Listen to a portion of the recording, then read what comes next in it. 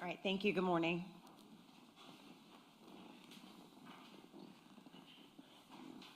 Do you all still need some time with your computer? I can give you that. I think Ms. Day is finishing up, but she may need a couple more minutes. Otherwise, whatever small housekeeping we need to take care of, we can. Okay, I'd like to do that. Ms. Day, just let me know, okay? All right. So, good morning, everyone. We are here for the first day of trial in the state of Florida versus Mario Fernandez-Saldana. If the lawyers will please place their appearances on the record. Morning, Your Honor. Christina Stifler, Alan Mizrahi, and Steve Siegel on behalf of the state. All right, good morning. Good morning, Your Honor. Jesse Dreiser here on behalf of Mr. Fernandez, along with Mr. Hill, Ms. Day, Ms. Nepstad, and Mr. Tassoni. All right, thank you. Good morning. Morning. So I was looking over the preliminary instructions. I want to confirm with the defense that you want me to read the right to remain silent. Yes, we do. Okay. And I believe that the parties spent some time this morning going over evidence that could be pre-marked in evidence. Is that correct? That is correct. All of the defense exhibits have been stipulated to and have been entered that we can at this point, which I would say, for your knowledge, is most of the evidence from the defense perspective. Okay. And we have agreed to the vast majority of the state's evidence, and that's marked and entered in evidence. All right, so let's, why don't we start, because the state's going to go first, why don't we start with the state's evidence? If you could go over the exhibits that have been stipulated. Yes, Your Honor. And I have a copy of the evidence list for the court. Thank you. So we have State's Exhibit A coming in as 1 video of BB, State's B coming in as 2 911 call, C coming in as 3 video of scene walkthrough. States D through NN, 2N will come in as states 4 through 40. Those are individually labeled crime scene photographs with descriptions on the evidence list. Have those been printed or are they on disc? Okay. I'll be displaying them with a PowerPoint, but I do have binders for all the photographs. They're all printed and individually labeled. All right, thank you. States 00 through Triple E will come in as states 41 through 57, evidence technician photographs. States Triple F through Triple I will come in as states 58 through 61, surveillance still shots. Triple J will come in as states 62, identity photo of Jared Bridegan. States 3K through 3I will come in as 63 through 87, medical examiner photographs. Quadruple J will come in as 88, composite 10 millimeter cartridge casings. 4K will come in as 89, composite of projectiles recovered from victim's vehicle. 4L will come in as 90, tire from crime scene. 4M coming in as 91, a surveillance video compilation DVD. 4N is 92, swab from tire from crime scene. 4O coming in as 93, composite projectiles recovered during the autopsy. 4P coming in as 94, blood card from medical examiner's office. 4Q coming in as 95, buccal swab Henry Tenon. 4R coming in as 96, buccal swab Mario Fernandez. States 4S through 4U coming in as 97 through 99, photographs from recovery of tire at 5239 Potomac.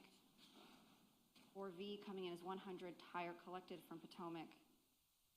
4W through 5U coming in as states 101 through 125, evidence technician photographs, search warrant Potomac Avenue. Each photograph is printed, described in the evidence list, and individually labeled. States 5V is 126, cool pad cell phone. States 5W is 127, LG cell phone. States 5X is 128, jacket from garage at Potomac Avenue. 5Y coming in as States 129, Boots from garage at Potomac Avenue. 5Z through 7J coming in as 130 through 166, evidence technician photographs, 1705 University Street, and the Jacksonville Beach Police Department impound lounge lot. Those are printed and individually labeled. 7K coming in as 167, check stubs. 7L coming in. Wait. So 7K.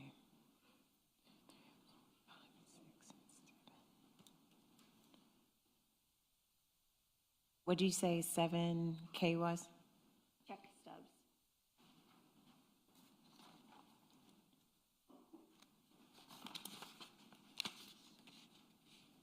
J is 166. Okay. That's the All right. tail end of those Got it. photographs. Thank you. 7L 168, box for boots. 7M 169, swab from steering wheel. 7N, a composite CD of financial records, Fernandez and Gardner. 7O coming in as 171, composite CD financial records, Tenon. 7P coming in as 172, composite CD financial records, John Biggerstaff. 7Q coming in as 173, composite documents from Department of State, First Choice Home Rentals LLC. 7R coming in as 174, composite receipts and documents from Discount Tires. 7S coming in as 175, composite Department of Transportation records, DOT numbers, Michelin Tires. 7T coming in as 176, certified marriage license. 7U coming in as 177, vehicle registration, Ford F-150. 7V coming in as 178, a composite disc of call detail and toll records, T-Mobile, Fernandez. 7W coming in as 179, composite CD call detail records and toll records, T-Mobile, Tenon. 7X 180, composite disc call detail and toll records, AT&T, John Biggerstaff. 7Y will come in as 181, a composite CD Google location data records, Henry Tenon. 7Z coming in as 182, a composite FBI cast cell site maps. 8A coming in as 183, recorded interview of Mario Fernandez, and we'll need the redaction instruction for that, Your Honor. I'll remind the court at the time. 8B will come in as 184, cell phone, A13, Mario Fernandez. 8C coming in as 185, once Ms. Day is done reviewing it. 8D coming in as 186, composite binder device. Has it been marked? I'm sorry, I believe it has been marked. They're just checking to ensure that the records on the disc match those that were sent. Okay, sorry about that. All right, keep going.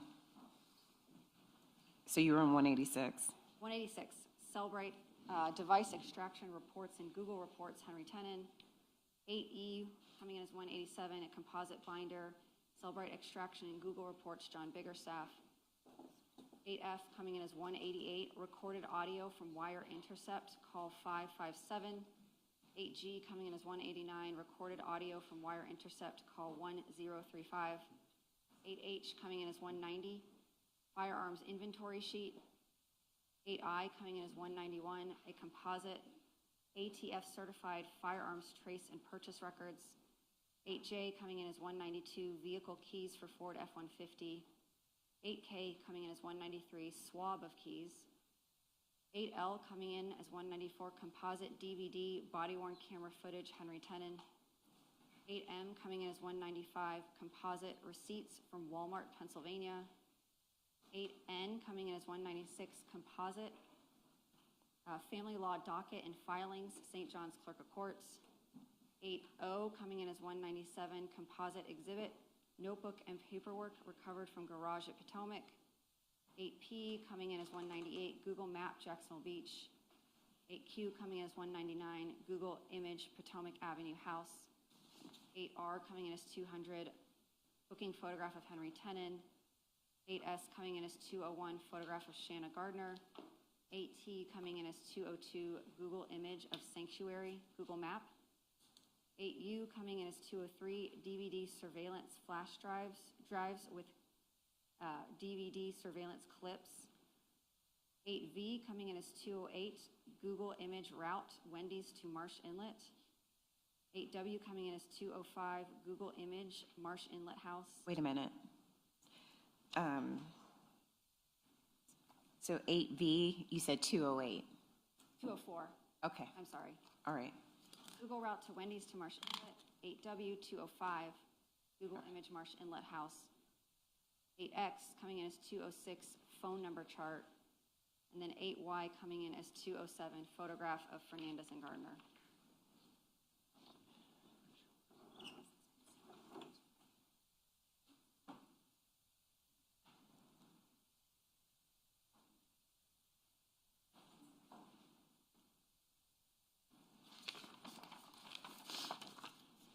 Okay. Mr. Dreiser for the defense. Good morning again. Good morning. Do you have a list, or I can just write it? It's a lot. I think this is an extra matching list. If not, I'll print you one. If somehow Okay. one of the binders don't match, I'll print you another one. Okay. So we have exhibit letter A through I, which comes in as 1A through 1I. Oh, okay. It's a composite. Yes, ma'am, but we did break the composites up, so it's clear. Would you like me to read what they are? For the record? Yes, for the record. 1A, St. Johns County dissolution of marriage docket, referred to as DOM. 1B, consent final judgment, dissolution of marriage. 1C, former wife's supplemental petition to modify parental responsibility timesharing. 1D, former wife's supplemental petition for modification of timesharing support. 1E, former husband's motion for school determination and request for expedited hearing. 1F, former wife's consent order regarding school choice. 1G, former wife's motion for declaratory relief. 1H, former husband's response for mother's motion for declaratory relief. 1I, consent order on mother's motion for declaratory relief. Exhibit letter B coming into evidence as 2 is the postnuptial agreement. Exhibit letter C coming in as evidence 3, irrevocable trust agreement. Exhibit letter D coming in as evidence number 4, composite receipts from Pennsylvania trip, Walmart, Ruby Tuesday, Spring Hill Suites. E coming in as evidence number 5, Biggerstaff order setting conditions of release. F coming in as number 6, T-Mobile interpreting records packet. G coming in as number 7, evidence technician, otherwise referred to as ET, photo Potomac Ave house, living room / front entryway. H coming in as number 8, evidence technician, photo Potomac Ave house, living room table. I coming in as 9, evidence technician, photo Potomac Avenue house, boots / router. J coming in as 10, evidence technician, photo Potomac Avenue house, lease agreement. K, which has a composite of 11A and 11B. So K coming in as 11A would be composite, 2 ET photos, Potomac Ave house, green camo jacket, which was located in the garage. Okay. K coming in as 11B, composite, 2 evidence technician photos, Potomac Ave house, tan jacket and garage. L coming in as 12A, composite, 2 ET photos, Potomac house, tan jacket. Did I just read that incorrectly? Did I double? No, so 2A is 2 photos, but found a tan jacket in the garage and then tan jacket post-collection Yes. is thank- composite? Yes, thank you. Okay. M coming in as 13A is a composite. It's 2 evidence tech photos, Potomac Ave house, tan sweatshirt and closet. M coming in as 13B, composite, 2 evidence technician photos, the Potomac house, tan sweatshirt post collection. N, coming in as 14A, is a composite of 3 evidence technician photos of the Potomac House boots, black and tan boots. N, again, coming in as 14B, composite 3 ET photos, Potomac House boots, tan boots. N, coming in as 14C, composite 3 ET photos, Potomac House boots, 1 tan boot, 2 black boots. O, which is a 15A through C. 15C, A being composite 3 ET photos, truck, processing, boots, boots in truck, passenger side. 15B of composite 3 ET photos, truck, processing, boots, boots in truck, driver's side. And 15C, composite 3 ET photos, truck processing, boots, post-collection. Exhibit P coming in as 16, ET photo, Potomac Ave House, outdoors, side of house. Q coming in as 17, ET photo, Potomac Ave House, checkbook. R, 18, coming in as 18A, and there is an 18B through C. 18A is a composite of 3 ET photos, Potomac Ave House, Home Depot receipt on floor. 18B is composite 3 ET photos, Potomac Ave House, Home Depot receipt, post-collection, front bedroom. 18C, composite 3 ET photos, Potomac Ave House, Home Depot receipt, post-collection. S coming in as 19A through 19B. 19A specifically is a composite 2 defense photos from evidence view, rental agreement, first page. 19B, composite 2 defense photos from evidence view, rental agreement, second page. Exhibit T coming in as evidence 20, defense photo from evidence view, value, pawn, and jewelry papers. U coming in as 21, defense photos from evidence view, Advance America papers.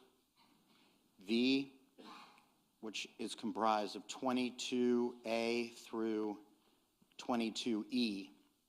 22A is a composite of 5 defense photos from evidence view, palette ledger, page 1. 22B is composite 5 defense photos from evidence view, palette ledger, page 2.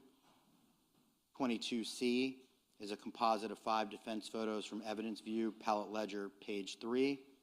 22D, composite 5 defense photos from evidence view, palette ledger, page 4.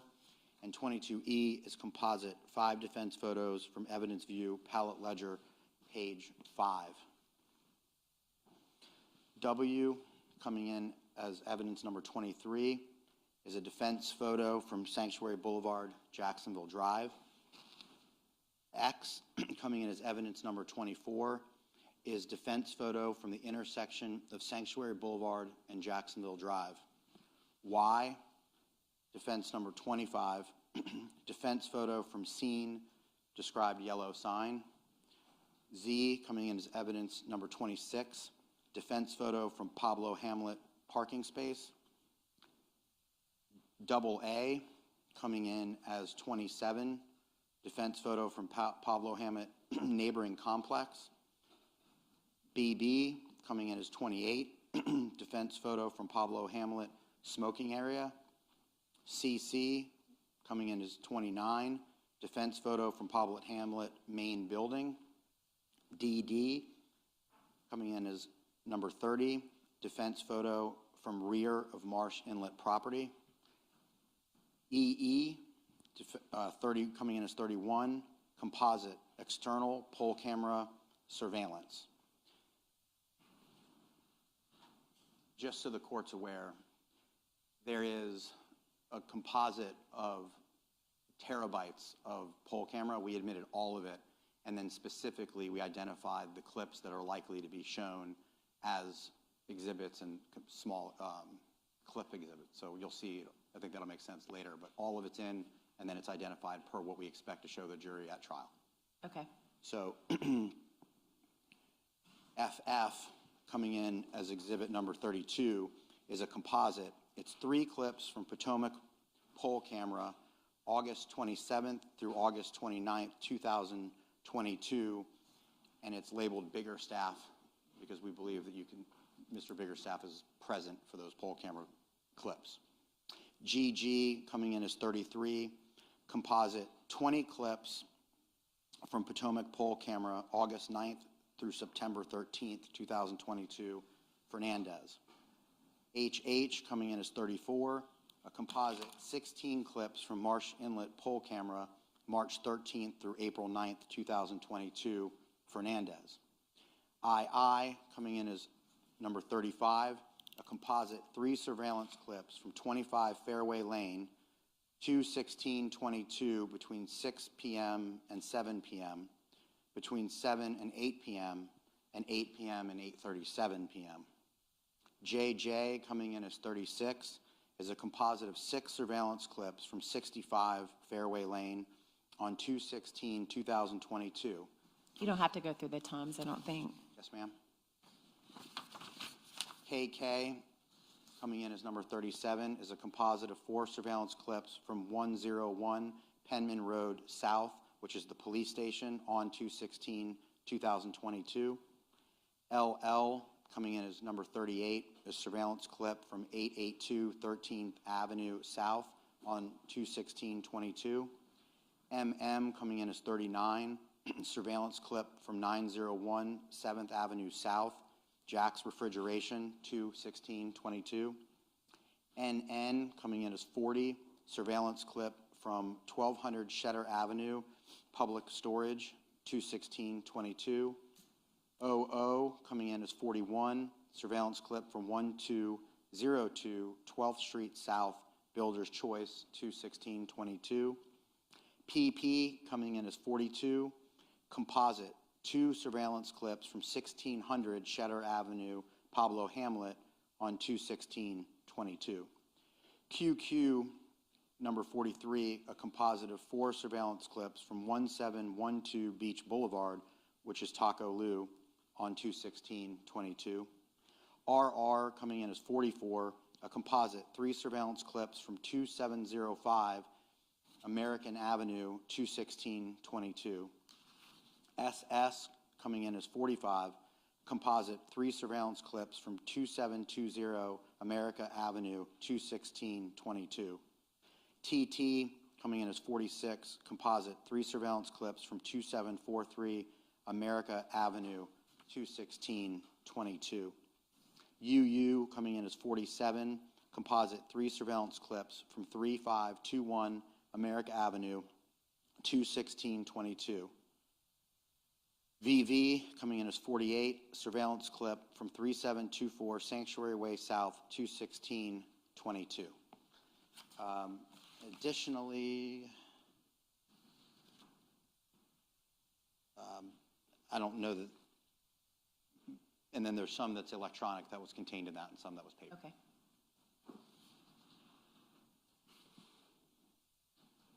That's it.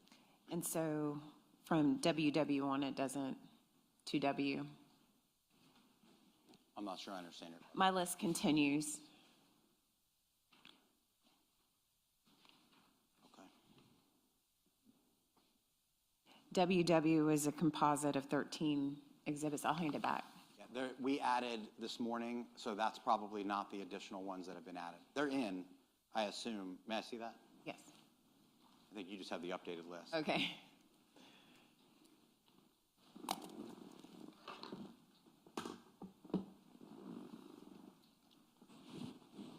Shanna.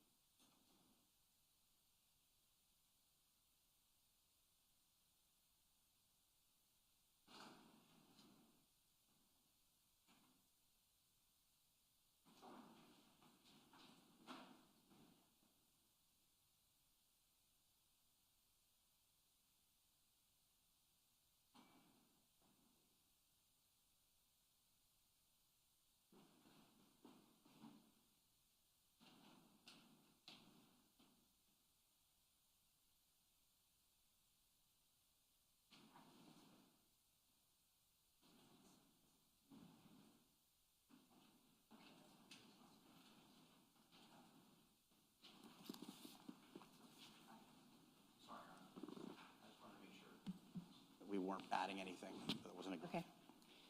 So I left off on double V.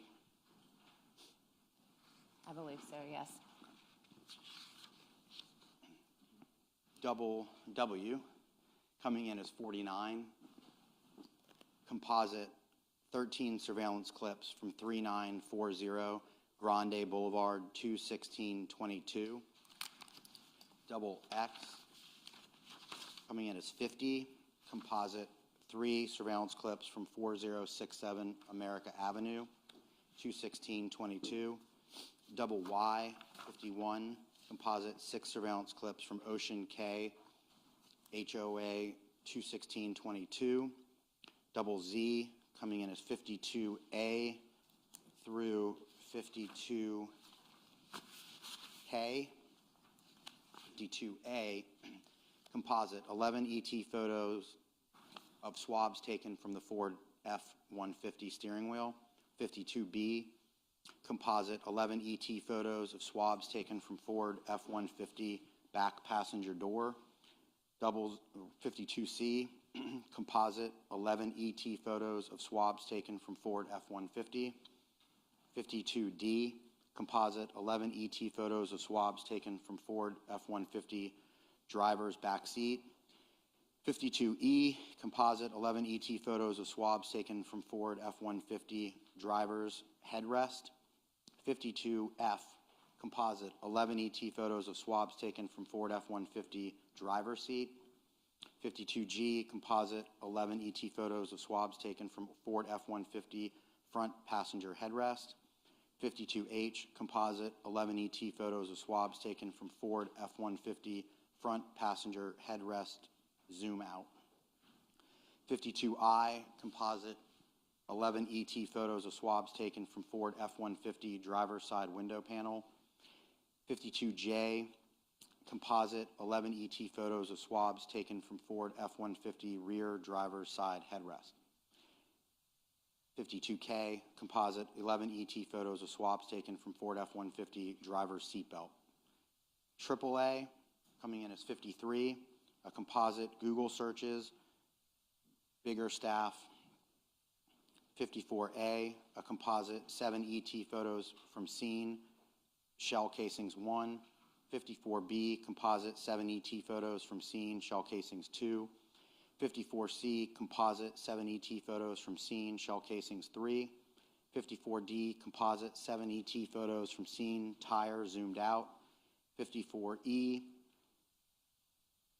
composite, 7 ET photos from scene, tire zoomed in. 54F, composite, 7 ET photos from scene, tire fingerprints. CCC, coming in as 55A through 55F. 55A, composite, 6 pages of Beaches pawn shop transactions. 55B, composite, 6 pages of Beaches pawn shop transactions. 55C, composite, 6 pages of Beaches pawn shop transactions. 55D, composite, 6 pages of Beaches pawn shop transactions. 55E, composite, 6 pages of Beaches pawn shop transactions. 55F, composite, 6 pages of Beaches pawn shop transactions. Triple D, 56A through 56C, composite, 3 ET photos of Ford F-150 truck and house. 56B, composite, 3 ET photos of Ford F-150 truck right side. 56C, composite, 3 ET photos of Ford F-150 truck right rear.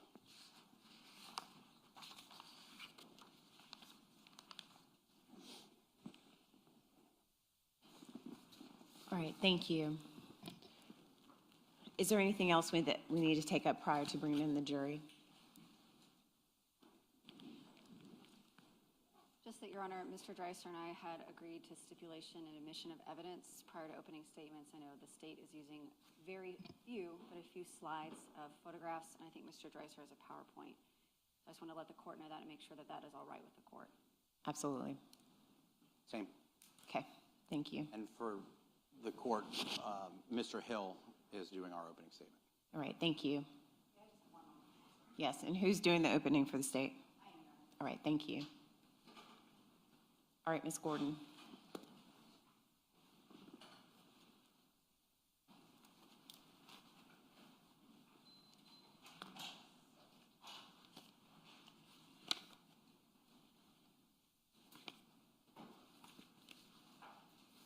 Officer Lim, before she brings them in, just make sure that the lawyer's back in place, okay? I just want her to get them lined up, ready to come in.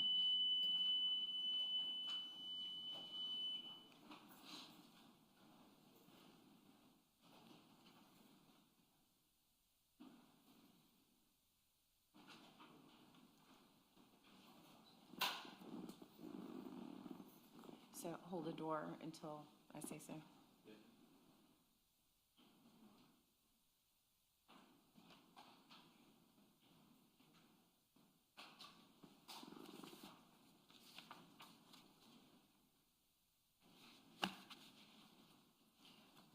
Are both PowerPoints loaded up and ready to go?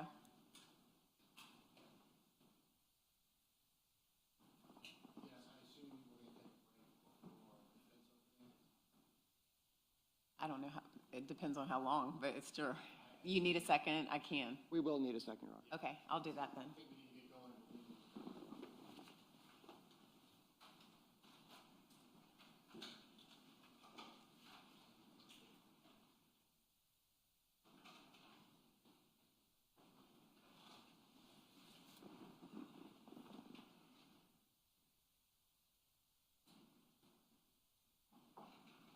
Hold. Are y'all ready? One moment. You ready? Mr. Dreiser? Yes, ma'am. Let's bring in the jury.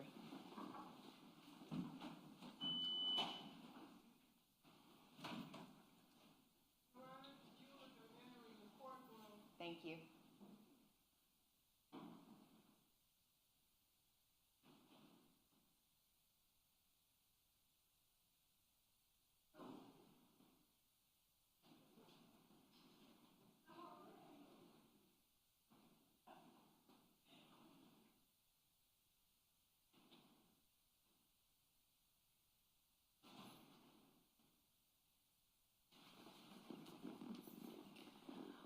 All right, members of the jury, remain standing, okay? Give me just one moment.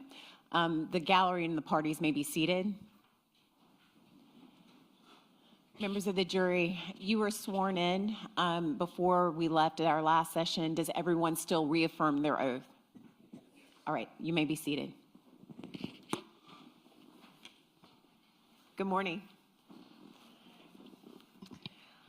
All right, outside of your presence, we've been doing some work that hopefully will ensure that the trial will go smoothly. We've been working, that is both sides and the court have been working to make sure that we can get some housekeeping matters taken care of so that when we start the trial, it will occur more smoothly. You know that I like to talk to you all about schedule, so let me let you know what your morning is going to look like. This morning, this court is going to open the proceedings with the preliminary instructions.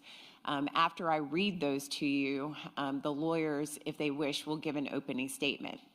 A note about, and a reminder, I know it's been some time since we've seen each other, that I am the judge of the law, and you all are the judges of fact. Our roles do not overlap in any way. However, this court's purpose is to guide you with the law. Once I decide what laws apply to the case, you will see that I will be reading to you quite a bit. I mention that because it's a little bit unnatural to have someone read to you. So once I decide what laws apply, I read them to you. And so the preliminary instructions are meant to guide you through the trial process. They are meant to introduce you to the procedures that you will see throughout the entire trial. So the preliminary instructions, I'm going to ask that you listen to them. And at one point in time, I'm going to pause in just a moment to let you do some things with your notepad, okay? However, I'm going to fast forward to the end of the proceedings where this court will give you the final instructions on the law. Those final instructions will be both read to you and they will be published for you right on the screens in front of you so that you can follow along. The final instructions are more technical and you will have a copy of those instructions to help you during deliberations. And so I've confirmed with both sides, that is both the state of Florida and the defense in this case, that they are ready to proceed. So this court will open with the preliminary instructions. Members of the jury, you have been selected and sworn as the jury to try the case of the state of Florida versus Mario Enrique Fernandez-Saldana.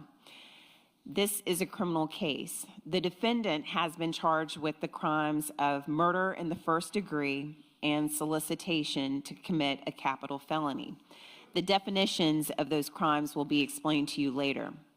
You must decide this case based on the evidence presented and the law that I will give to you. Evidence consists of the sworn testimony of witnesses, exhibits admitted into evidence, and anything else that I tell you that you may consider as evidence. Your verdict must be based solely on the evidence or the lack of evidence and the law. The state's charging document, which is called an indictment, is not evidence, and it is not to be considered by you as any proof of the defendant's guilt. I will now explain the different roles that the court and the jury perform during the course of a trial. It is my responsibility to explain the law to you. It is your solemn responsibility to determine if the state proved its accusations beyond a reasonable doubt against the defendant in accordance with the law that I will provide to you. Thus, the province of the jury and the province of the court are well defined and they do not overlap. This is one of the fundamental principles of our system of justice. Before proceeding further, it will be helpful if you understand how a trial is conducted. At the beginning of the trial, the attorneys will have an opportunity, if they wish, to make an opening statement. The opening statement gives the attorneys a chance to tell you what evidence they believe will be presented during the trial. What the lawyers say is not evidence, and you are not to consider it as such. Following the opening statements, witnesses will be called to testify under oath. They will be examined and cross-examined by the attorneys. Documents and other exhibits also may be produced as evidence. After the evidence has been presented, the attorneys will have an opportunity to make their closing arguments. Following the closing arguments by the attorneys, the court will instruct you on the law applicable to the case.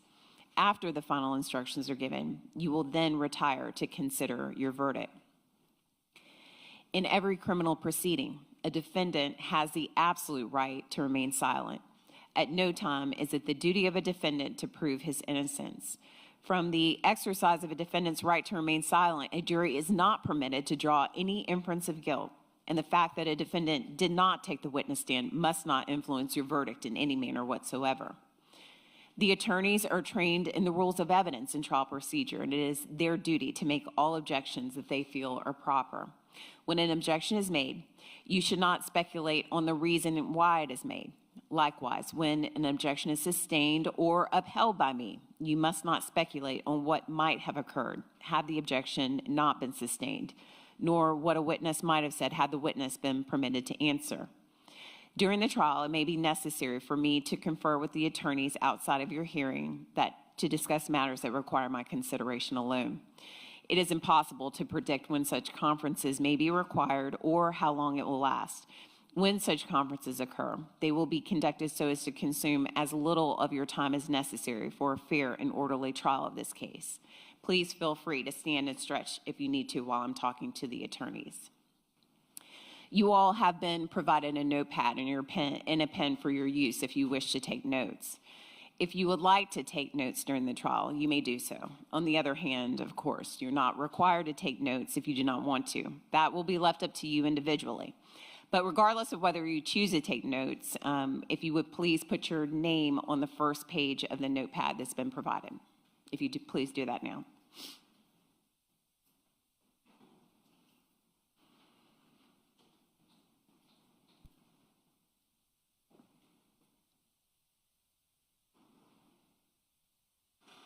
All right, thank you. Any notes that you take during this trial will be for your personal use, And to ensure that your notes remain private, please do not write any notes on the first page of the notepad that has your name on it. If you wish, you can use all subsequent pages to write your notes. You will not be allowed to take your notes with you from the courtroom. During recesses, please turn your notepad over, and the bailiffs will ensure that no one will attempt to read your notes. Over the night's recesses, the bailiffs will take possession of your notes and then will return them to you when we reconvene. After the conclusion of the evidence and the arguments of the attorneys and the final instructions on the law by me, you will be allowed to use your notes during deliberations. When you have completed your deliberations, your notes will be destroyed. No one will ever read your notes. This is an important consideration if you do decide to take notes during this trial. Please do not get so involved in note-taking that you become distracted from the proceeding. Your notes should be used only as an aid to your memory. Whether or not you take notes, you should rely on your memory of the evidence, and you should not be unduly influenced by the notes of other jurors. Notes are not entitled to any greater weight than each juror's memory of the evidence.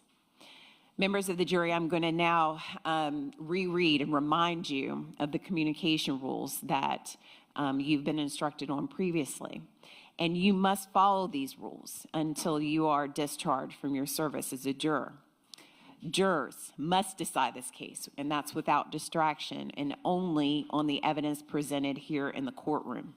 Jurors must not conduct any investigation on their own, and this means reading newspapers, watching television, or using a computer, cell phone, the internet, or electronic device, or any other means at all to get information related to this case or the people and places involved in this case.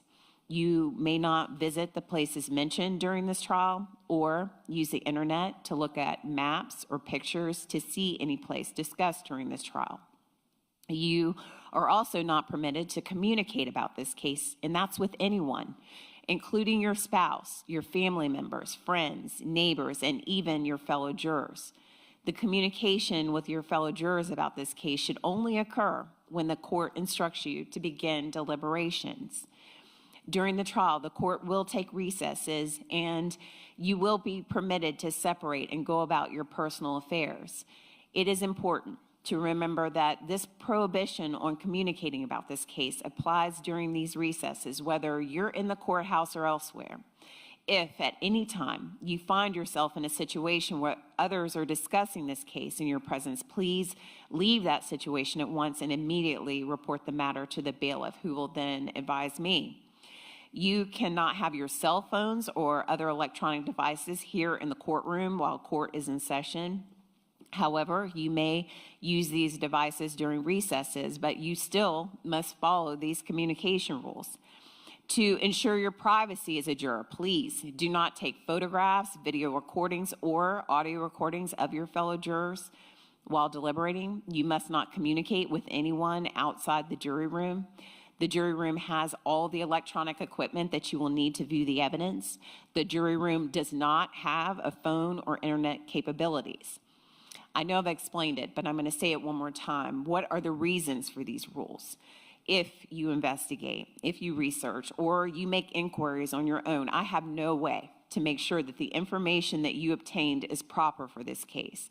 And the parties likewise would have no opportunity to dispute or challenge the accuracy of what you find, and this is contrary to our judicial system, which assures every party the right to ask questions about and challenge the evidence being considered against it, and to present argument with respect to that evidence. Any independent investigation by a juror unfairly and improperly prevents the parties from having the opportunity that our judicial system promises. Any juror who violates these restrictions jeopardizes the fairness of these proceedings, and a mistrial could result. That would require this entire trial process to start over. A mistrial is a tremendous expense and inconvenience to the party, the court, and the taxpayers. If you become aware of any violation of these rules at all, please notify court personnel of the violation.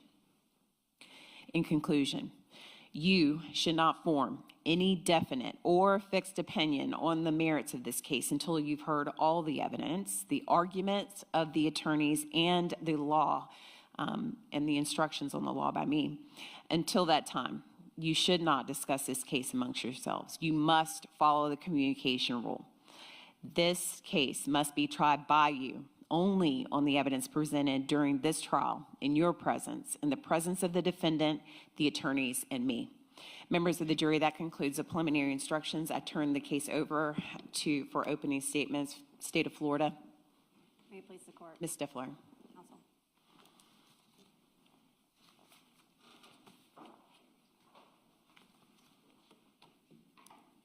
The Sanctuary neighborhood in Jacksonville Beach, Florida, is exactly what it sounds like. It's a small residential enclave of nice homes with golf carts and boats in the driveway. But on the night of February 16th, 2022, Sanctuary was anything but that for Jared Bridegan. Instead, Sanctuary Boulevard South was the site of his execution.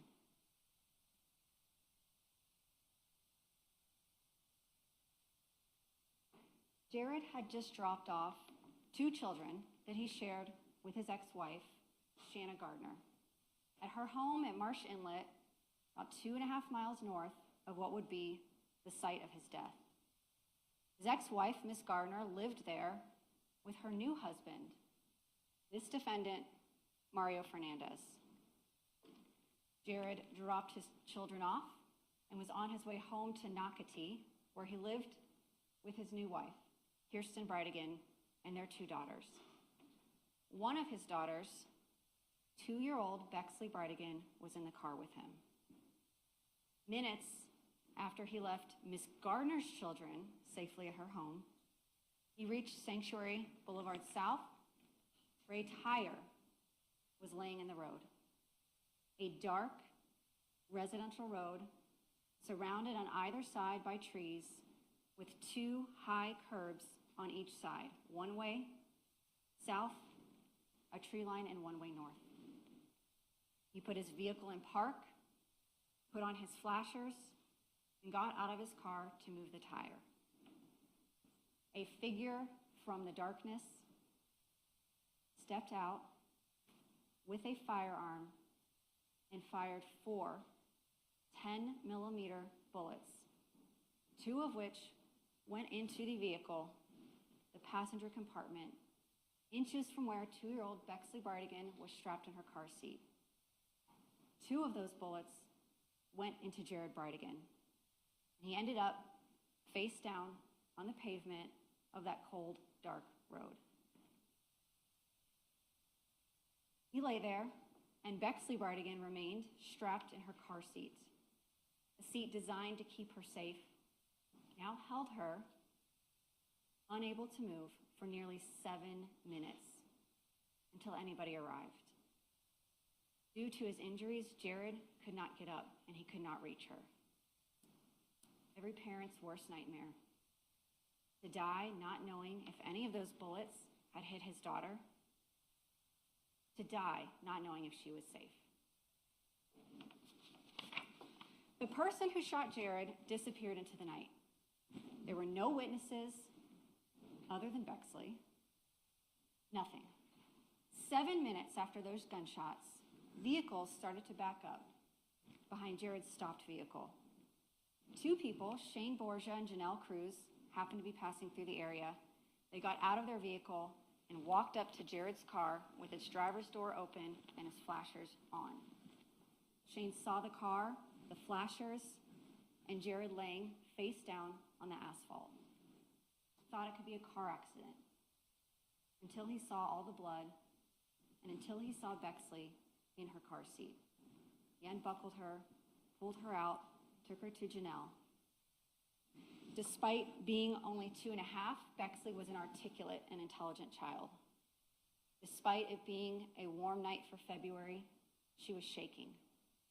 She told Janelle, "Something happened to my daddy. I heard loud booms. My daddy's hurt. My daddy's on the ground." She asked, are the police going to help my daddy? Well, police arrived, and unfortunately, they could give Jared no help. Shortly before 8 p.m. on February 16th, Jared Bridegan died face down on that asphalt at Sanctuary Boulevard. Not from a car accident, but from a premeditated murder. A targeted ambush, a planned tactical ambush with a tire in the road in a dark place where no one would see and no one would know and no one would trace it back to those responsible. For one purpose, to kill Jared Bridegan, a killer in the darkness who was picked, hired, solicited for that purpose. And then to disappear into the night. No trace he was ever there. No link to Jared other than being the last person he ever saw on earth. And no trail back to the people who planned and financed Jared's killing. The architects of Jared Bridegan's murder intended it to be the perfect crime. And it almost was. There were no witnesses, but there was an eye in the sky. A surveillance camera, 2 houses down, was able to capture a figure next to Jared's car and the last of the 4 gunshots. That camera captured this figure firing that last gunshot, then walking and then running from frame. Now, standing here in this courtroom 4.5 years later, it seems obvious, goes without saying, that this was an ambush, this was targeted. But that night, it was less so obvious. Officers from the Jacksonville Beach Police Department responded. They were young, they were inexperienced with homicides. Homicides generally don't happen in a neighborhood like Sanctuary, or for Jacksonville Beach for that matter, and certainly not a homicide of a man with his child in the car on a dark road. What you will hear is they began a years-long investigation. They used cutting-edge technology and old-fashioned, boots-on-the-ground, knocking-on-doors police work. A man executed in front of his child by a ghost in the darkness. What was clear from that night, though, was that the manner and method of Jared's death was not consistent with a robbery. Jared's wedding ring, his Apple Watch, his phone, his debit cards were all unseen. Bexley was unharmed. That video, the audio of gunshots and the video of that person calmly walking and then running out of sight showed no dispute. There were no voices picked up. There was no indication this was a road rage incident. And then there was that tire. The surveillance that I talked about showed that before Jared's death, minutes before, traffic had been passing unobstructed through that area, meaning that the killer placed that tire in the road seconds before Jared Bridegan got there. That tire was a trap. At that road at Sanctuary, unlike other ones, with those 2 high curbs and the woods on either side, very dark, no street lights at that time, no cameras, no businesses, and no houses in that immediate vicinity of that road. Feet away from a cut to J. Turner Butler. So dark. Putting a tire in the road that way would virtually guarantee that somebody would have to stop and move it out of the way, rather than risk driving up over those high curbs with those woods on either side. The tire was the trap to get him to stop, to get him to get out of the car, to leave him vulnerable and exposed. That tire was as much the murder weapon that killed Jared Bridegan as the firearm that fired those bullets. So the surveillance clip from police, the figure in the night, the audio of a pattern of gunshots, bang, bang, bang, bang, steady, consistent. All of it combined that night to let the police know what they were dealing with here was not random. This was intentional. This murder was personal. So the question that night for police, who in the world wanted Jared Bridegan dead? Who had the motive? Who would benefit from his death? And over their investigation for years, that answer, and the reason that you are all here in court today, Shanna Gardner, his ex-wife, and her new husband, this defendant, Mario Fernandez. As Mr. Mizrahi told you last week during jury selection, the state of Florida has charged Mario Fernandez with 2 crimes: first-degree murder, premeditated murder, and solicitation to commit a capital offense. Now, the burden is on the state of Florida to prove these charges beyond a reasonable doubt. We welcome that burden. We will do that over the next week and a half by presenting evidence in the forms of exhibits and witness testimony. You will have the law as instructed by the court. You have one more thing, equally as important as those two, that you bring with you into this room and back into that deliberation room. That is your common sense. What will become apparent to you very quickly was the same fact that became apparent to those investigators years ago. No one in the world truly wanted Jared Bridegan dead. No one in the world truly benefited from his death. No one in the world truly had motive to kill him, except for Gardner and Fernandez. A little background. Shanna Gardner and Jared Bridegan were married very young, after a quick courtship. They were both members of the Church of Jesus Christ of Latter-day Saints, which you all may know as the Mormon Church. They were married, they had twin children, they moved from Utah, various places in the country, and ended up in Jacksonville, Florida, because one of their children had a heart condition and needed to live at sea level. Jared was very religious. He wanted to raise the children in the church. At some point during their marriage, Ms. Gardner began to question her religion. She wanted to leave the church. She did not want to raise her children the way that she was raised in the church. They had strife. They got divorced. And in some time had passed, the acrimony of that divorce never did. It remained very bitter between the two of them, despite the fact that they both later remarried. Jared Bridegan remarried Kirsten Bridegan in 2017, and Shanna Gardner remarried this defendant, Mario Fernandez, in 2018. Mario Fernandez and Shanna Gardner met at a gym. She was doing workout classes and training. He was the maintenance man. He grew up in Jacksonville. She grew up in a very, very wealthy family in Utah. They had a very short courtship, and then they got married. And their marriage was not one necessarily of true love, but of convenience. It was a deal. His words, not mine. You'll hear that he told police that he married Ms. Gardner to help her with the kids, to help her with the Jared situation, and that they sealed the deal when he talked about their marriage.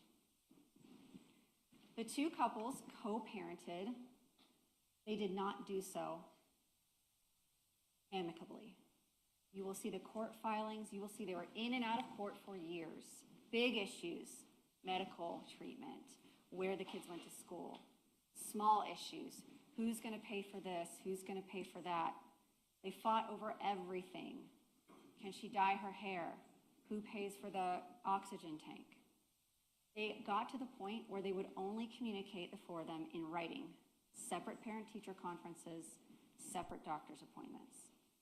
It was nasty. It was petty. It was not good on both sides. But Shanna Gardner complained about the custody agreement incessantly. She wanted full custody, particularly because Jared was bringing the children, especially their young daughter, into the church that she now did not want to be a part of, that she now despised. The defendant himself told police after Jared's death that they were seeking full custody, that they wanted full custody, that they would have even been happier with more custody, 60-40 as opposed to the 50-50.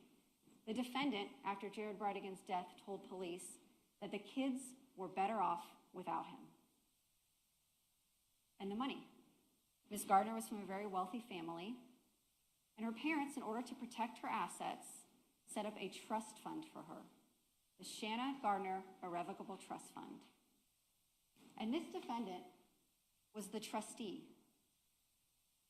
She had in the trust a clause that stated that when she had no more legal entanglements with Jared Bridegan, that she could elect to serve as a trustee of her own trust and gain access and control over her money.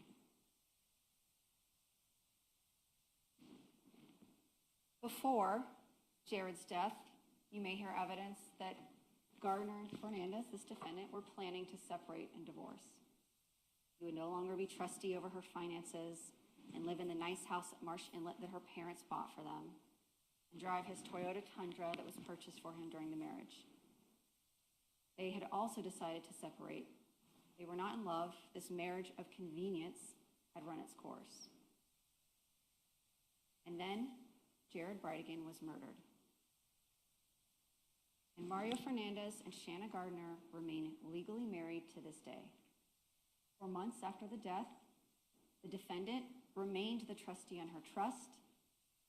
A week after Jared Bridegan's death, the defendant transferred $50,000 from Shanna Gardner's trust into his own personal checking account. 4 months after Jared Bridegan's death, they continued to live together until they separated. He gained half the proceeds of the sale of their home at Marsh Inlet that her parents had purchased. He sold the Tesla that they had during the marriage. He sold the Toyota Tundra they had during the marriage. And he continued to move money around. Ms. Gardner got what she wanted: full control over her children and the freedom to move out of Jacksonville, Florida. 6 months after Jared's death, she left the state of Florida without the defendant, her legal husband, and moved to Washington State with her 2 children into a home purchased by her parents through an LLC. Mr. Fernandez eventually moved to Orlando. The facts I just told you are undisputed. You're going to see bank records, court. I'll sustain it. You can rephrase. The facts that I just described to you come from the records themselves. Bank records, the court filings, interview of the defendant, the witnesses who will take the stand. Clearly, they had motive. They benefited greatly from Jared's death. And the detectives with the Jacksonville Beach Police Department knew this. They heard this. They conducted hundreds of interviews. They pulled bank records. They pulled phone records. They knew that these people had a motive. And although they were suspicious, they did not rush their investigation.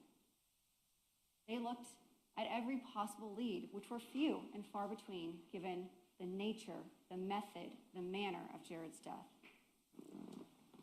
They also learned that other than Gardner and the defendant, there were no other true individuals with actual motive to have Jared dead. Grounds. Okay.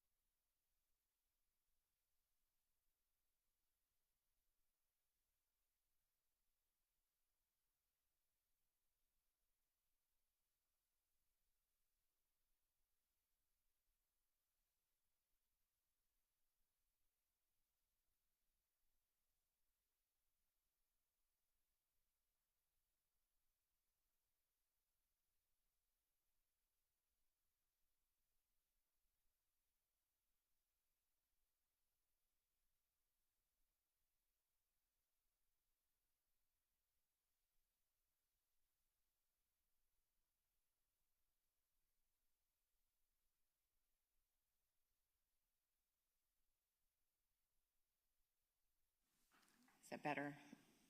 Okay. All right, you may proceed. Thank you, Your Honor. You will hear that the Jacksonville Beach Police conducted an investigation which uncovered that there were no other suspects with a true motivation to kill Jared Bridegan. They interviewed Jared's widow, Kirsten Bridegan. They spoke to his family members. They spoke to his friends. They spoke to his coworkers. They spoke to anybody in the past that had any type of argument or dispute with him. They followed every lead they possibly could. They went to his home. They got his work laptop, his hard drive, his personal laptop, his phone. They extracted them. They downloaded them. His widow, Mrs. Bridegan, provided police with passwords and access. She let them into her home and showed them where her husband had kept his firearms. What they learned about Jared Bridegan through his digital life and through these interviews with those that knew him best was that he was a risk-averse person. He worked from home. He had a very small circle, few friends, family, few hobbies. There was no evidence uncovered through their search of his devices or through interviews that he was in any kind of gambling debt, any significant financial debt. He had no criminal record, no history of arrests. There were no drugs in his talk screen, no indication that he was buying or selling drugs, no indication from his devices or for interviews that he was having an affair, that he had an ongoing long-term dispute with anybody, save them. He didn't go out partying. He didn't travel. He lived in Nocatee. He worked from home. And he led a quiet life. He attended church every Sunday and was devoutly Mormon. So not only did the police learn of the motive of Ms. Gardner and Mr. Fernandez, the defendant, they also learned through investigation and through following leads and talking to everybody and anybody that could potentially have any information that there appeared to be nobody else with a motive to kill Jared Bridegan. Like I said, they didn't jump to conclusions. They pulled phone records and financial records for his widow, for family members. They tried to use cutting-edge investigative techniques, some things you'll learn about during this trial, like tower dumps and geofence. They cobbled together what surveillance they had. Nothing turned up a significant lead that sent them anywhere.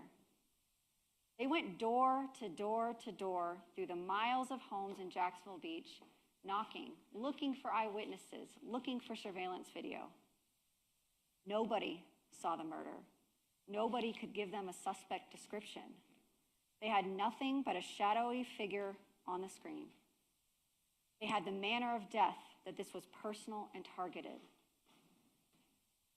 And they had some other things that the killer had left behind. Very little. What they had was the tire in the road. The tire had a rim on it that they were able to identify through OPM records, manufacturer records, that it belonged to a Ford F-150. And when they learned that, they started looking on surveillance. They found Jared's vehicle, the black VW Atlas, which is what he drove, and they saw that minutes and seconds before he reached Sanctuary, where he was killed, that there seemed to be a vehicle in frame with his vehicle. And that vehicle was a blue Ford F-150 with a tan stripe along the running board. So they expanded their surveillance search. They found more video of that particular vehicle. You will see a compilation of clips of that truck that they identified through hundreds of hours of video that they poured over. You will see that that blue truck, F-150, arrived to Jacksonville Beach around 5:45 p.m. on Beach Boulevard that it drove down through the back residential winding roads that Jared would have taken from the defendant's home at Marsh Inlet to Sanctuary where he was killed before the homicide. That it drove down Sanctuary Boulevard South, that same eye in the sky that caught that figure, miraculously also was triggered by someone taking out their trash. And it caught a blue Ford F-150 with a tan running board driving down Sanctuary an hour before the murder, slowing down and almost appearing to stop at the very site where Jared would be killed an hour later. It caught that car coming back up, driving around, and then pulling in to an apartment complex cut, an area called Pablo Hamlet at Shetter, a street north of the homicide scene in Jacksonville Beach, a street where this blue truck that was seen slowing at the homicide scene and then driving away from the homicide scene shortly after Jared was killed, waited for a period of about 20 minutes before Jared's death. And this street, Shetter, this Pablo Hamlet area, isn't just anywhere in Jacksonville Beach. It is exactly one street over and directly behind that house in Marsh Inlet where Shanna Gardner and Mario Fernandez lived. Detectives followed that surveillance of the blue truck. They saw it in front of Jared seconds before his death. It appeared to be moving fast, as if trying to put distance between itself and Jared's vehicle, as if trying to create time, perhaps to lay down a tire and set a trap. That blue vehicle was seen driving north away from the homicide scene after the gunshots. That blue truck was seen before the homicide on surveillance with what appeared to be an object in its bed, consistent with a tire. At 6:41 p.m. on Grande Boulevard, a camera picked up that truck, the tire in the back. At 7:54, minutes after the homicide, that same camera at Grande picked up that truck, this time going north, away from the homicide scene, and that tire was not in the bed of the truck anymore. The detectives felt like this was the first real lead. This vehicle, it was an older model. It was a blue truck with a running stripe that was tan on the bottom. It was unique enough that they could move on it. They could put it out there. They released a photo to the public. They begged for tips. They asked for people to call in. Has anybody seen this truck? Because the surveillance was too grainy to make out a license plate or even the state of the tag. And Jacksonville Beach at this time did not have what we call license plate readers. All they had was a make, a model, and a general appearance. But no legitimate leads came in. And the trail on the truck for some time went cold.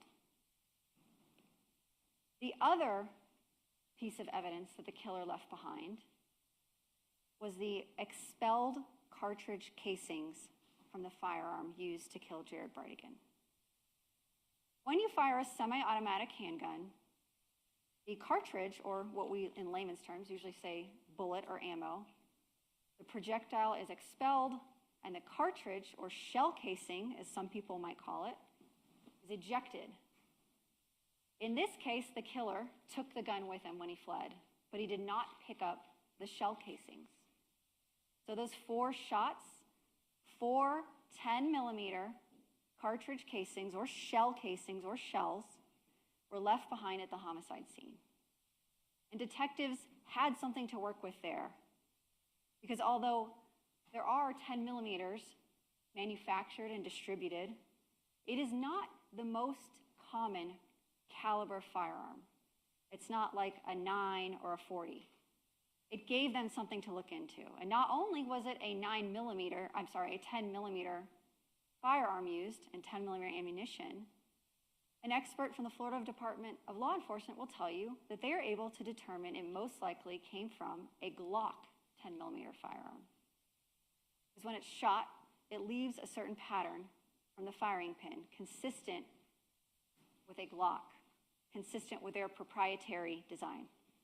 And not only was it most likely a Glock 10 millimeter, it was probably an older model Glock 10 millimeter. So the detectives tracked down every FFL sale of a 10mm firearm in the months preceding the homicide. They pulled pawn records for 10mm pawned, and they worked with the Jacksonville Sheriff's Office NIBIN unit, a National Integrated Ballistics Information Network, to try to track down any 10mm that they could. And they followed up on it. They figured out who purchased 10mm from FFLs. They figured out who pawned 10mm. They sent officers out to talk to these people, to look at their names, to run their records, to see if there was any connection to any of them in Jared Bridegan through his phone records, bank statements, or device downloads, through interviews with his friends and family, and there were none.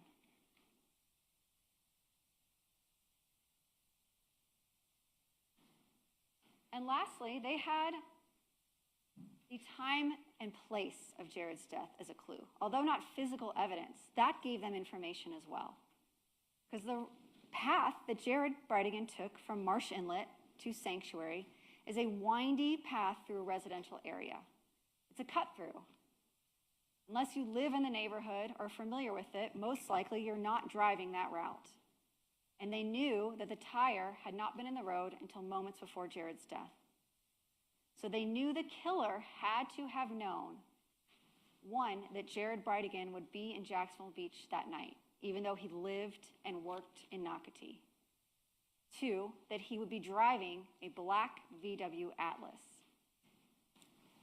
And three, that he would be going down Sanctuary at that exact moment, the right time for the killer to execute his plan and execute Jared. And there were not that many people in the world that knew that Jared Bridegan would be in Jacksonville Beach that Wednesday night, February 16th, 2022, at approximately those times. But some people did, including Shanna Gardner and the defendant, Mario Fernandez. Because part of their custody arrangement for this 50-50 parental time sharing was that on the week that the parents did not have the twins, they would get a date night with them. So on the weeks where the twins were at Gardner and Fernandez's, Jared Bridegan would come to Jacksonville Beach, pick up the twins, and take them out to dinner. And they called it date night. And it was always Wednesday night, every other Wednesday night. And it was always around the same time, between 6:30 and 8 p.m. So the killer had to have known about date night, or that Jared would be there that night, because February 16th, 2022 was a Wednesday night and was a date night. That's why he was there, picking up and dropping off the children. And the killer had to have known that Jared would be in his black VW Atlas.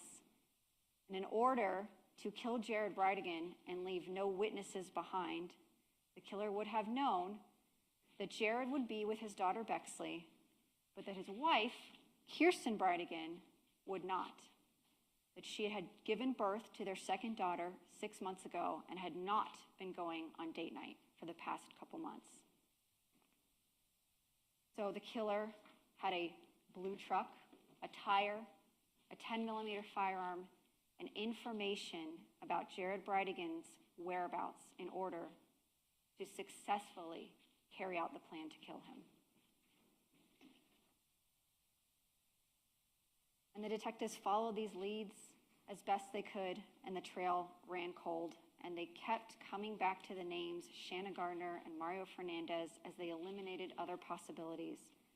They continued to follow every lead. And months passed, and they decided to start expanding their interviews, talk to everybody and anybody, no matter how insignificant they seem, to see if they have any information.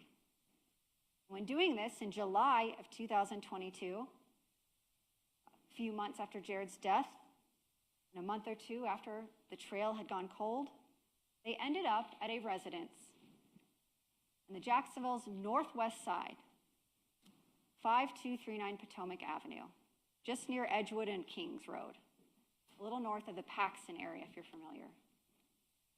And it's about 40 minutes from Jacksonville Beach. 5239 Potomac is a home owned by this defendant, Mario Fernandez. He was using it as a rental property, and it was managed by an LLC called First Choice Home Rentals, an LLC that was incorporated by Mario Fernandez and Shanna Gardner. They were joint business partners. This house is not like the Marsh Inlet house or the houses in Sanctuary. You'll see photographs of the house, of the state of its disrepair. Rent there was not expensive. In July of 2022, detectives went to that home because they knew Mr. Fernandez was a landlord and was renting the property, and they spoke to the tenants there. A man named Jeremy Ordway, and another man arrived while they were there, a former tenant named Henry Tenen. And while detectives were speaking to Mr. Ordway and Henry Tenen, they noticed against the side of the house an old tire. It had been put out for garbage collection, and by some stroke of luck, they happened to be there that day and happened to see it before it was taken to the dump. They took that tire, collected it, brought it back to the Jacksonville Beach Police Department, and compared it to the tire left at the crime scene, the tire used as a trap, the tire used to murder Jared Bridegan. And they realized it was the same make and model. It had the same DOT number, meaning it was manufactured by Michelin in the same factory the same week as the tire from the crime scene. That was the first real lead that blew the case open. Here's this tire leaning against the house that this defendant owns. And they realized very quickly that the man that arrived at the house, Henry Tenen, owned a blue and tan, two-toned, older model Ford F-150 Lariat that he had inherited from his father.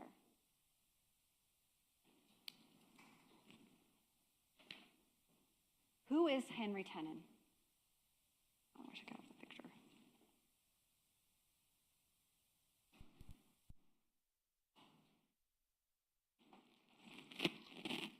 Henry Tenen is a man in his now late 60s and mid 60s around the time of this homicide. Henry Tenen has a 12th grade education. He has limited family in Georgia. He's a convicted felon. He is a day laborer. He worked for a pallet company. Pallets are those big wooden pallets that they use to stack equipment, and his job was to take old pallets and break them down into pieces. It's heavy manual labor, and he got paid by the piece, not by the hour, not a salary. He got paid by the piece. Detectives pulled his bank records. His bank account was frequently overdrawn. He was back due on child support. His wages at the pallet company where he worked were being garnished. Through the majority of 2022, he was essentially homeless. He was sleeping on couches. He was sleeping on the couch at 5239 Potomac Avenue because his friend, the tenant, Mr. Ordway, let him. He was living, as they say in Potomac, pillow to post. He had been a tenant at one point at the Potomac Avenue home, but had been evicted in early 2022 when Mr. Ordway began leasing the property in January of 2022. Henry Tenen's only connection to Jared Bridegan is this defendant, Mario Fernandez. Detectives began looking into him. They were able to find his tag registration. They were able to find that he owned a truck similar to the one they saw on surveillance video, similar to the murder truck. So they arrested him in August of 2022 for driving charges, driving on a suspended license, to further their investigation. They were able to obtain a phone off of his person. They were able to get a set of car keys from his pocket that belonged to a Ford F-150, even though he was driving a Crown Vic, and even though there was no sighting or sign of the truck that he had inherited from his father. They pulled his bank records from his phone. They were able to obtain a phone number, an email address, and they were able to get Google location data, something you'll hear about during this trial. something that existed and was new at the time and now is no longer kept for law enforcement purposes by Google.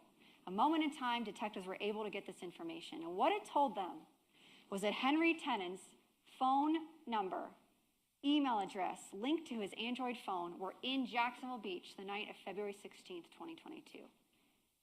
And not just in Jacksonville Beach, a block or two away from the homicide scene, minutes after Jared Bridegan was killed. And from that location data, detectives were able to go back to that surveillance they collected, and they were able to identify a black male on camera walking from the homicide scene and walking throughout Jacksonville Beach after the murder.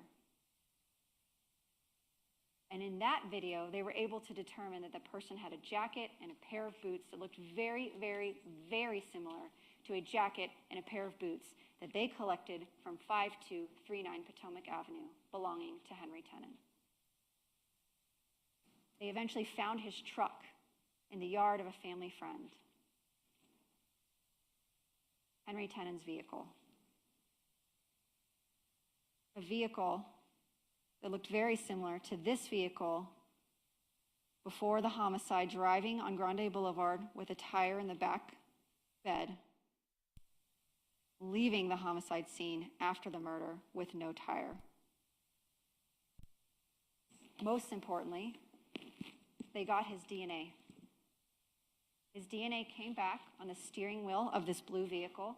It came back on those keys that were in his pocket for a Ford F-150, keys that unlocked this vehicle. And Henry Tennant's DNA came back on a swab of the inner rim of that tire at Sanctuary Boulevard South that was put in the road to trap and kill Jared Bridegan. Detectives realized Henry Tennant was the shooter. Although they searched and searched, they found no link between Jared Bridegan, Kirsten Bridegan, the Bridegan family, and Henry Tennant. They found no motive for Henry Tennant to have wanted Jared Bridegan dead. The killer was a stranger to Jared Bridegan. The murder was personal. And what you will see this week is the link between the two is this defendant, Mario Fernandez. That link between those leads, between the tire to the truck to the defendant, between the manner of the death, the time and the place and the timing, and this defendant, the investigation the detectives did started with that evidence, and it led to Henry Tennant, and it led right back to Mario Fernandez. And that's a common theme you'll see this week. Everything they investigated that had potential to give actual evidentiary value led from Mario Fernandez to information. And the more they investigated that information, the more they looked into Henry Tennant, the more they looked into the tire, it led right back to Mario Fernandez. You'll see another connection. As they realized that Henry Tennant was involved in this murder, they started to take a harder look at the other associates of Mario Fernandez. Just as the killer was linked to Mario through that truck and tire, you will hear about a link between that 10mm Glock firearm and Mario Fernandez. You will hear about Mario Fernandez's friendship with a man named John Biggerstaff. John Biggerstaff and Mario Fernandez have known each other for decades. He went to high school with Mr. Biggerstaff's children, and they maintained over the years an acquaintanceship and a friendship off and on. They would work out, hang out. You will also hear that John Biggerstaff was a former Navy cryptologist and a former JSO reserve officer until he was federally prosecuted for a felony. He and Mr. Fernandez were in close contact in 2022, leading up to the homicide. You'll hear that they spent time together in Mr. Biggerstaff's home and his garage, talking about the custody battle, sharing beers, venting. You will hear that John Biggerstaff is the person that Mario Fernandez called after hearing about the murder of Jared Bridegan. One of his first contacts, one of his first calls was to John Biggerstaff in the early morning hours of February 17th, after police let them know Jared Bridegan had been killed. you will hear that Mario Fernandez was at John Biggerstaff's house the night before the murder, February 15th into the early morning hours of February 16th. And you will hear that Mario Fernandez spent February 17th, the day after Jared's murder, with John Biggerstaff. And this is significant because when John Biggerstaff became a convicted felon and was fired from JSO, he had to surrender his firearms, and he surrendered them to his son, Juan Biggerstaff. One of the firearms that he surrendered was a Glock, older model, 10mm firearm. So detectives investigated. They spoke to Mr. Biggerstaff. They spoke to his son, Juan. They tracked down purchase records.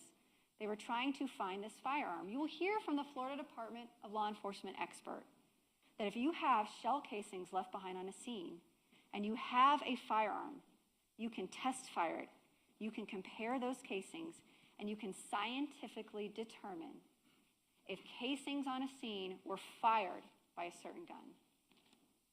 So the police obviously wanted to obtain Mr. Biggerstaff's Glock 10mm to see if it was the weapon used to kill Jared Bridegan or not. And they are unable to do that to this day because Mr. John Biggerstaff and his son, Juan Biggerstaff, have forgotten where this firearm is. They just don't know. They can't produce it. They can't tell anyone where it is. We have been unable to find it and to test it to see whether or not that was the firearm used to kill Jared Bridegan. A gun we don't have because the defendant's close friend that he hung out with the day before the murder and the day after the murder can't produce his Glock 10mm firearm. And like Henry Tenen, John Biggerstaff has no connection to Jared Bridegan or to Kirsten Bridegan or to the Bridegan family. Another piece of evidence that we found by starting with Mario Fernandez that led right back to him. Another link between two people who are strangers to Jared Bridegan and this defendant. These links, or coincidences as they might be called by defense during this case, are numerous. Jared had no connection to Henry Tenen, but someone had to tell him what vehicle he was in. Henry Tenen has no connection to Sanctuary neighborhood, but this route was specific. This ambush was pre-planned, given that evidence of that truck driving it before the murder. Someone had to have shown him where to go. Henry Tenen would not have known about date night unless someone told him. And Henry Tenen happened to kill Jared Bridegan with a Glock 10mm firearm, a relatively unusual firearm that someone had to give him. Henry Tenen, a tenant of Mario Fernandez, happened to kill the one person standing between this defendant and remaining in his marriage and profiting from that marriage to Shanna Gardner, and standing between Ms. Gardner and her ability to control her own money, control her freedom, and control her children. Those are the coincidences, as they might call them, you will hear about in the next 2 weeks. And the defendant and Ms. Gardner profited from the death of Jared Bridegan, as did Henry Tenen. You will also hear evidence that when they recovered Henry Tenen's truck, inside the truck were 3 check stubs, still together with numerical markings. And the police were able to go into Henry Tenen's bank records, find those check numbers, and see that Henry Tenen, in March and April of 2022, weeks after Jared's death, deposited 3 checks written by Mario Fernandez, the defendant. He deposited a $2,000 check with a subject line landscaping. He deposited a $3,000 check with the subject line keeping up with the roof. And he deposited a $5,000 check written by this defendant to the shooter that said, "Kickstarter, good luck, exclamation point, exclamation point." Well, you'll see photos of the house at Potomac. You'll see its roof. You'll see its landscaping. You'll see the state of the home. You'll see Mr. Tennant's bank records and the fact that he was frequently overdrawn on his accounts, that he's a day laborer whose wages are being garnished by the government for back-due child support. You will not hear any evidence from the downloads of Henry Tennant's phones or Google accounts that he ever had a Kickstarter.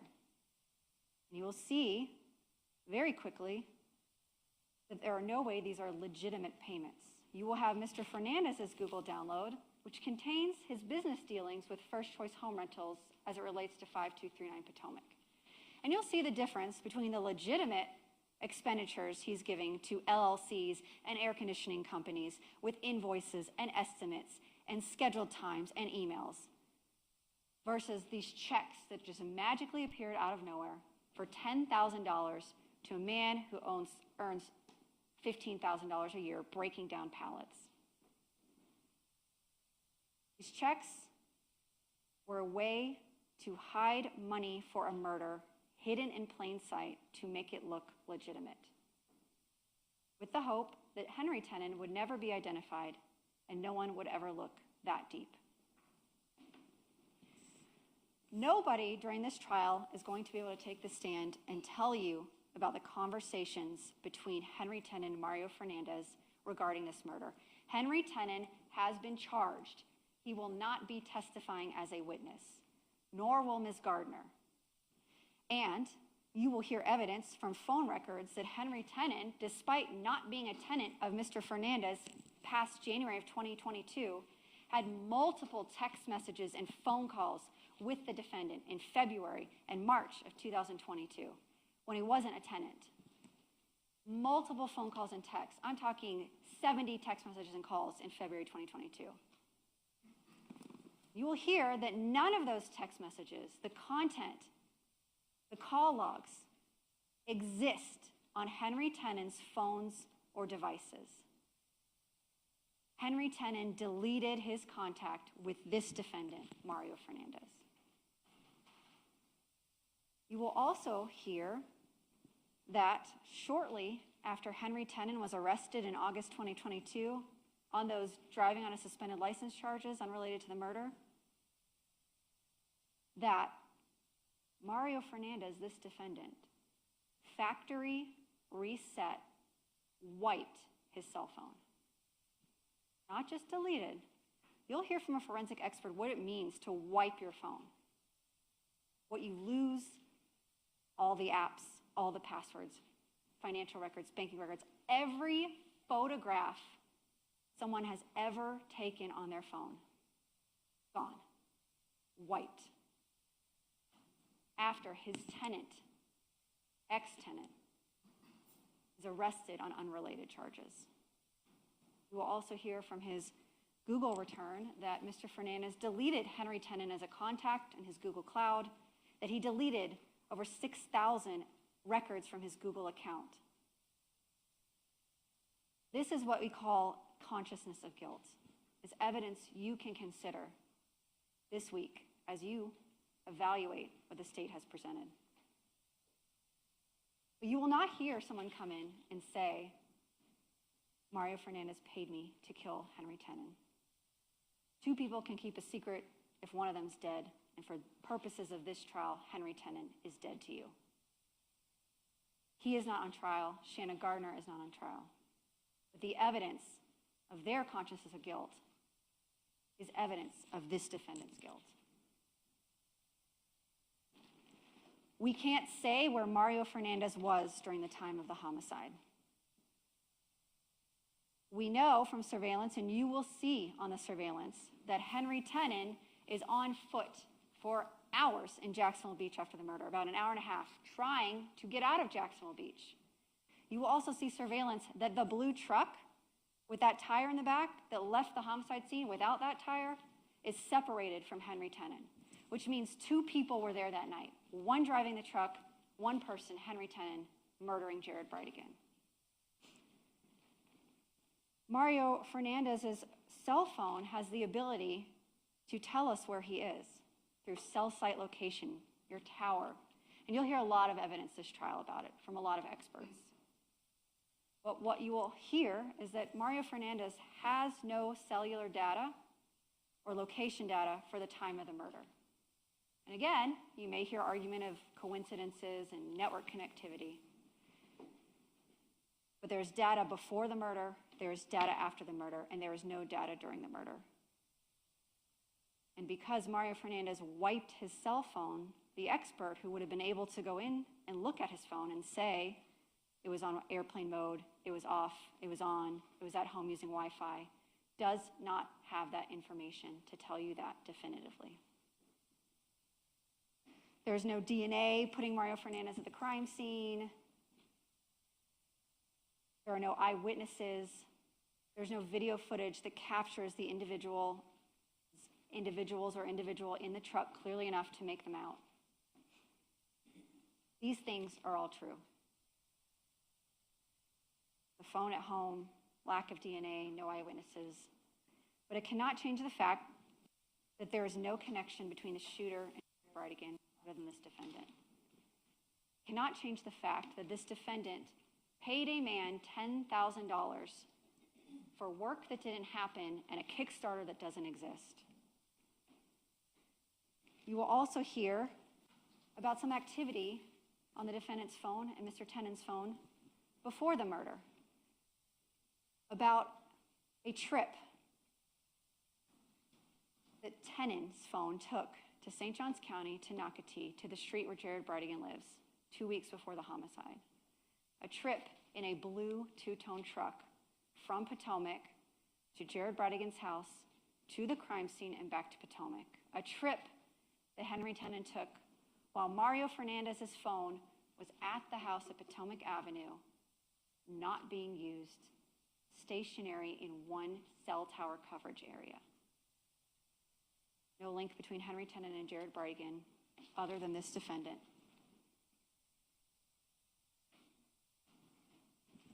I started my opening today describing the final moments of Jared Bridegan's life and the final moments that Bexley Bridegan had with her father as she witnessed him dying. I began that way to remind you of why we are here.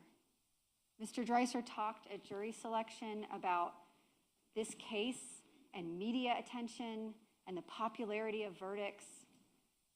A trial is about the state's ability to prove a charge beyond a reasonable doubt with evidence, not emotion, with facts, not feelings. But this is not a true crime podcast. This is not a TV show. This is real life.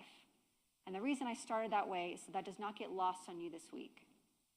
That a man was wiped off the face of the earth in front of his daughter, and he died in a terrible way. I don't say this to inflame you. I say this so you remember why we are here. Our job is to prove the case beyond a reasonable doubt. Defense job is to defend their client. Your job is to return a verdict consistent with the law and the evidence. You will be answering those two questions Mr. Mizrahi brought up. Was a crime committed? Did the defendant do it? Did Mario Fernandez have the intent that Jared Bridegan be killed? And did he incite, cause, encourage, assist, hire, or solicit him to do that? Was he a principal to the death of Jared Bridegan? That is your question to answer with the evidence, the law, and your common sense. We are confident at the conclusion of this trial, your verdict will be consistent with the evidence and the law. We are confident that you will return a verdict of guilty as charged. Thank you, Ms. Stifler. Members of the jury, we're going to take a brief recess. We will return back in session at 11 a.m. If you leave your notepads on your chair, please.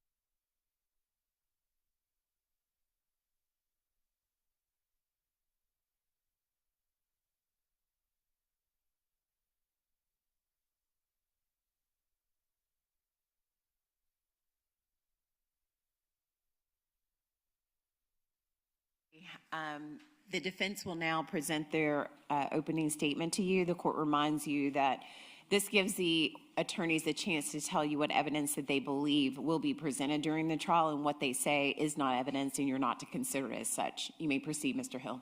Thank you, Your Honor. I please the court. Jared Bridegan was murdered. Henry Tennant murdered Jared Bridegan. Let me say that one more time. Jared Bridegan was murdered. And he was murdered by Henry Tennant. There will be no dispute to those facts. No doubt. Mario Fernandez had no desire to murder Jared Bridegan. Mario Fernandez had no motive to murder Jared Bridegan. Mario Fernandez did not benefit from the murder of Jared Bridegan. Simply put, ladies and gentlemen, Mario Fernandez had no involvement in the murder of Jared Bridegan. And that is what we believe the evidence will show. I'm going to take a moment to walk you through the law, the elements the state of Florida must prove beyond a reasonable doubt, and a timeline with details of what we anticipate the facts will show, and why at the conclusion of this case, we're confident in asking you to return a verdict of not guilty.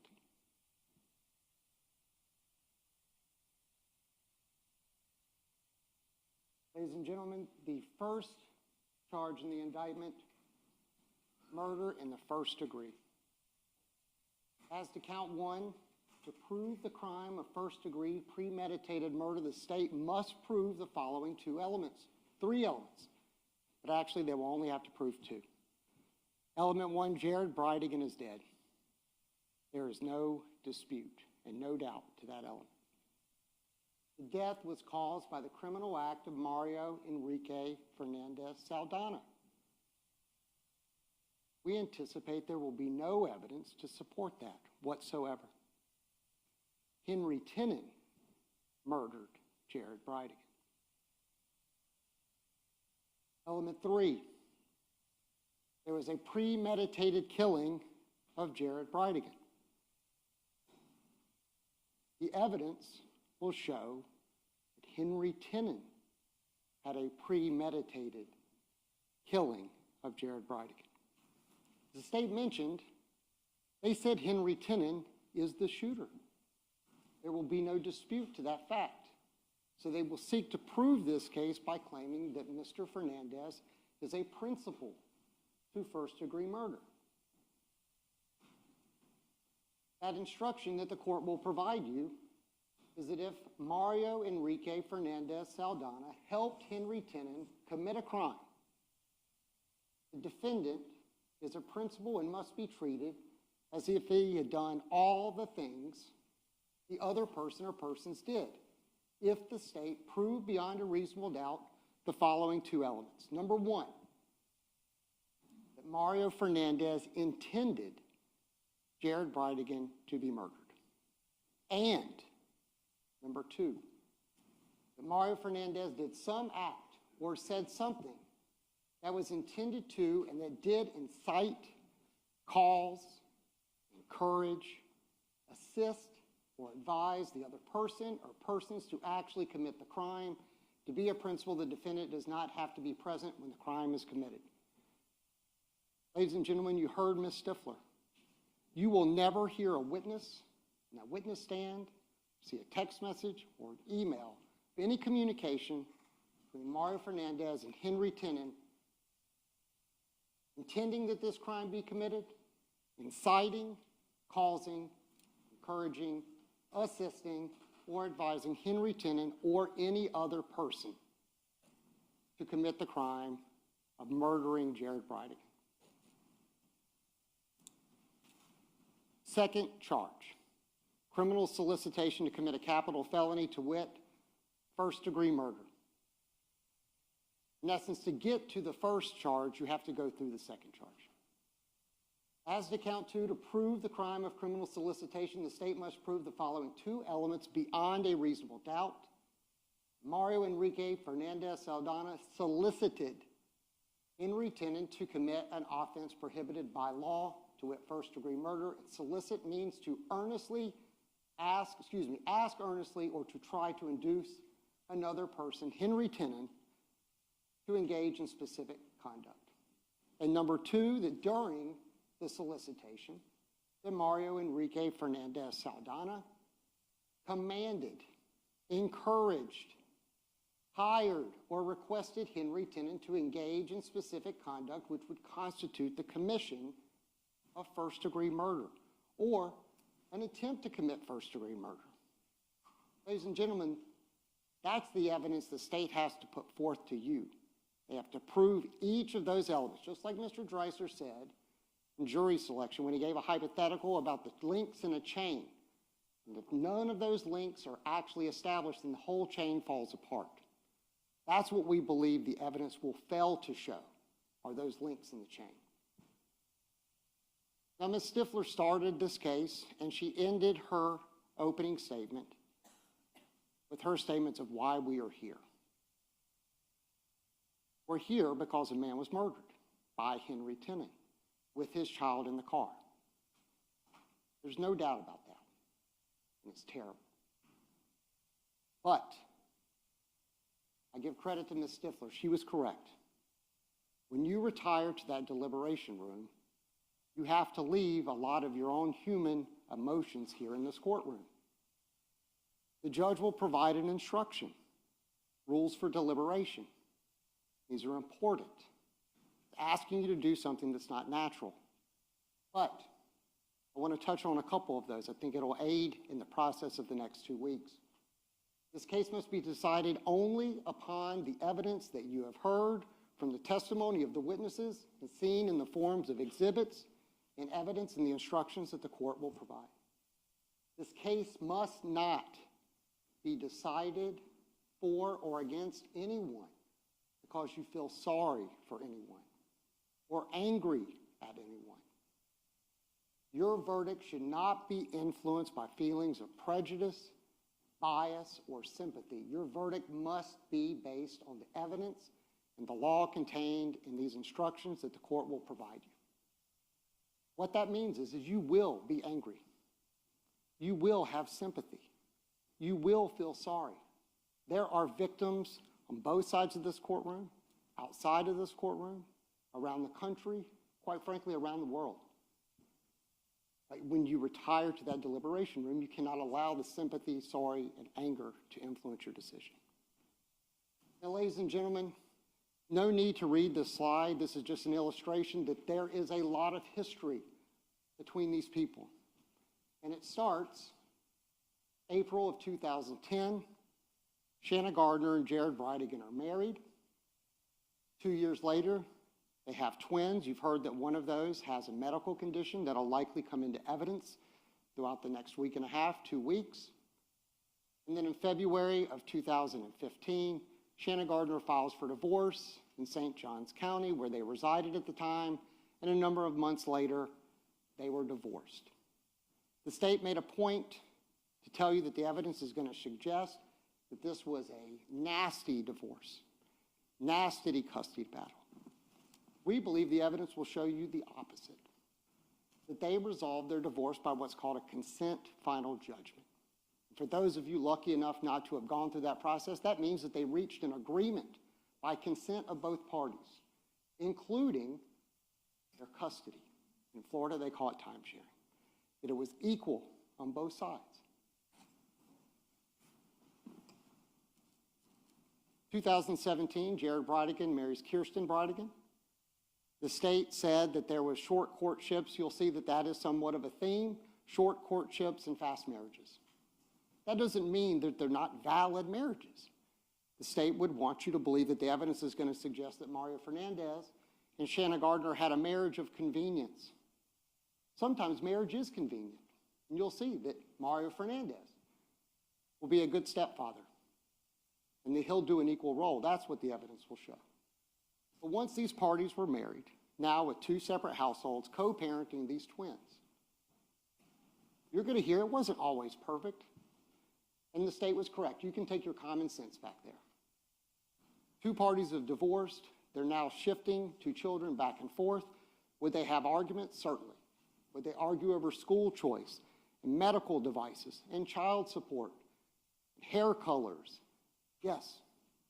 But you're going to hear that once there were now new spouses, there's going to be a family text, a text chain. You'll likely hear there were thousands of messages between Kirsten Bridegan, Jared Bridegan, Mario Fernandez, and Shanna Gardner. You will not hear anyone take the stand, say there were threats of violence, any types of suggestions of violence. They will say both sides at times would say things they maybe regret, cheap shots at one another, little digs, but no violence. There will not be a witness that will take the witness stand. You'll see no evidence that law enforcement was ever called. The Department of Children and Families ever got involved. Or that any of them went down to the 2nd floor to domestic relations and filed for an injunction or what you may think of as a restraining order. They weren't perfect, but they made it work. They even had a consent order right up to October of 2021. Now, the state in count 2 of their indictment provides a date range starting November 1st of 2021, leading up to the date of the homicide, February 16th, 2022. There will be no evidence that you will see. We anticipate no evidence whatsoever of anything suggesting that Mario Fernandez has any involvement in the murder of Jared Bridegan. You will see nothing in December giving any suggestion that Mario Fernandez hired, solicited, or had any involvement, desire, or intent for Jared Bridegan to be murdered.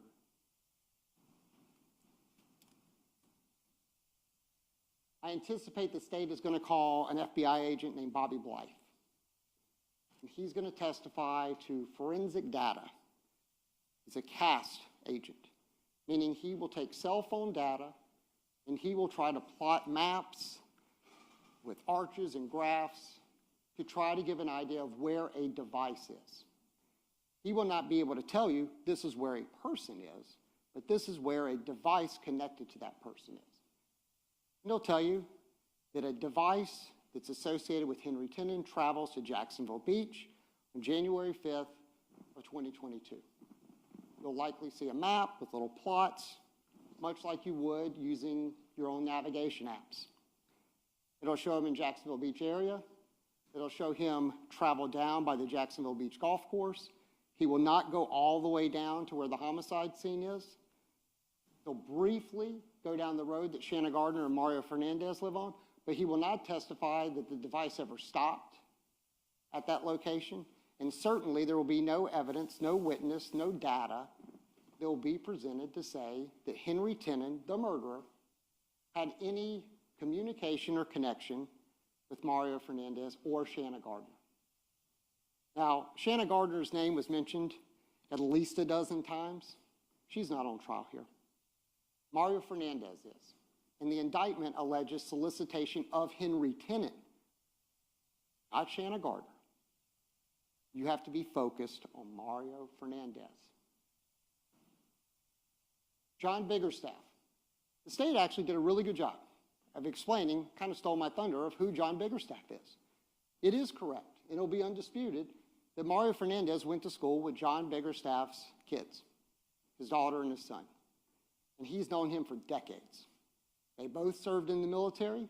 They stayed friends. They worked out together at John Biggerstaff's house. John Biggerstaff also had a bit of a handyman business. You will not have to take our word for that. Because after this homicide had occurred, law enforcement was investigating Mario Fernandez. They put up what's called pole cameras. And those are exactly what they sound like. Cameras on top of poles used to surveil locations. You will be able to see John Biggerstaff doing work with Mario Fernandez at the Potomac rental property. You will see that legitimate work being done. In fact, it'll be a wet saw where they're doing tile work. Now, John Biggerstaff, who they will want you to believe is the person that provided the firearm in this homicide.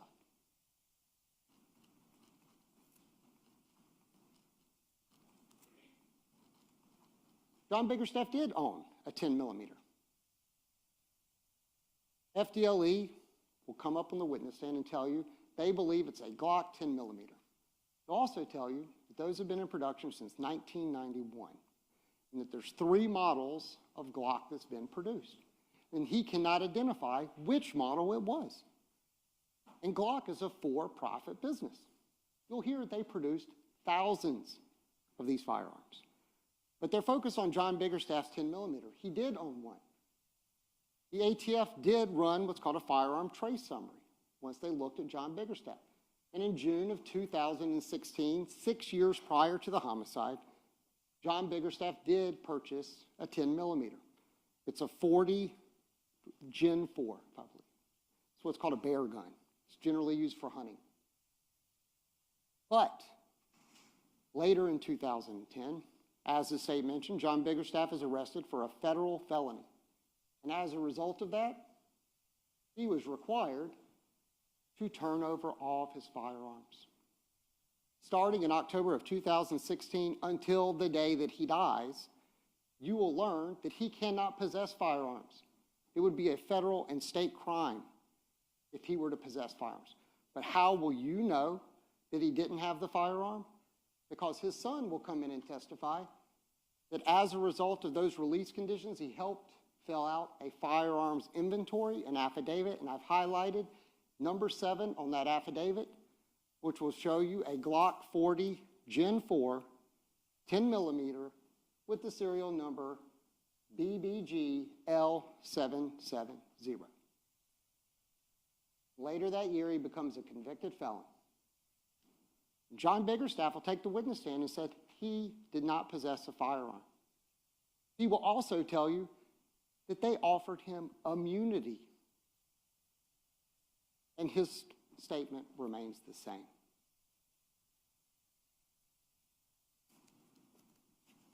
They didn't mention in their opening, but I anticipate you're going to see this evidence, that on January 25th, John Biggerstaff has some Google searches related to a 10 millimeter. He did. He once owned a 10 millimeter. Can't lawfully buy one or possess one, but you need to pay attention to what else he did not search. He did not search how to modify a firearm to throw off an analyst from FDLE on rifling characteristics or tool marks. As mentioned by the state, when these shell casings are ejected from a firearm, that FDLE analyst will tell you, we can tell it's a Glock because of certain markings. You won't see any searches of how to get rid of a firearm, how to stage a robbery for a murder, nothing. What you will see from the same exact day, it's also important to note Mario Fernandez is not there. You'll see that he searched the Windjammer Resort, the Average Savage, which is a band that apparently plays at that resort. He searches Charleston military bases. He searches 9 millimeters. There's not a 9 millimeter used in this case. You have to go into this with your eyes open and not focused like law enforcement was. You have to open up the aperture. You'll see that he searched locked gun case. You'll hear that John Biggerstaff has struggled with substance abuse and that he had a substance abuse problem during this time period. And I anticipate you'll hear that he hid drugs around his house. He searched his personal injury attorney. You'll have all this in evidence. You'll see that on the same day he searched handmade flour tortillas, certainly don't have anything to do with this case, luxury villas in Italy. You'll find out he doesn't have any money. You have to look at all of the evidence to determine whether the state meets their burden. But that 10 millimeter, where did it go?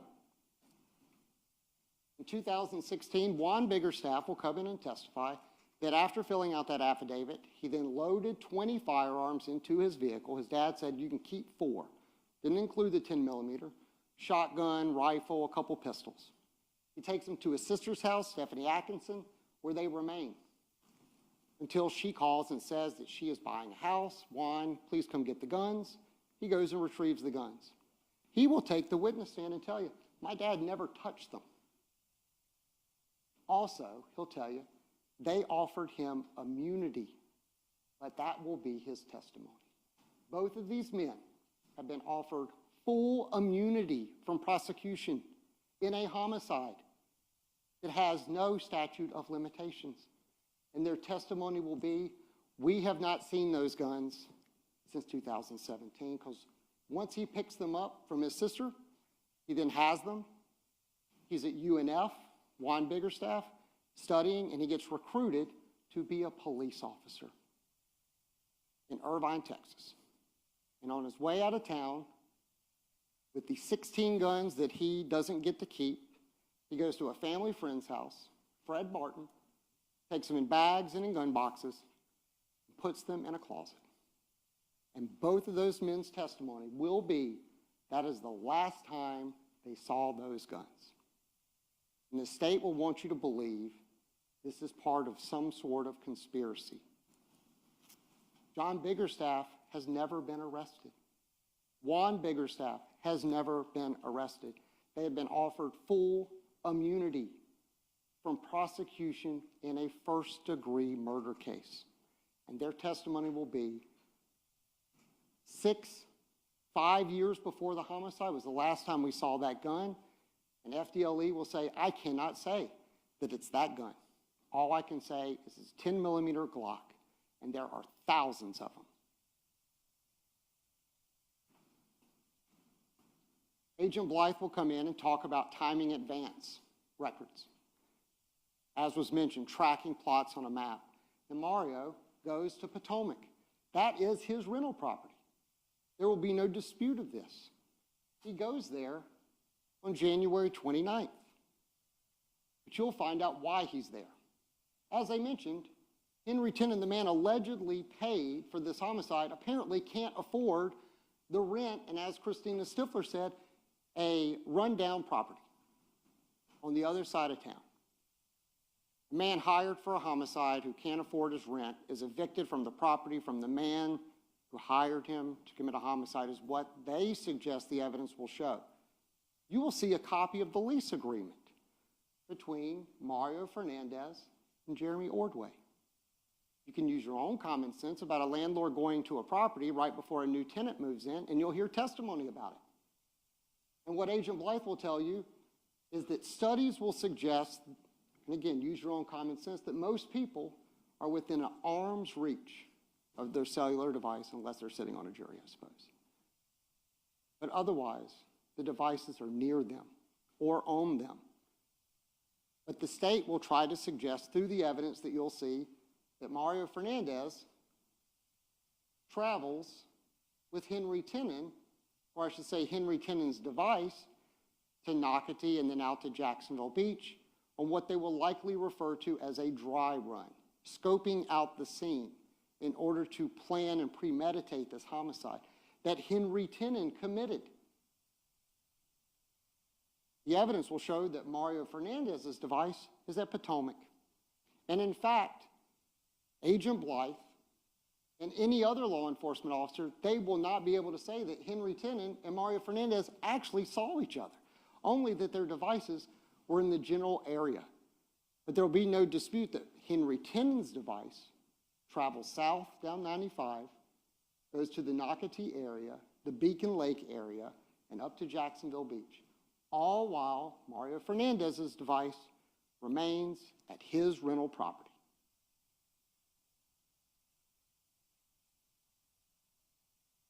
As to whether or not he goes to this rental property often, again, thank God for those poll cameras.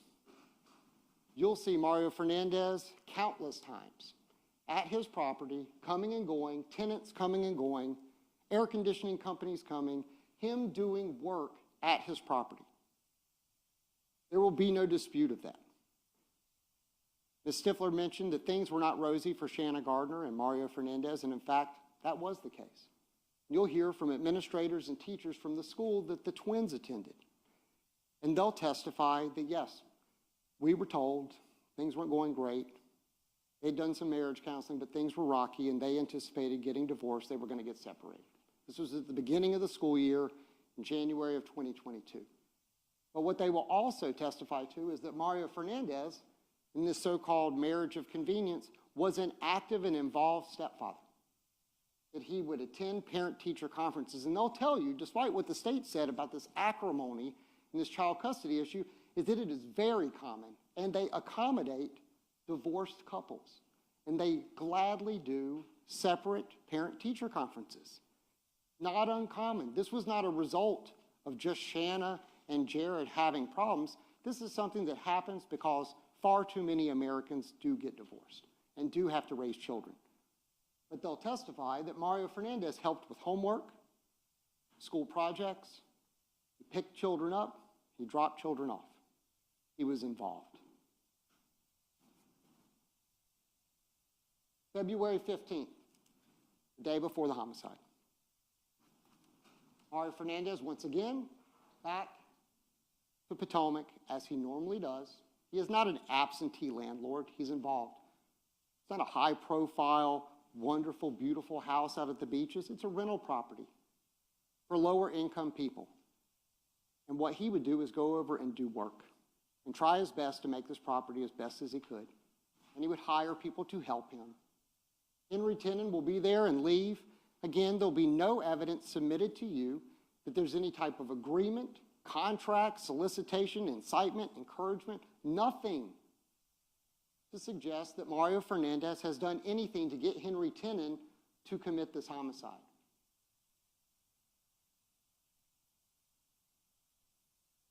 Mario Fernandez goes to John Biggerstaff's house.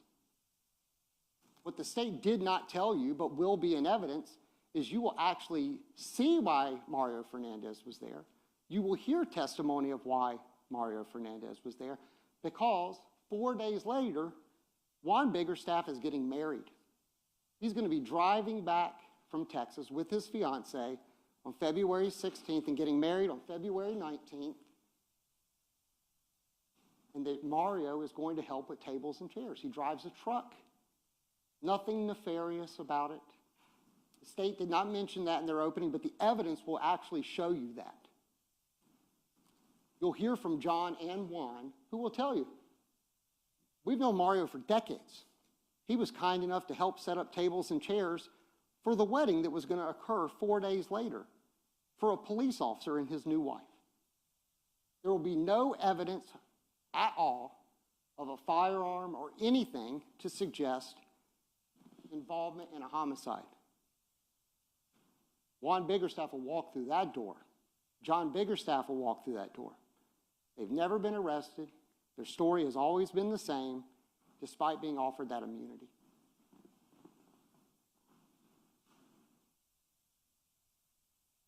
The night of the homicide.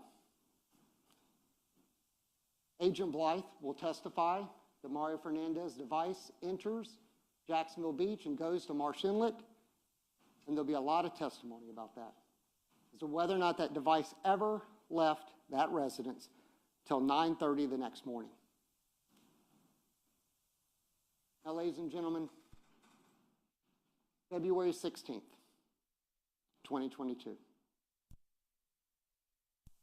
was a terrible day.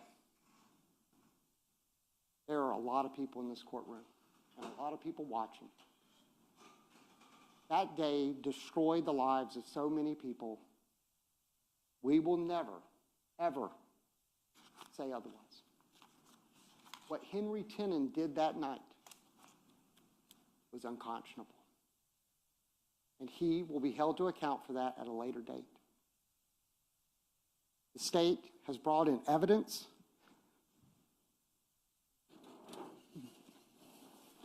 Giant boots, car keys, jackets of Henry Tenen. He destroyed the life of Jared Bridegan, his wife, his family. He's destroyed the life of Mario Fernandez, who's been accused. There will be no evidence submitted to you that will connect those chains, that he had any involvement in what Henry Tenen did.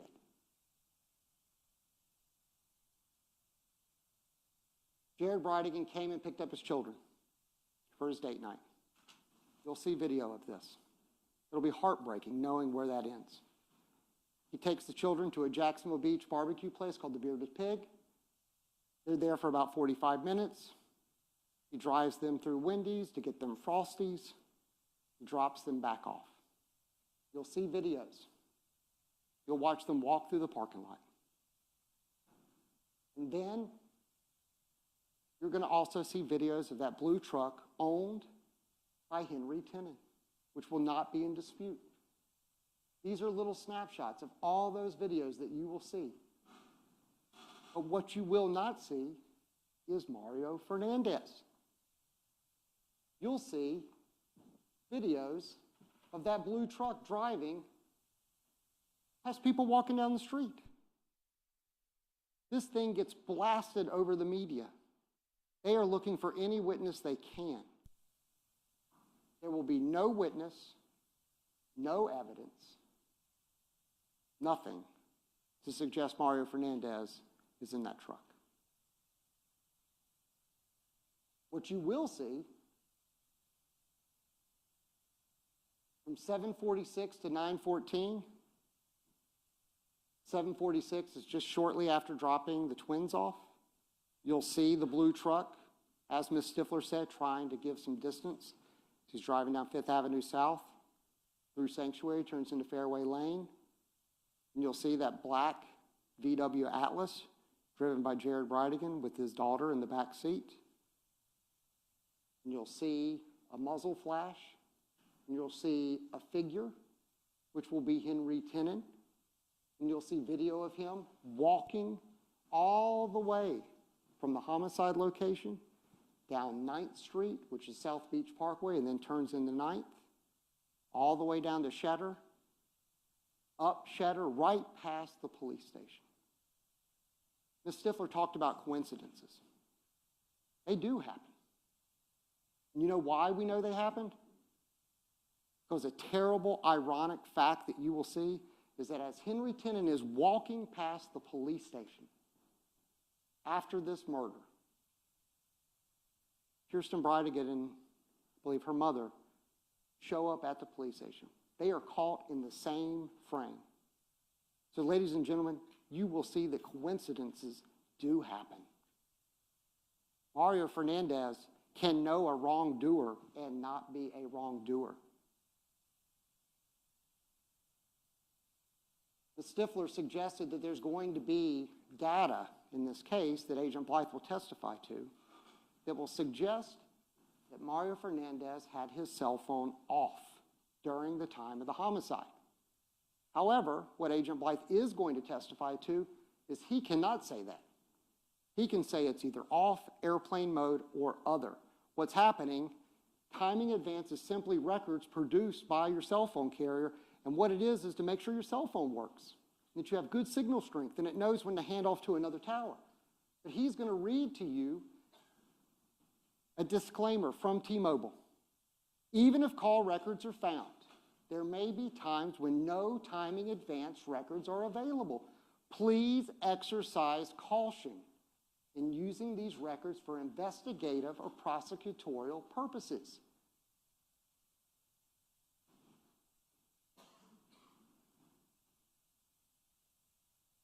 What Ms. Stifler didn't mention, but the evidence will show, is there were other gaps.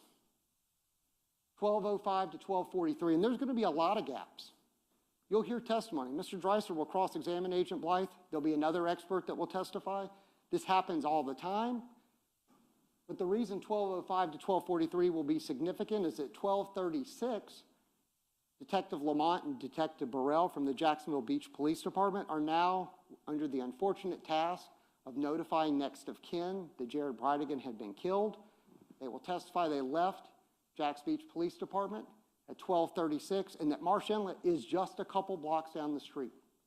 And they show up during one of these gaps. But there's another gap. It happens almost instantaneously. 1205 to 1243 communicates for a second, then right back to 1243 to 1:14 a.m. is what the data will suggest. And why you know Mario Fernandez is there is because those detectives will testify that they were standing right there speaking to him and Shanna Gardner in their house, identified by their driver's license. They weren't called in advance and said, we're on the way. And so when the state will be suggesting that that earlier gap was because Mario Fernandez turned his phone off during the homicide, you will actually have a conflict in the evidence from a detective that's going to say, I looked right at the man and his wife. Cell phone off, or is it simply an engineering gap? And you'll hear testimony, you'll be reminded of that disclaimer that they're not to be used for investigative and prosecutorial purposes, because sometimes they just don't exist. As Ms. Stifler mentioned, during the same time period, the scene is being processed. I anticipate you're going to hear from evidence technician Jarman from Jacksonville Beach, who's going to say, we're out there, we're collecting anything, we're putting placards on the ground. That's going to be in these boxes. You're going to take them back into the deliberation room. You'll be able to look at the shell casings, everything.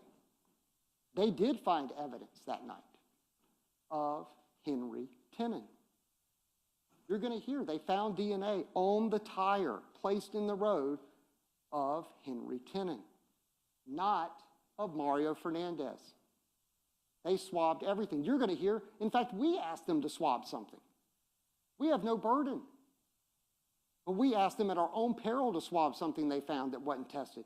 And there was no evidence of Mario Fernandez. No physical evidence. No witnesses. No videos. You'll be shocked how many videos you will see. They went door to door to door to door, getting every ring camera, every surveillance camera. They went to the Beaches Hospital to look at their cameras. They scoured everywhere they could for any video they could find, and they never once saw Mario Fernandez. The state will want you to believe during that gap that somehow he evaded every camera that nobody could possibly know where they are, but was never, ever seen. There's not a fingerprint, a hair, DNA, nothing, other than the killer, Henry Tenen. As I mentioned, the detectives go at 12:36. During one of those timing advance gaps, they'll testify that as trained law enforcement officers, again, you can use your own experience. They do patrol. Now they're detectives. One will be a corporal. They're trained to look at observations. They'll testify to the observations they made. They'll also testify to the lack of observations they made. Nothing of any evidentiary value occurred when they went to that residence, other than Shanna Gardner crying about having to tell her children and Mario Fernandez being present right there when that information is being disclosed. They will not testify that he hid in the back room. They will not testify that he was sweating profusely 4 hours after this homicide that he's supposed to be the mastermind of. They will give you no observations, other than we showed up, they were there, they answered the door.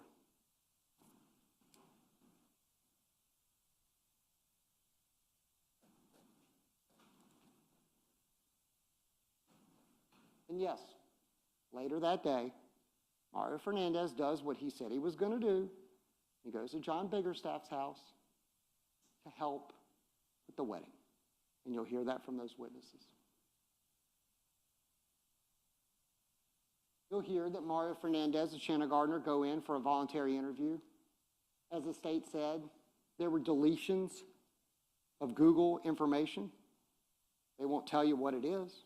They want it to be some sort of evidence of a homicide, but you can use your own common sense, your own experience. They'll testify, it could be deleting spam emails. It could be deleting pictures. It could be anything, but we can't tell you what it is.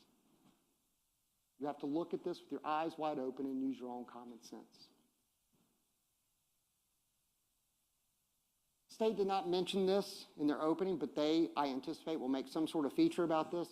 Is that after the interview, Mario Fernandez goes on a road trip to Pennsylvania. But what you're going to hear is that he went with his truck, with his tag, with his cell phone, with his credit cards. State was correct. He had access to a lot of money, hundreds of thousands of dollars. There was no restriction on his travel. He could have gone right up the road to Jacksonville International Airport and fled the country. That's not what the evidence will show. So he drove north. He stopped, saw a buddy of his that he plays online video games with. You'll hear testimony how they communicate over their headsets and sit in their gaming chairs, and they talk. They went out to dinner at Ruby Tuesdays. They did not talk about hide me from the police, switch cars with me, give me some cash, help me. No, they talked about trucks, and video games, and work. They went to bed early because one of them had to get up early for work. Mario Fernandez carried on. He went to Walmart, he went to McDonald's, he used his cell phone, he used his credit card. They'll produce all that in evidence. It will not be evidence of a man running from the law. Several days later, he drives back.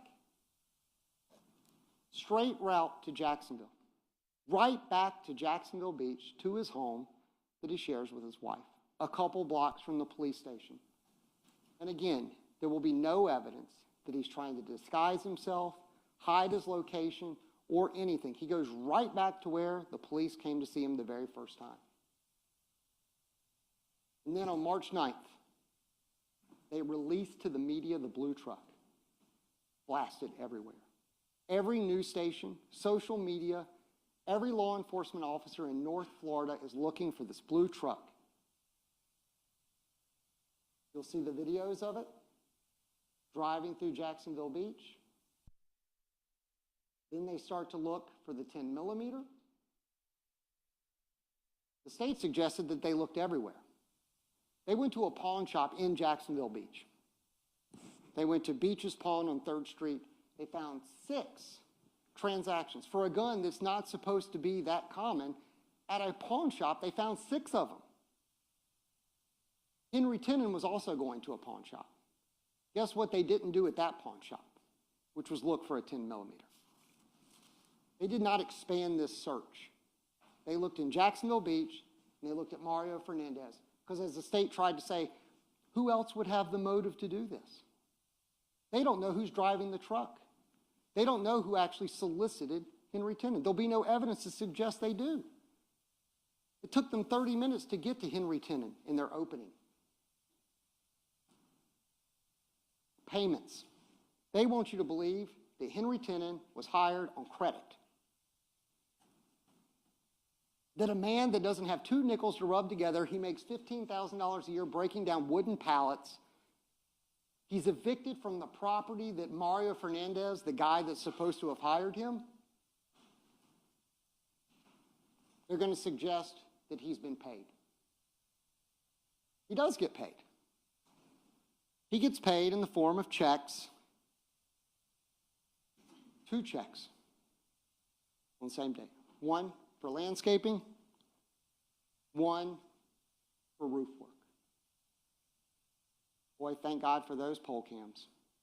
Because as much as the state wanted to say that this property just wasn't nice, didn't mean work didn't get done.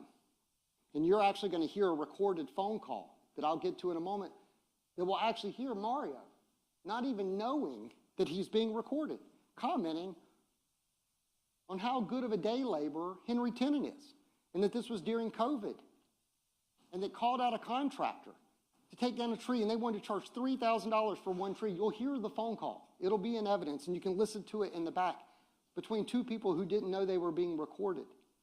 Man, Henry Tenen, he's a workhorse. That guy tilled up the front yard, chopped down trees.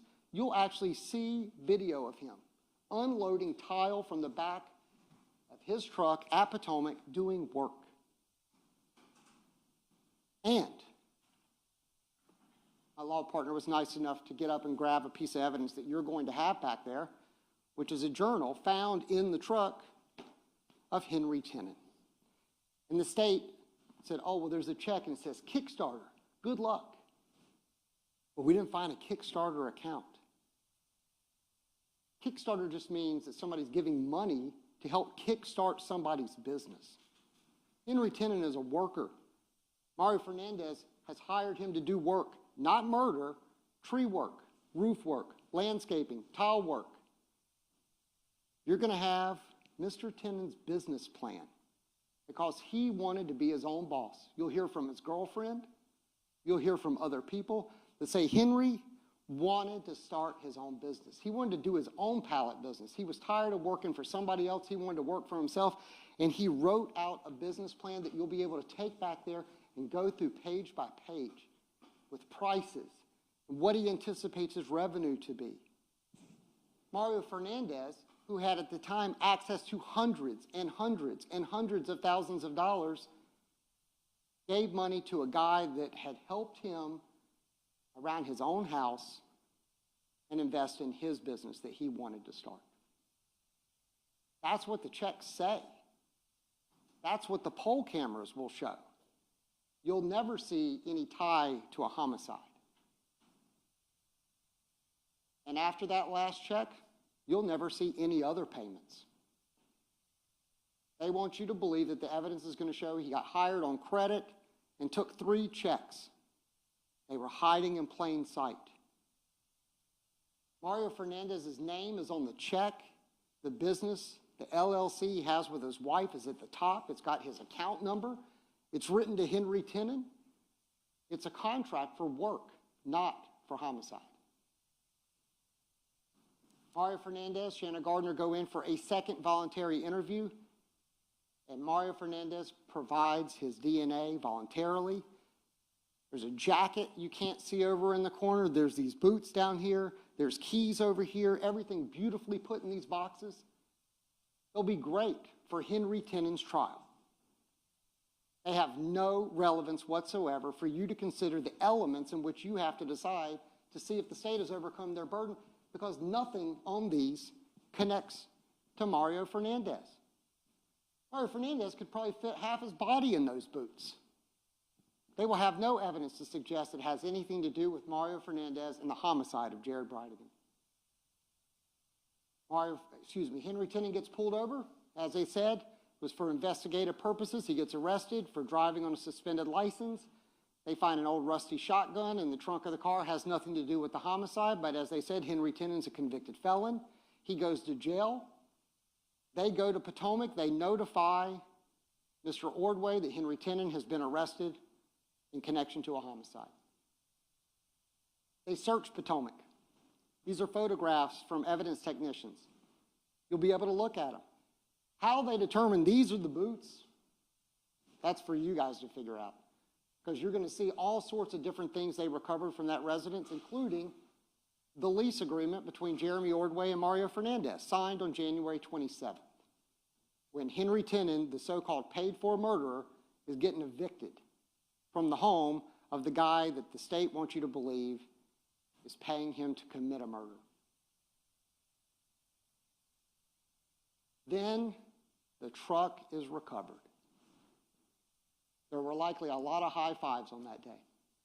2 ATF agents recovered this truck. This wasn't just a family friend of Henry Tennant. There's a man named Jimmy Jones. And this property is not owned by Mario Fernandez. It is not a rental property owned by Mario Fernandez. There will be no evidence to suggest that Mario Fernandez has ever been to that property at all.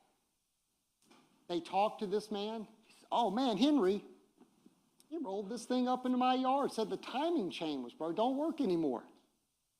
A man hired for a homicide apparently couldn't afford to fix his own truck, and it's sitting in the backyard. They get a search warrant to recover the truck out of the backyard. But the evidence will suggest they didn't need to get the search warrant because Jimmy Jones said, "Sure, guys, go in the backyard. You're welcome to get it. Hey, if y'all want to search my house, feel free to do it." They have now found the truck used in the murder of Jared Bridegan, and they do not have a firearm. Guess what they did not do? They did not search the property. They didn't go in despite having consent. They'll say, "Well, we didn't have a search warrant." You don't need a search warrant. Law enforcement will tell you if they have consent, they can go right in. And that consent can be revoked at any time. Jimmy Jones said, "Guys, come on in." He said, "Did Henry get caught up in a shooting?" And yet they decided not to go look for that 10 millimeter in the very location that they found the truck with a guy who did not call law enforcement and say, I've seen this truck all over the news. It's in my backyard. But what you're also going to hear, and why it's significant, is when FDLE takes the witness stand, that agent will tell you on July 30th, just a couple weeks ago, we're still getting evidence. He produces a report identifying the firearm used as being a Glock, has 4 names listed on that report: Henry Tenen, Shanna Gardner, Mario Fernandez, and Jimmy Jones. This was not a good investigation. Ms. Stifler was right. It was by officers who were not experienced in homicide investigations. They will tell you they were learning on the job. We'll never know what is inside that house. So when they say, oh, I wish we could have got the gun, maybe we could have exonerated the idea of it being Mr. Biggerstaff's gun, there were opportunities.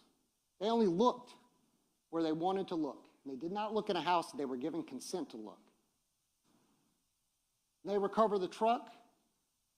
They take it to Jacksonville Beach. They're going to tell you they didn't even want to keep it in their garage. It was so disgusting. So if your mind is, well, maybe the truck was scrubbed and that's why they didn't find any evidence, it's what the state will want you to believe. They're going to tell you it was so disgusting that when they pulled items like this book out, they would shake it and there would be things from rodents, from bugs. And it was disgusting. And they vacuum it with special vacuums, with special filters, looking for hairs and DNA. Mario Fernandez isn't like me. He's got a head full of hair.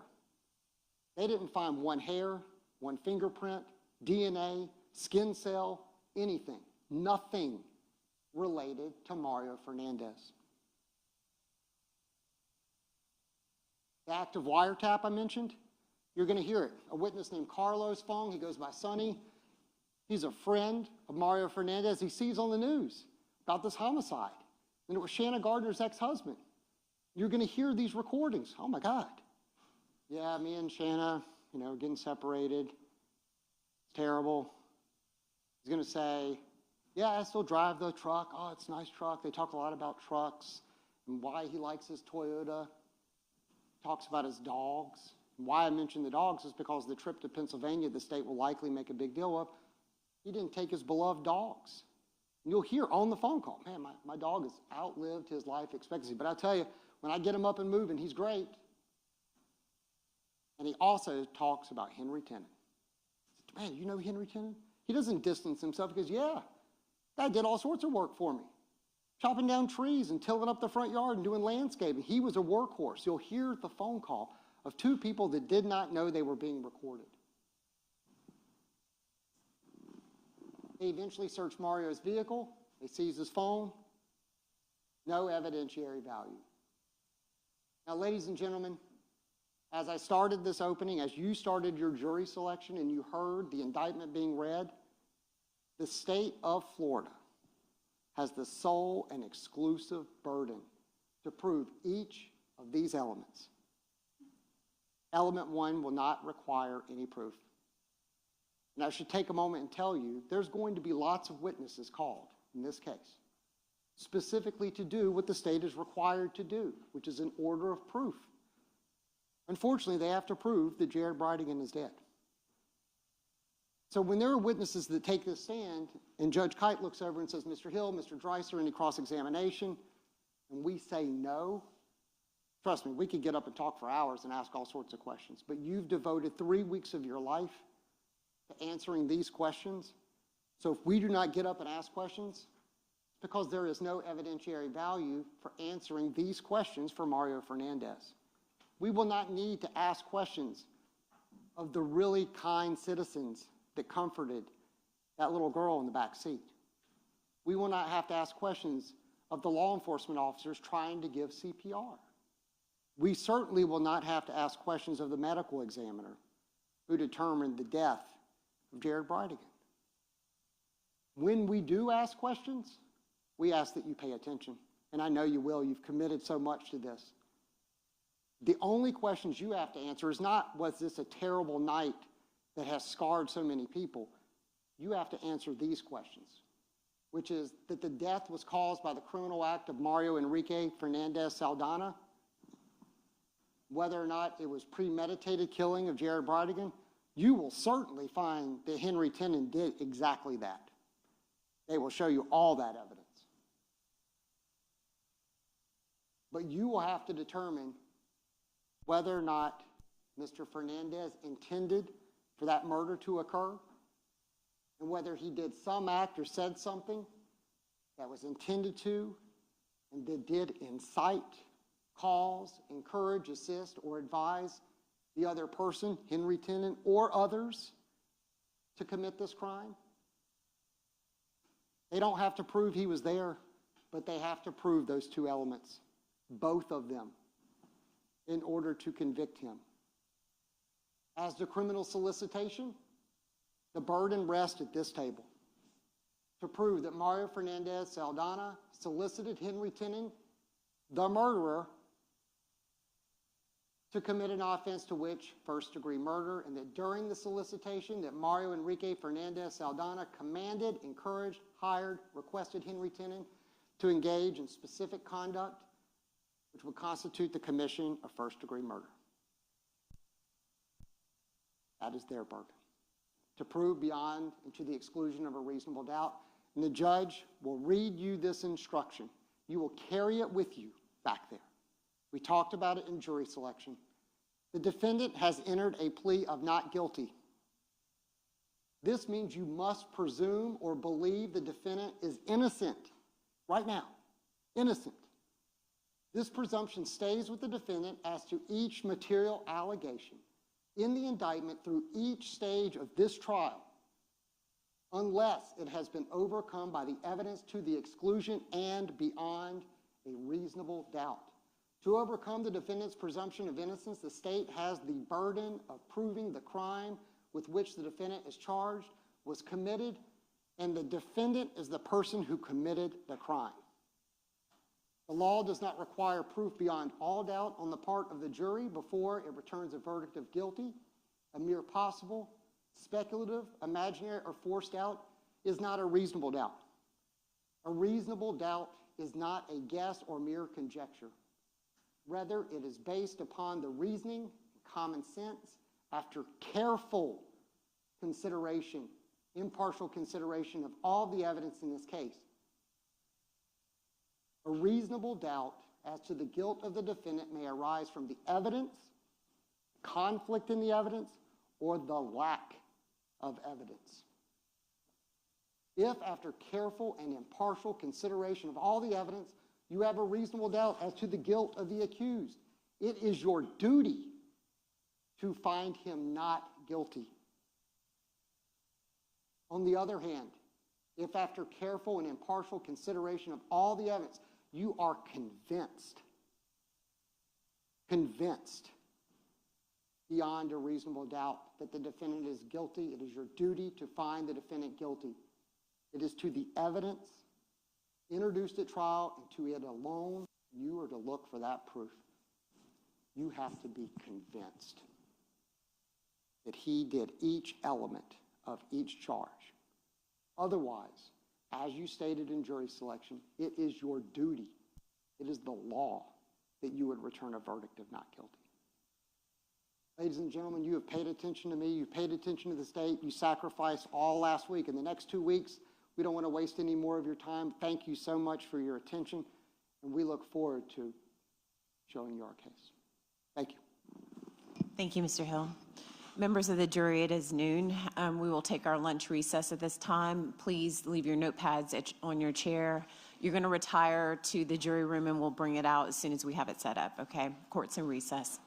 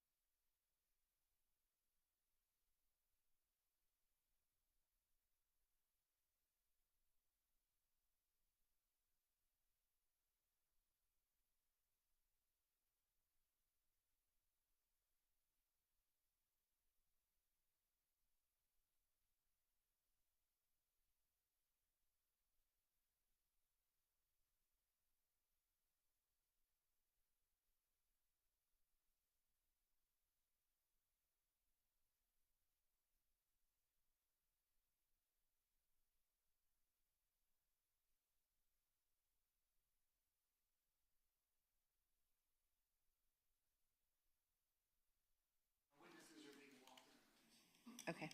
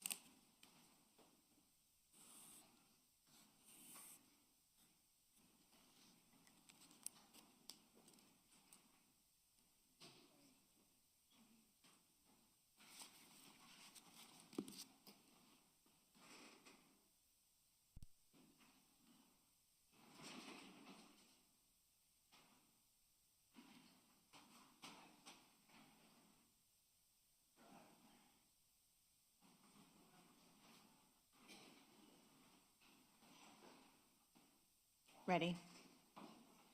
All right, Mr. Holman, if you please get the jurors.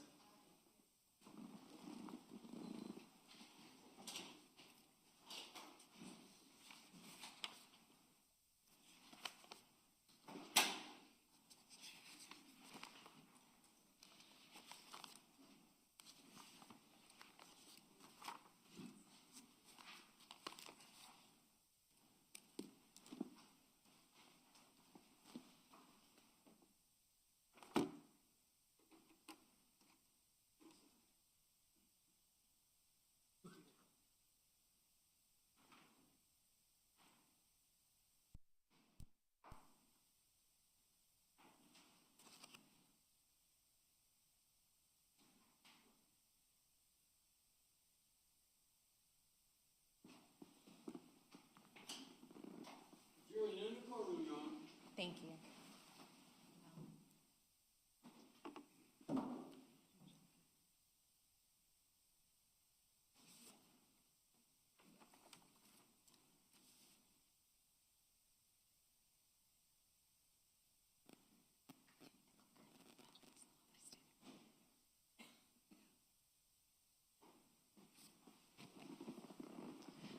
All right, welcome back, everyone. Everyone may be seated. Members of the jury, we hope that you enjoyed your lunch.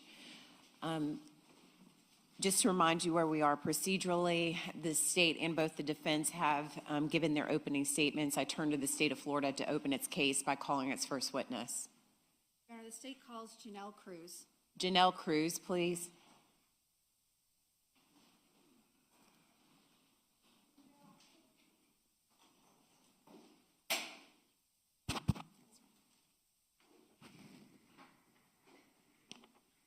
All right, good afternoon, Ms. Cruz. If you could walk all the way forward, please. Please raise your right hand to be sworn in. Ma'am, do you solemnly swear or affirm the testimony you're about to give will be the truth, the whole truth, and nothing but the truth, so help you God? Right this way, ma'am. Ms. Stifler, is your microphone on? Okay. You may proceed. Thank you, Your Honor. Good afternoon, ma'am. Good afternoon. Could you please introduce yourself to our jurors and spell your name for our court reporter? My name is Janelle Cruz, Jonellecruz. And Ms. Cruz, where are you from? I am originally from Guam, residing in Kansas City, Kansas.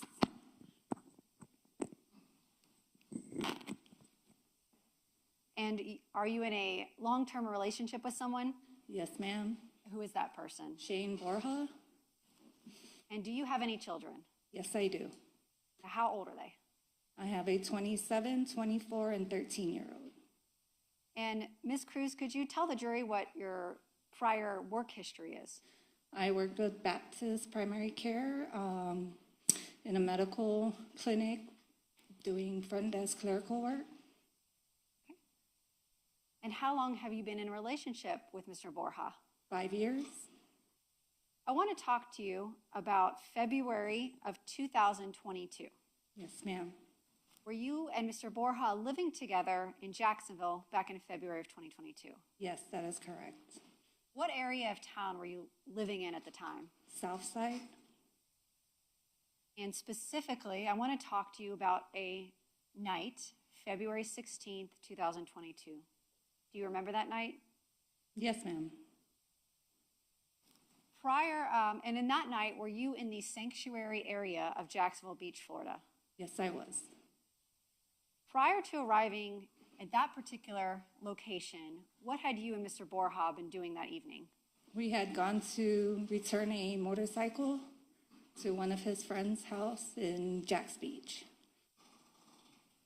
And what area of Jacksonville Beach was his friend's house located in?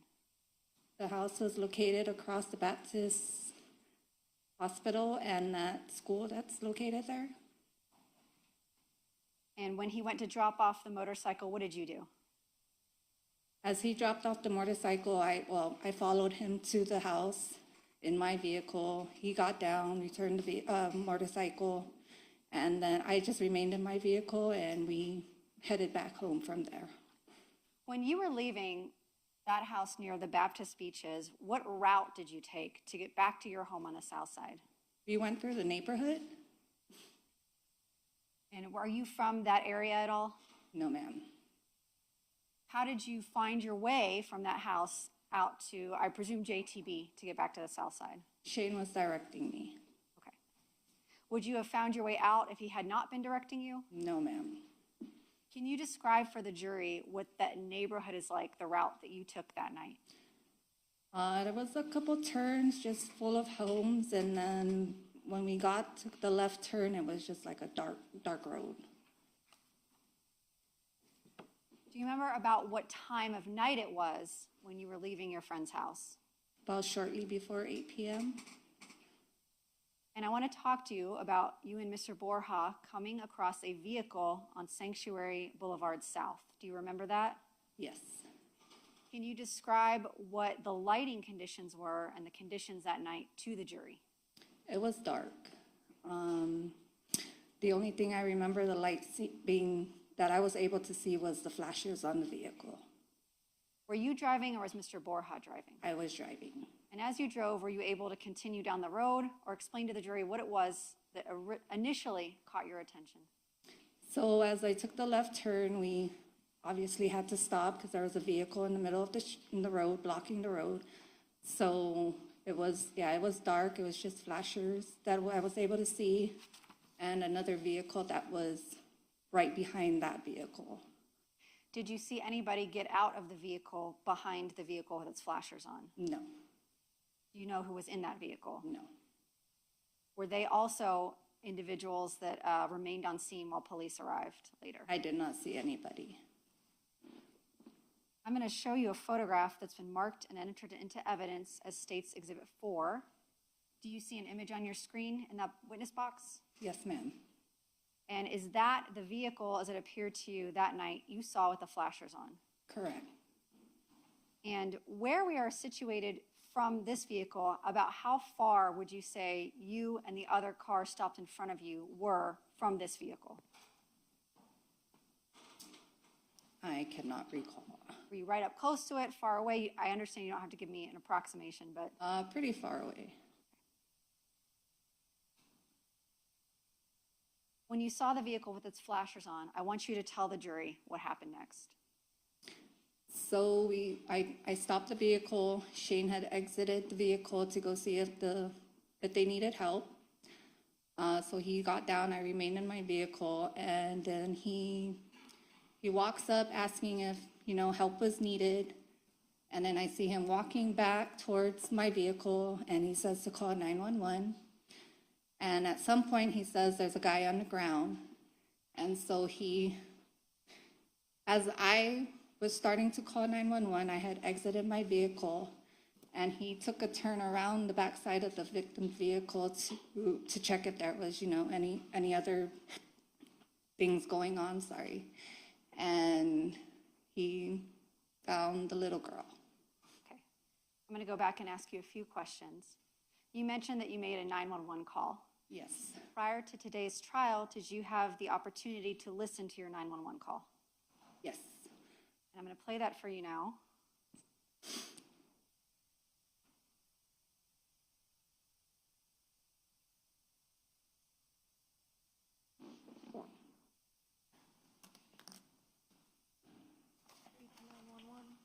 JSL transfer.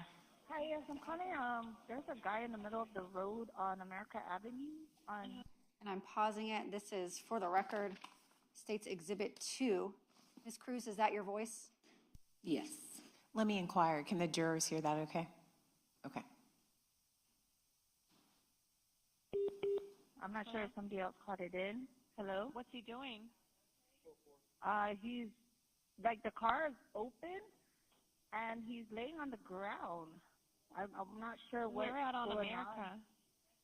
on. Right when you take a left on America going out, I believe to Sanctuary, maybe? What kind of car is it? Is he by? It's a black SUV. Is that a Nissan Toyota? Is that a Nissan Toyota? Is it only him on the ground? What's he doing? He's just laying there. I'm not sure if he's having a heart attack or something. And he has a little kid in the car. My husband right now is holding her. She was crying. So I think it's just him and this little girl. Okay. And you think it's a medical emergency? It might be. It looks like he stopped the car and just laid on the ground on the road. Is he bleeding? Can you talk to him, or? Is he awake? Is he conscious? Is he conscious or he's unconscious? Unconscious? Okay. Let me get fire. I've got officers on the way. Let me get the fire department on the way also. Okay, thank you. Uh-huh.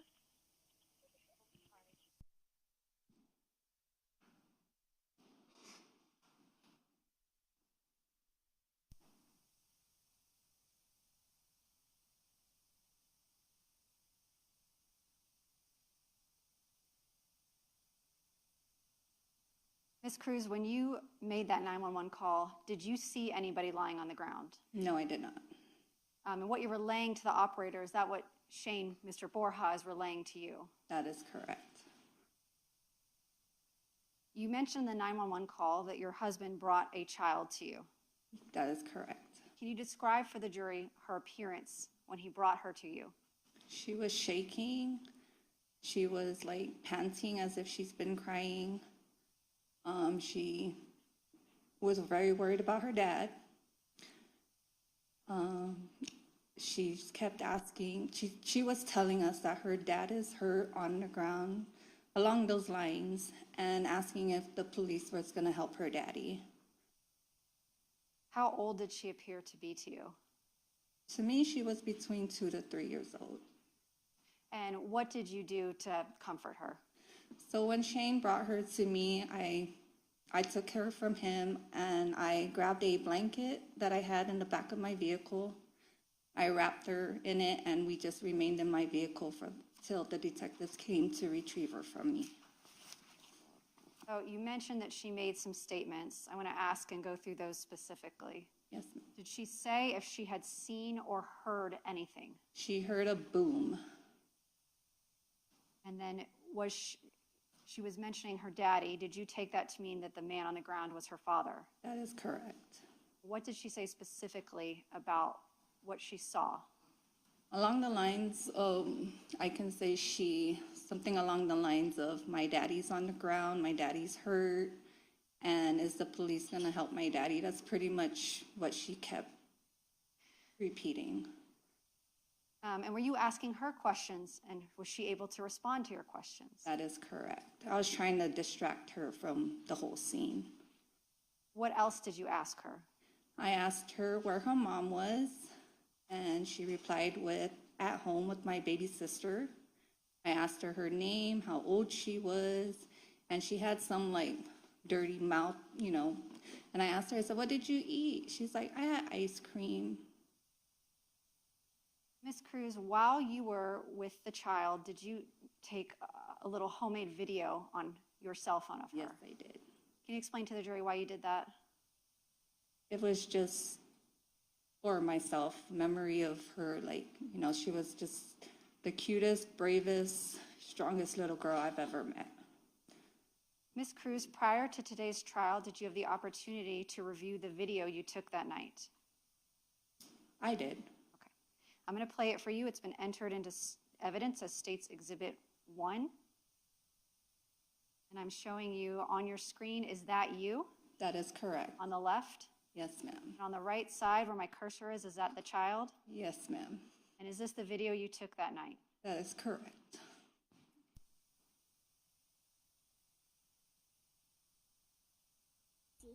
Brooksy? And when were you my age? When I was your age, I can too. Yeah, when you were my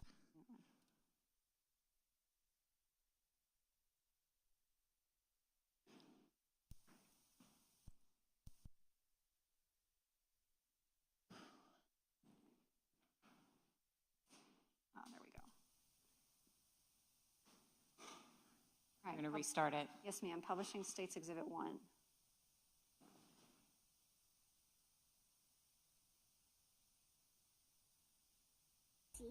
Brooksy? And when were you my age? When I was your age, I can too. Yeah, when you were my age? Yeah. Oh man, that's awesome. That one. How old are you, Brooksy? And Bloxy You're Brooksy. And how old are you? too. 2. And what happened? I saw a boo. You saw a boo? Yeah. Aww.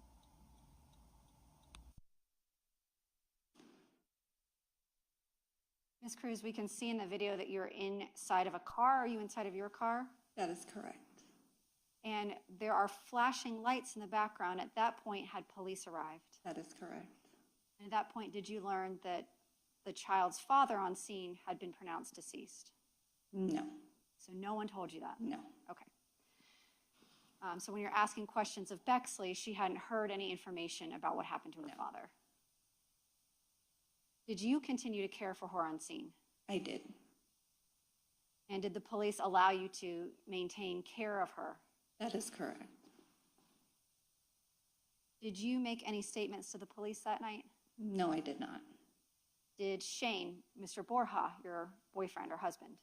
Yes, he did. I'm going to ask you some names.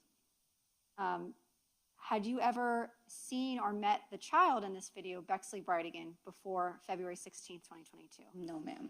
And have you ever seen her or met her since then? No. And her mother, Kirsten Bridegan, have you ever had contact with her? I've reached out to her just to give my condolences and to, you know, check up on the little girl and give my prayers for her. When would that have been? Probably couple weeks after. Ma'am, before you and Mr. Borja got up to the victim's vehicle, did you see anybody on foot or in a vehicle leaving the scene? No, ma'am. Have you ever heard the name Mario Fernandez-Saldana other than in regards to testifying in this case today? No, ma'am. May I have one moment, Counsel, Your Honor? Yes. No further questions.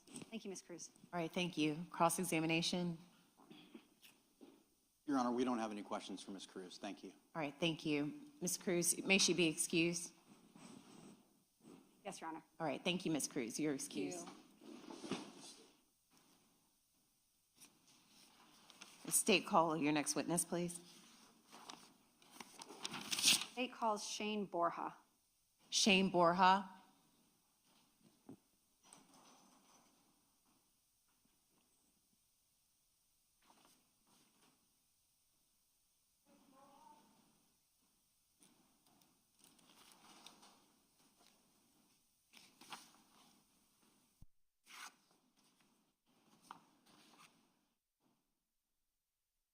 Good afternoon.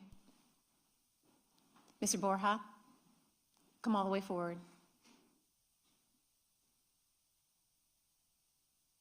All right, sir, if you please raise your right hand to be sworn in. Sir, do you solemnly swear or affirm the testimony you're about to give will be the truth, the whole truth, and nothing but the truth, so help you God? All right, thank you, sir. This way. Watch your step, okay?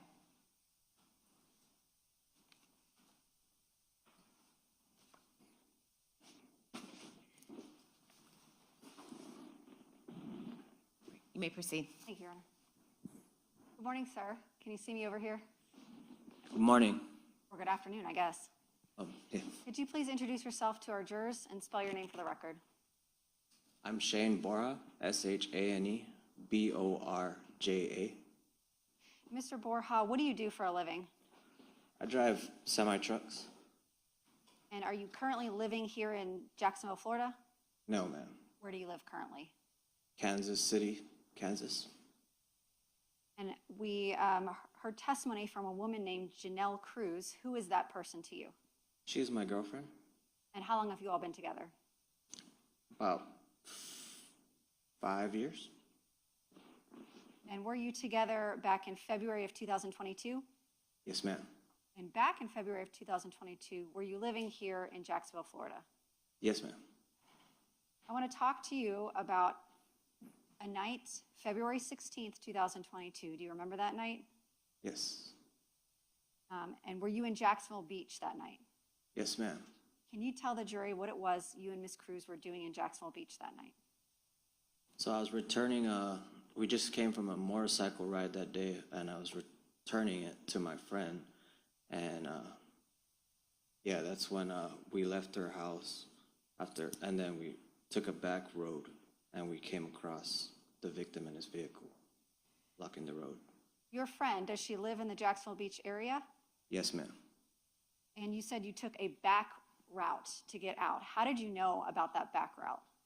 From my friend, she's taken me through there, and I just memorized it. I don't know the street names or anything, but yeah, that's how I knew that route. And who was driving that night? Janelle. Were you directing her on which roads to take and where to turn? Yes, ma'am. And you said that you came upon the victim's vehicle. Can you describe for the jury what you first noticed as being unusual when you approached the victim's vehicle? Yeah, so we stopped and we saw the victim's vehicle blocking the road, and I got down to check what's going on. I thought maybe he needed some help fixing his tire because I saw a tire, and so I started approaching the victim in his vehicle, and I was calling out at first because something really felt like off because he was laying on the ground like motionless. So I was calling out to him, seeing if he needed help and stuff, and I didn't get no response. So that's when I turned around and told Janelle to call the police.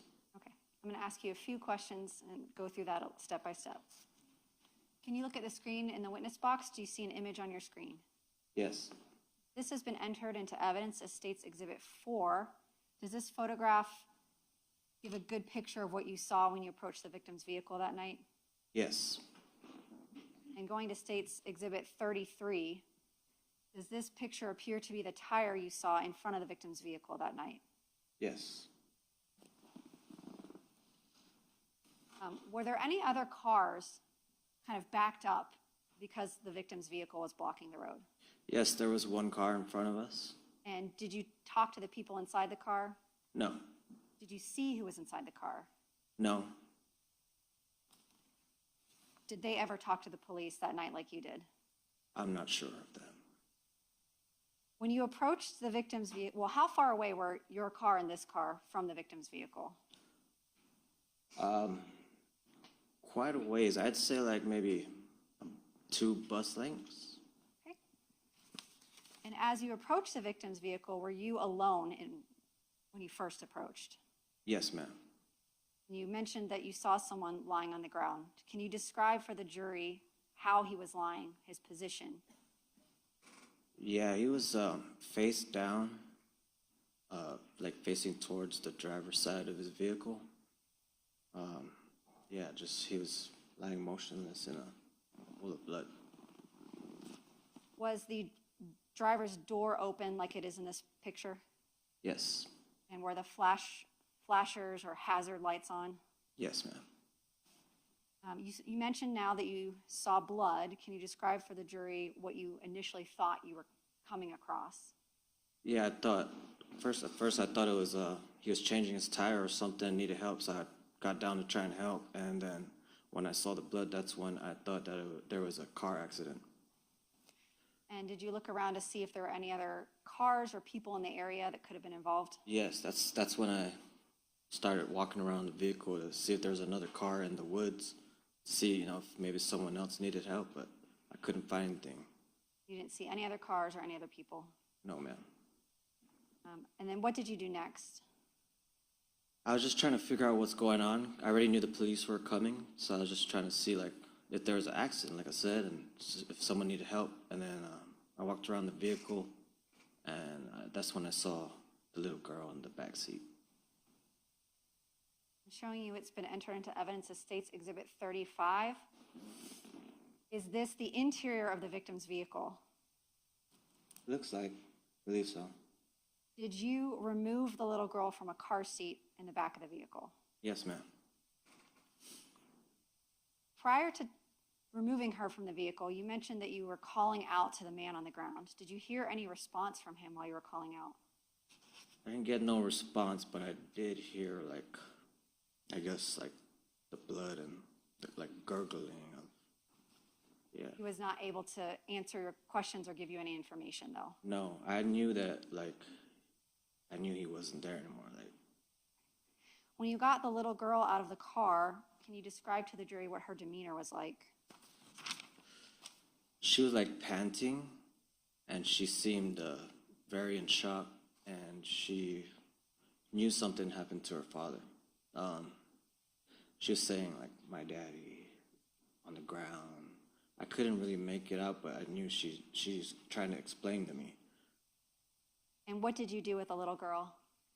I just grabbed her, like, it was my only instinct was just to grab her, and, like, I just held her, and I was trying to comfort her as I brought her over to Janelle. Where did you go? After you gave the girl to Janelle, where did you go? I think I went back to the vehicle, and I still tried to do some of my own, like, investigation, but I was just trying to figure out what's going on because I didn't understand it. I didn't know. I was trying to see if he hit something and got in an accident, so that's what, yeah. And then I went back to my vehicle and waited. Did you wait on scene until police arrived? Yes, ma'am. And did you speak to police on scene? Yes, ma'am. And then that night, as you were on your way home, did you return and go to the police station and give them a more kind of formal statement than the one you gave at scene? Yes, ma'am. Were there other bystanders on the scene by the time you left? Yes, there were a few. Police? There were police and some civilians. When you first walked up to the victim in his vehicle, were there any other civilians around that had seen what happened or that helped you out in those first few seconds? No. Besides the car in front of us, it was just me. And those people inside that car never got out? No. Prior to this case, did the name Mario Fernandez mean anything to you?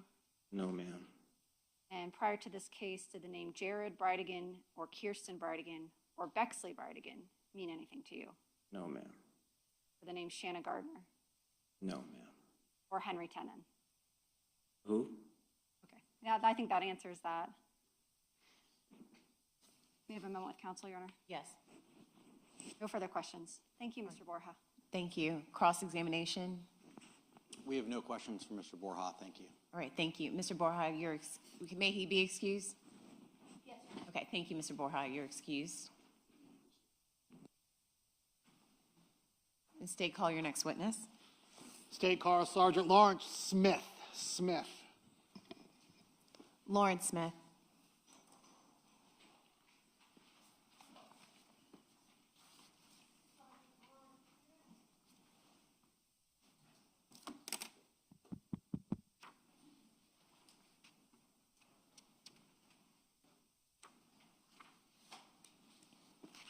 Good afternoon, Sergeant. Come on, all the way forward, please.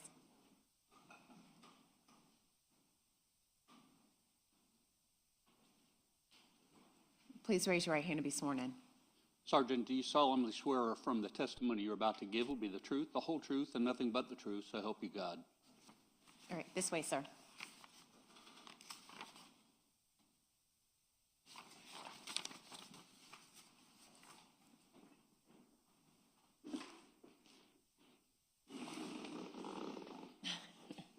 Need a mic up? No, just, you can leave it. Should be good. All right, you may proceed. May it please the court. Please introduce yourself to the jury. My name is Sergeant Lawrence Smith of the Jacksonville Beach Police Department. Now, how long have you been part of the Jacksonville Beach Police Department? Been with them for a little over 19 years now.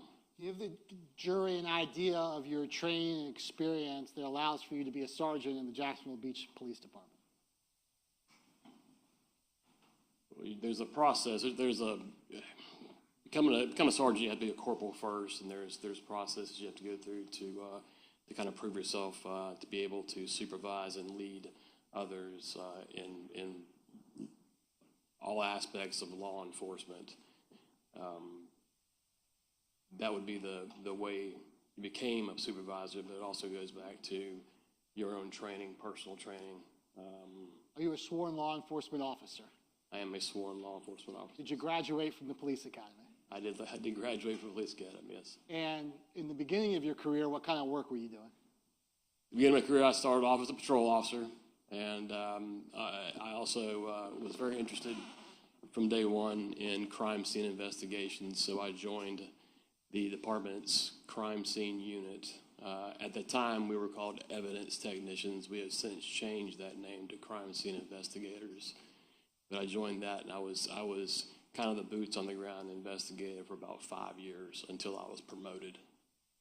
You were promoted first to a colonel, then to a sergeant. I was promoted first to corporal, but I was able to remain a crime scene investigator as a corporal. It was 2014 when I was promoted to sergeant, and at that time, kind of promoted your way out of those duties.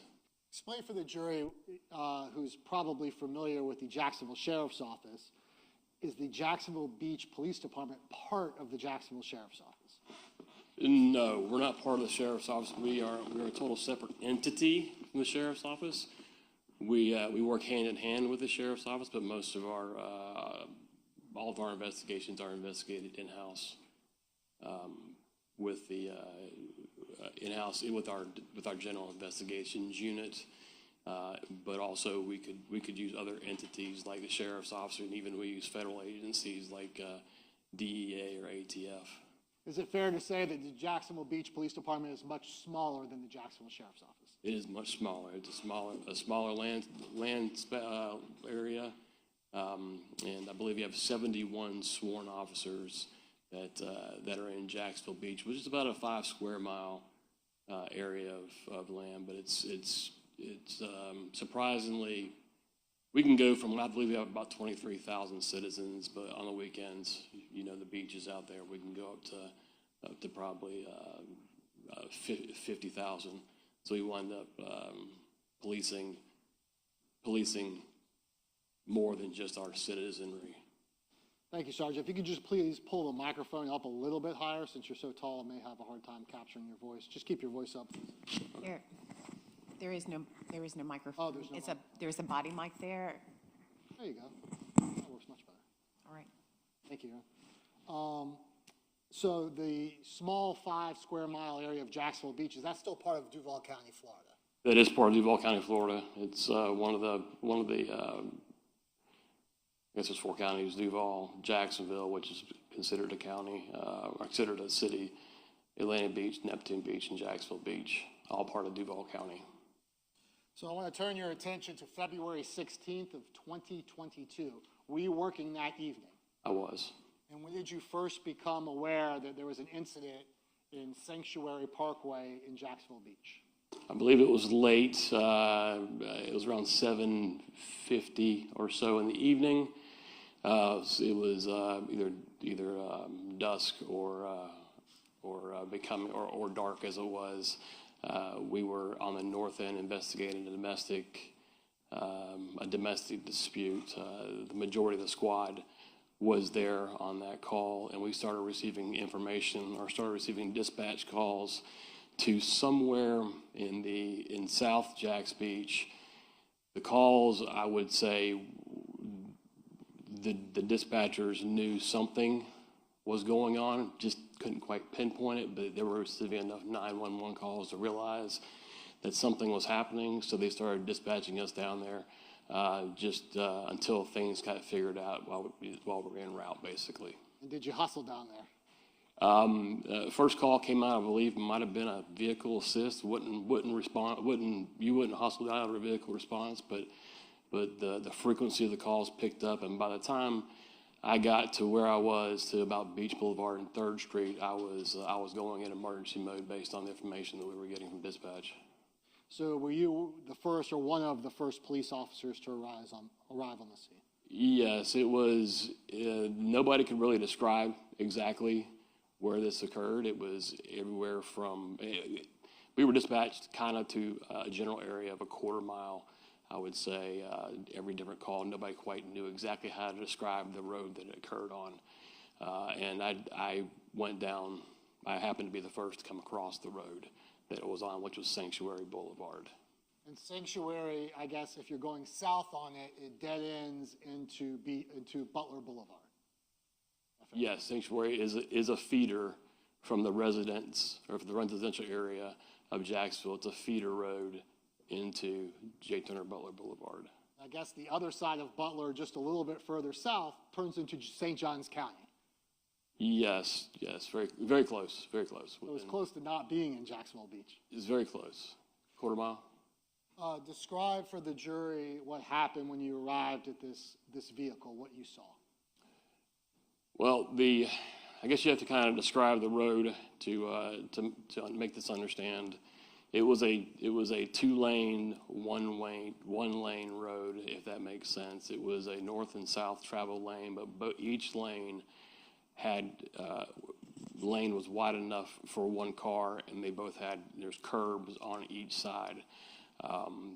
And there was one of those lanes that went south, and then there was kind of a ditch, and there's one of those lanes that went north back to Jacksonville Drive, which is the opposite side of JTB. These lanes, once you entered these lanes, you were committed to go into JTB. There was no backing up or turning around, or if you were in there and there was a problem that was in there, you were stuck in there. And that's what I found when I got there. I found a bunch of cars stacked up behind the victim's vehicle with the hazard lights on. Cars were just stationary, sitting there, and that was probably a good 200 feet of cars. I don't know how many cars that would be. I had to, because the lane is so narrow, I had to drive pretty much in the grass on the curb to get around everybody, and that's where I came across the Volkswagen in the road with Mr. Bridegan. Would you describe this area as dark? This area is, I would have to say, by far probably one of the darkest areas in Jackson Beach, if not the darkest area in Jackson Beach. It's dark enough to where you safely say at night with no moon, you can't see the hood of your car. It's that dark. And this area of Sanctuary Parkway, are there homes that are adjacent to the road, or is it woods? It's woods. There are woods that divide the homes that are on the west side, and there's kind of a swampy area. Then there's the southbound Sanctuary Boulevard, northbound Sanctuary Boulevard, woods, and then you've got homes on American Avenue. So you get out of your patrol vehicle? Yes, I got to the scene. I noticed Jared on the ground. His flashers were on. I get to the scene. I see Jared lying there. Jared's face down in a pool of blood. I sort of get focused on him. Our initial response, we're trained to make sure that that the scene is safe. Make sure the scene is safe. Make sure the scene is not active. That's our first thing. We've got an overload of sensory when we get to a scene like this because we don't know what we have, and we're trying to figure it out very, very quickly to get the scene safe and figure out and integrity of this case. So I initially got out of the car, thought to myself originally, hey, this is kind of a funny place where somebody would commit suicide. I initially thought it was somebody that got out of the car and shot himself. The way the body was situated, the way he was laying, and the pool of blood around his head. So I just want to make sure the jury heard this right. He was face down? He was face down, and I say face down. He was face down on one cheek or the other. He wasn't face down on his forehead. He was face down on I don't remember which cheek it was, but one cheek or the other cheek. Meaning his stomach, his belly button was on the... His belly, he was prone on the ground with his belly on the ground. And having responded to this scene, were you aware of gunshots? Did anyone report gunshots in the area? That I remember was probably third or fourth call that we received from our dispatch, and that kind of made everything that was going on make sense. From all the different kind of calls we got, that was where we were like, okay, this is what we've got. We've got gunfire. So better hustle. You hustle out there, and you're scanning to make sure the scene is safe. How do you do that? It's just a matter of being observant, getting to the scene. You really are trying to focus on the injured person, but you also got to make sure that there's nothing going on. There's not an argument still going on. There's no cars that have just sped away. There's nobody that's potentially still there that could be armed, wanting to do more harm. But it's just kind of a plethora of things that run through your mind in an instant when you get there.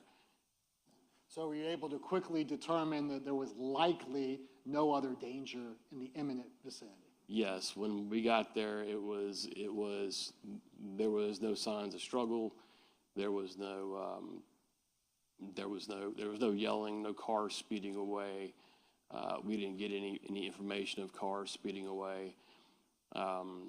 It was pretty quick that we discovered this was not an active scene. Okay.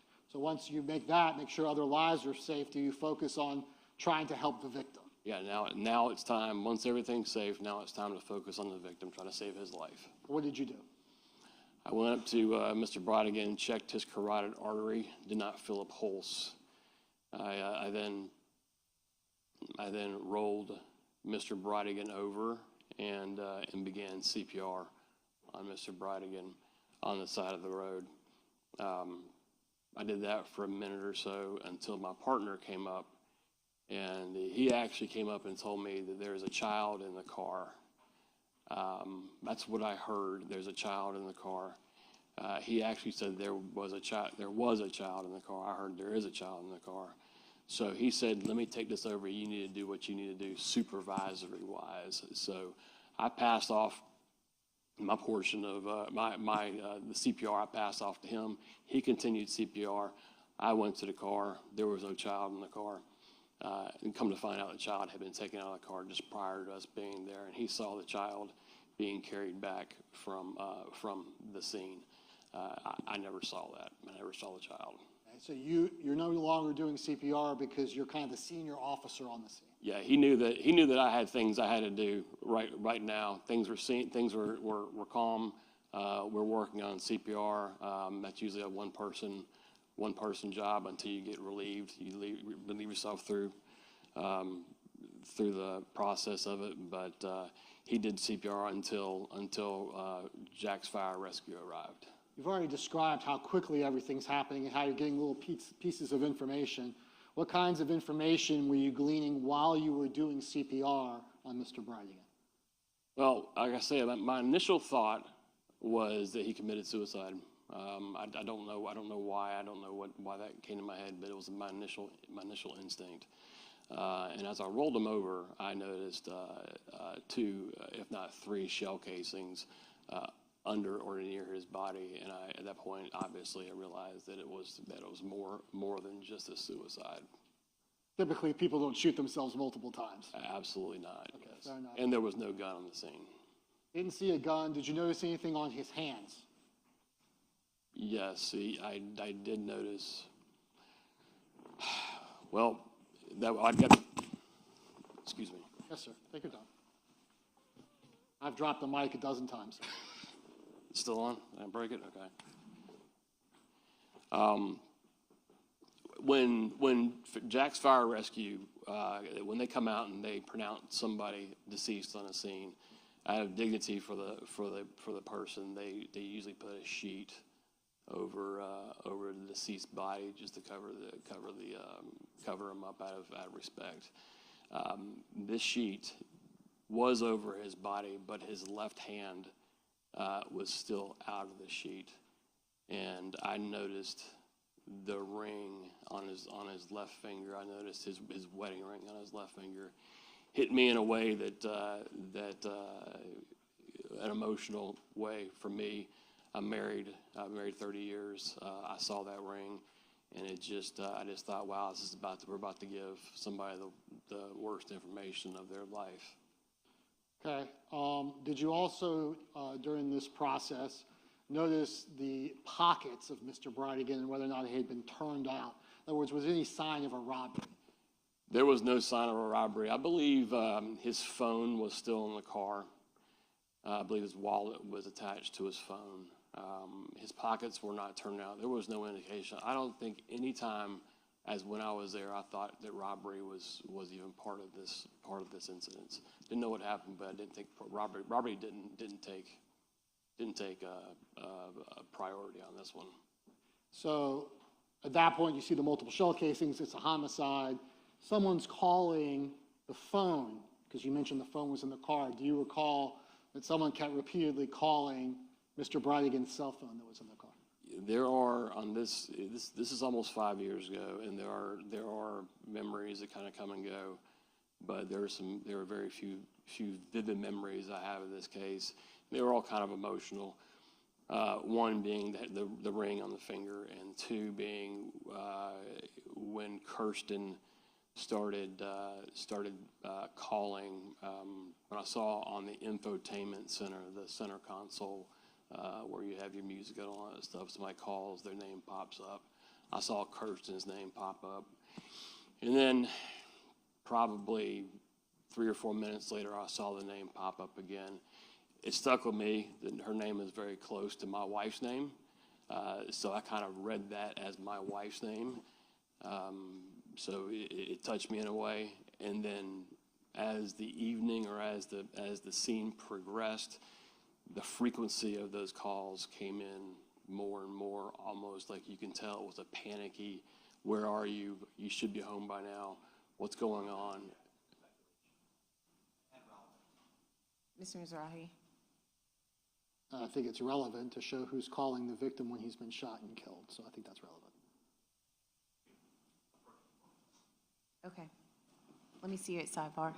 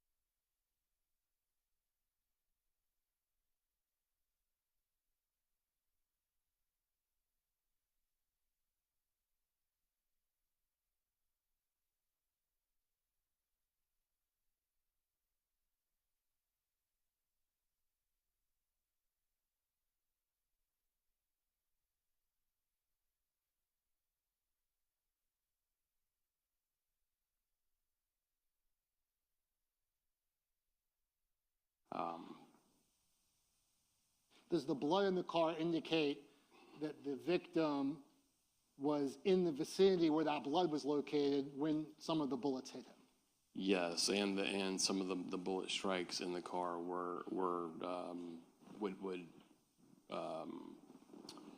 lead one to believe that the person was shot inside the car. And obviously, when you got there, I think you've already indicated that the door to the Volkswagen was open and the flashers were on. Yes, sir. Did you notice the tire? Yes, I did. There was a tire that was mostly in the middle of the road, enough for a road obstruction in the road in front of the vehicle. And I noticed the Volkswagen was kind of cantered on the road to where it was possibly he might have been getting out of the car to move the tire, or the tire was definitely impeding his traffic.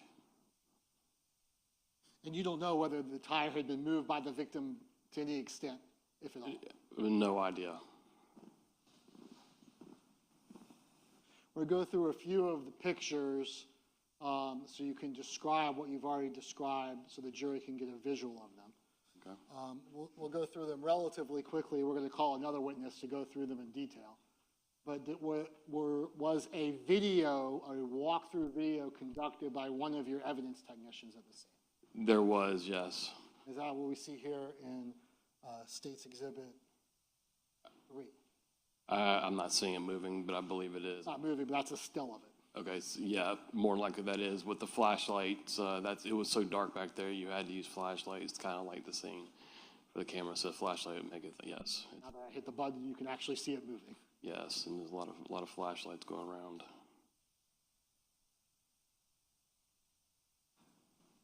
So we'll go to State's Exhibit 4.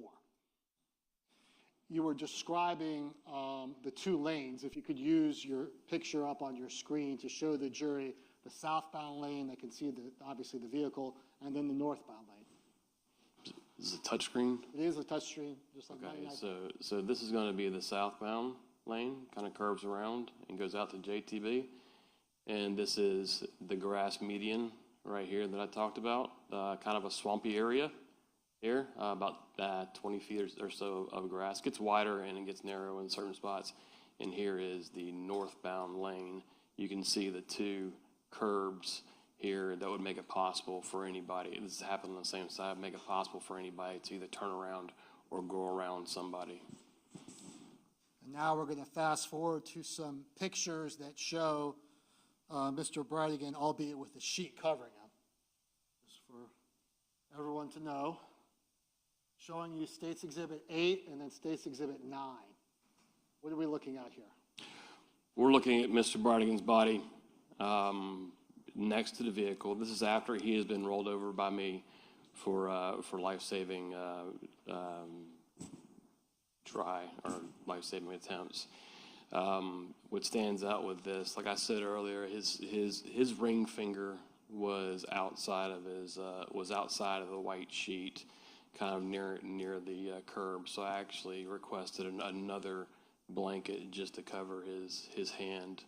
And we see a lot of people out there working. Are those members of the Jacksonville Beach Police Department? These are all members of Jacksonville Beach Police Department. And we obviously see a large tire in the road. Is that the tire you referred to? This is the tire we referred to, yes. Okay, I am going to fast forward now to State's Exhibit 20. Again, there is some images of Mr. Bridegan in these photographs. So fast forwarding to 20.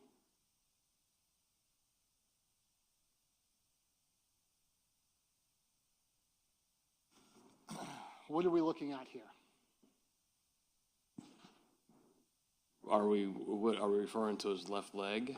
Well, no. Well, first of all, the pockets. What do we notice about the pockets? Oh, pockets are in. Pockets have not been touched or turned out, which would indicate this wasn't going to be most likely wasn't a robbery.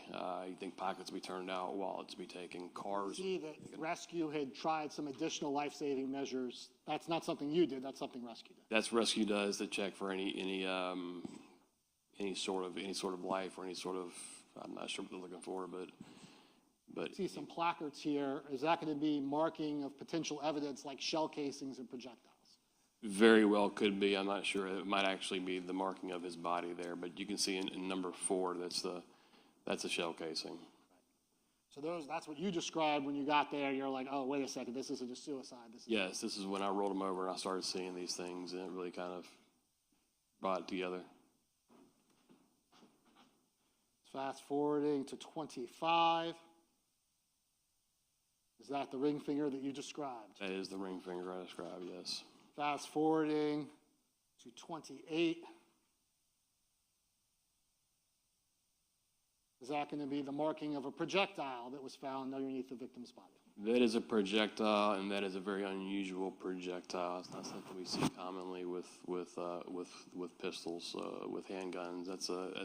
But honestly, when I first saw it, I didn't know what it was. I can ask some more questions to lay a foundation, Your Honor. All right, you may. Yes, that's a. Well, let me ask you, Sergeant, let me ask you a question. In part of your 19 years of training experience, do you know a lot about guns? I am familiar with majority of guns. I'm not saying I'm a gun person, but I know how to make them safe.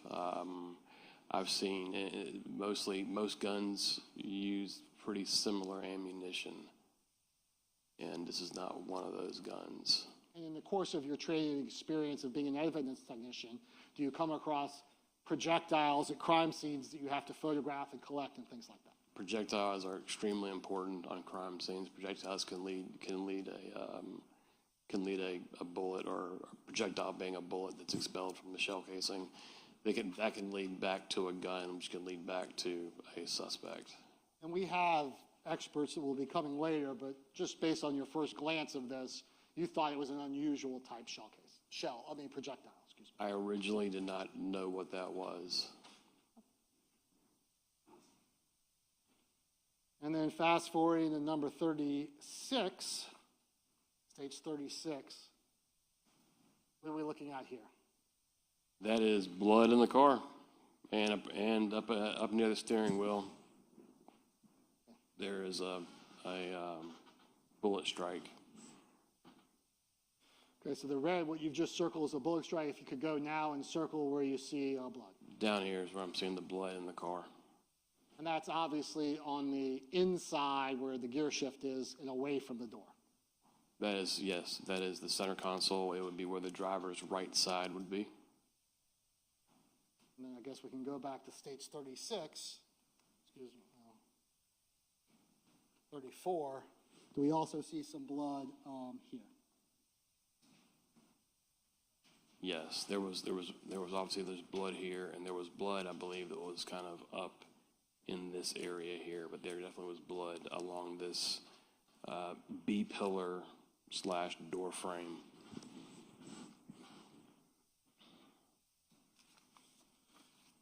As a sergeant in Jacksonville Beach, were you the lead investigator, or did other detectives take control of the investigation of the case? I was not the lead investigator. I was the lead investigator is going to be part of our GIU unit. They're the ones that take over. I supervised. I was not the lead CSI either. I supervised the unit, the CSI unit, as kind of a support role for them. Extra eyes, a little more. Just basically in a supportive way to help them get their job done. Worrying about things about search warrants and the importance of certain evidence. So just because you've been doing it for a long time, you kind of helped out and watched out, but you were not the lead investigator. I was not the lead investigator on this, no. Have a moment, Your Honor? Yes.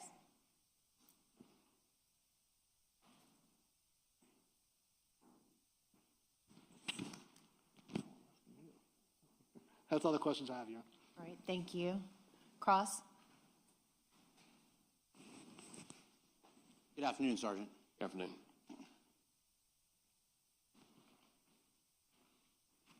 You told the jury just how dark it was at the sanctuary where this homicide occurred. Did I understand that correctly? Yes, sir. Okay. That's a really short distance between where that dark road starts and JTB starts, correct? Yes, I would equivalent to about two blocks, 2 city blocks. And although Jack's Beach isn't huge, relatively, that's a very small part of Jack's Beach. Yes. And you being a law enforcement officer in Jax Beach, as long as you have, you know that it's not dark everywhere in Jax Beach, correct? No, this is definitely probably the darkest area in Jacksonville. Sure. But as soon as you leave that area, you get into residential neighborhoods that have streetlights. Either you get onto J. Turner Butler Boulevard, or you get into a residential area with street lights. Yes. Right. And if you, let's say you go to JTB, of course, that has streetlights. Yes, sir. And if you go toward where the shopping center is on the back road, like Nor Grande, there's Jacksonville Drive. Yeah, Jax Drive leads you right to 15th Street, right? The road that goes from Jax Beach all the way up toward the police station. That's gonna be South Beach Parkway, which turns into 9th Street. Okay, South Beach Parkway, where the hardware store is, and all those businesses. That would be Marsh Landing Parkway, South Beach Parkway. And that's all J. Turner Butler, those are all kind of in the same area. They kind of intersect in the same area there. But my point is, it's all well lit in that area. Oh yes, it's all well lit. Going all the way up toward the police station. I would say yes. The lights are amber lights. I say not well lit, but amber lit, and you can understand the lights are. I mean, it's not like this, but there's definitely lighting. And there's sidewalks where people are walking up and down all the way up to the police station. Yes. And there's parks that you pass. Yes, there's a park, South Beach Park. Okay. So when you talk about just how dark it was that night at that time, you were talking about just a very, very small part of Jax Beach that was so dark you couldn't see the hood. Very small area of Jax Beach that is consistently dark. Right. Thank you very much. No further questions, Your Honor. All right, thank you. Any redirect? No, Your Honor. May this witness be excused? He's excused for now. He is subject to recall, Your Honor. All right, Sergeant, do you understand what that means? Yes. Okay, thank you. Just stay in contact with the attorneys, okay? All right, thank you. Thank you, Your Honor. Just briefly approach without the court reporter. Yes.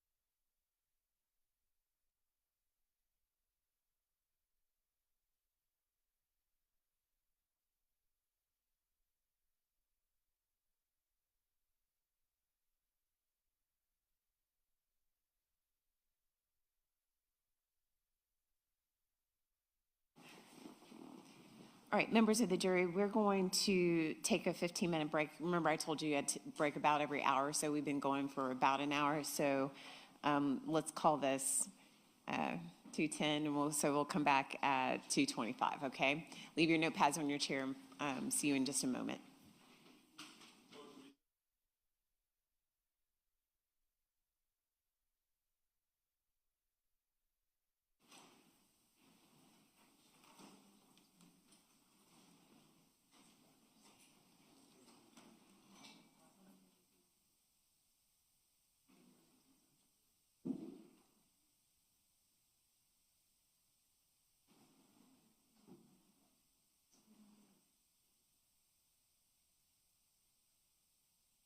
All right, thank you.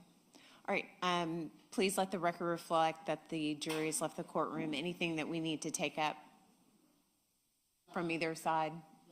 Okay, the court will be in recess. Actually, Mr. Holman, tell him we'll come back at 2:30, okay? All right, we'll come back at 2:30. Thank you.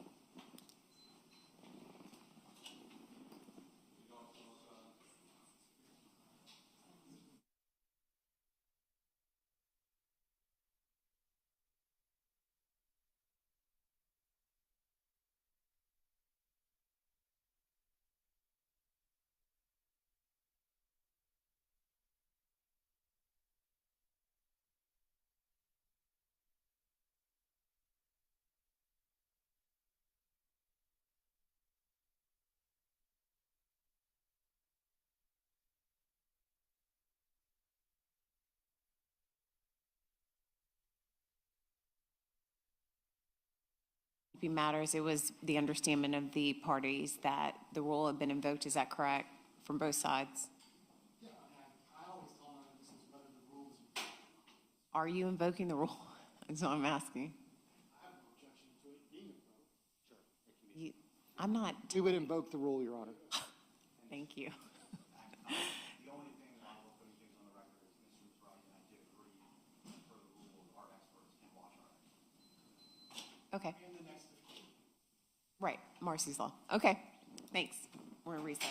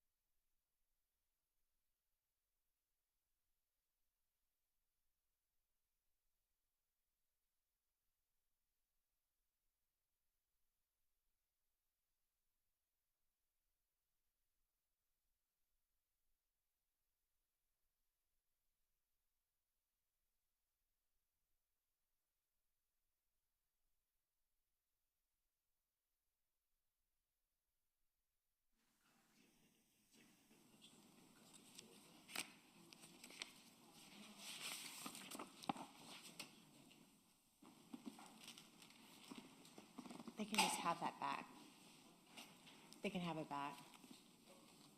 You can, I'm giving you the defense exhibit back. I was starting to highlight the ones that were composite. That's the only thing I did to it. So you can have it back.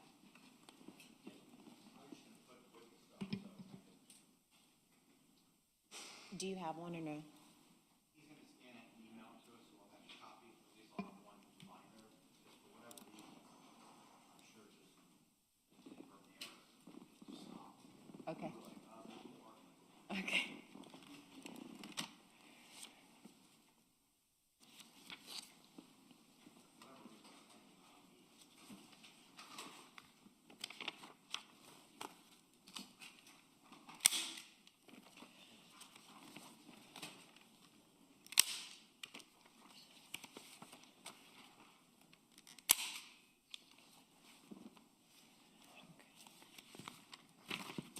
Give me just a second.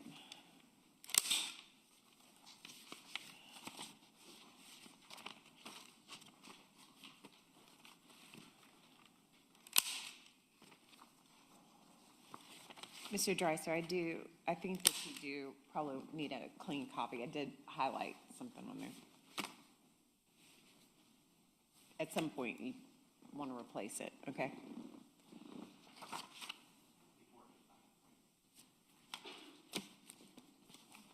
All right, are both sides ready to proceed? Okay. All right, Mr. Holman, if you could get the jurors. Is the defense ready as well? Okay.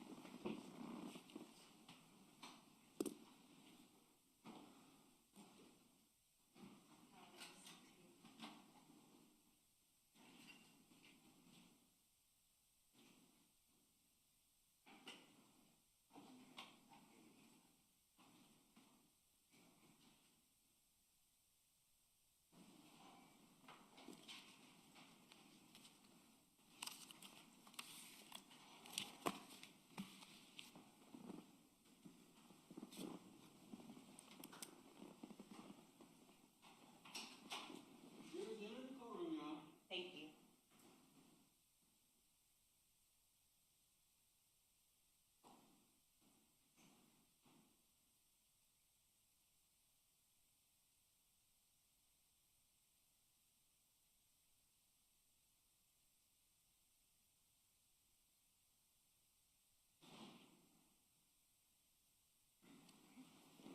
Thank you.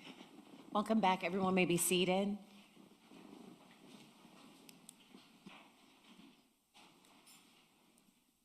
Ms. Stifler, and call your next witness. Your Honor, the state calls Kirsten Bridegan. Kirsten Bridegan, please.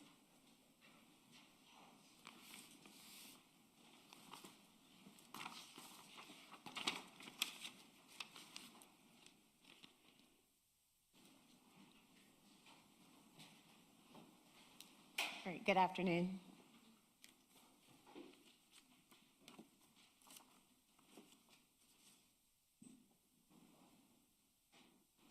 Please raise your right hand to be sworn in. Ma'am, do you solemnly swear or affirm the testimony you're about to give will be the truth, the whole truth, and nothing but the truth, so help you God? All right, if you make your way to the witness stand, watch your step. There's an incline.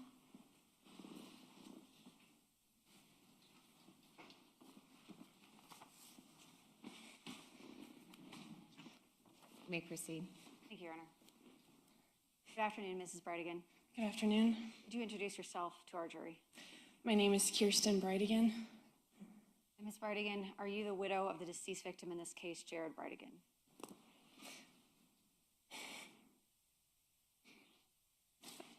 I am. I'm going to start with a couple questions into your background, okay? Where are you originally from? I was born in California, but raised most of my life in the Seattle, Washington area. And what's your educational background? I have a bachelor's degree. What brought you to Jacksonville, Florida? Jared, we had met on a dating app when I was living in Charlotte, North Carolina. And when we decided to get married, I moved down here to be with him and the kids. So let's a little bit more information about that. What year did you meet Jared Bridegan? Early 2017. And at the time you were living in Charlotte? I was. And you all developed a relationship. Tell the jury very briefly how it was you came to get married and ended up here in Jacksonville. So like I said, we met on a dating app, and then he drove 7 hours up to Charlotte to take me on a first date. We spent basically an entire day together on that first date until he drove home, and then we just kept doing long distance and FaceTiming and until we decided to get engaged and then get married later that year. When you met him, did you know that he had previously been married? I did. And did you know that he had children from that marriage? I did.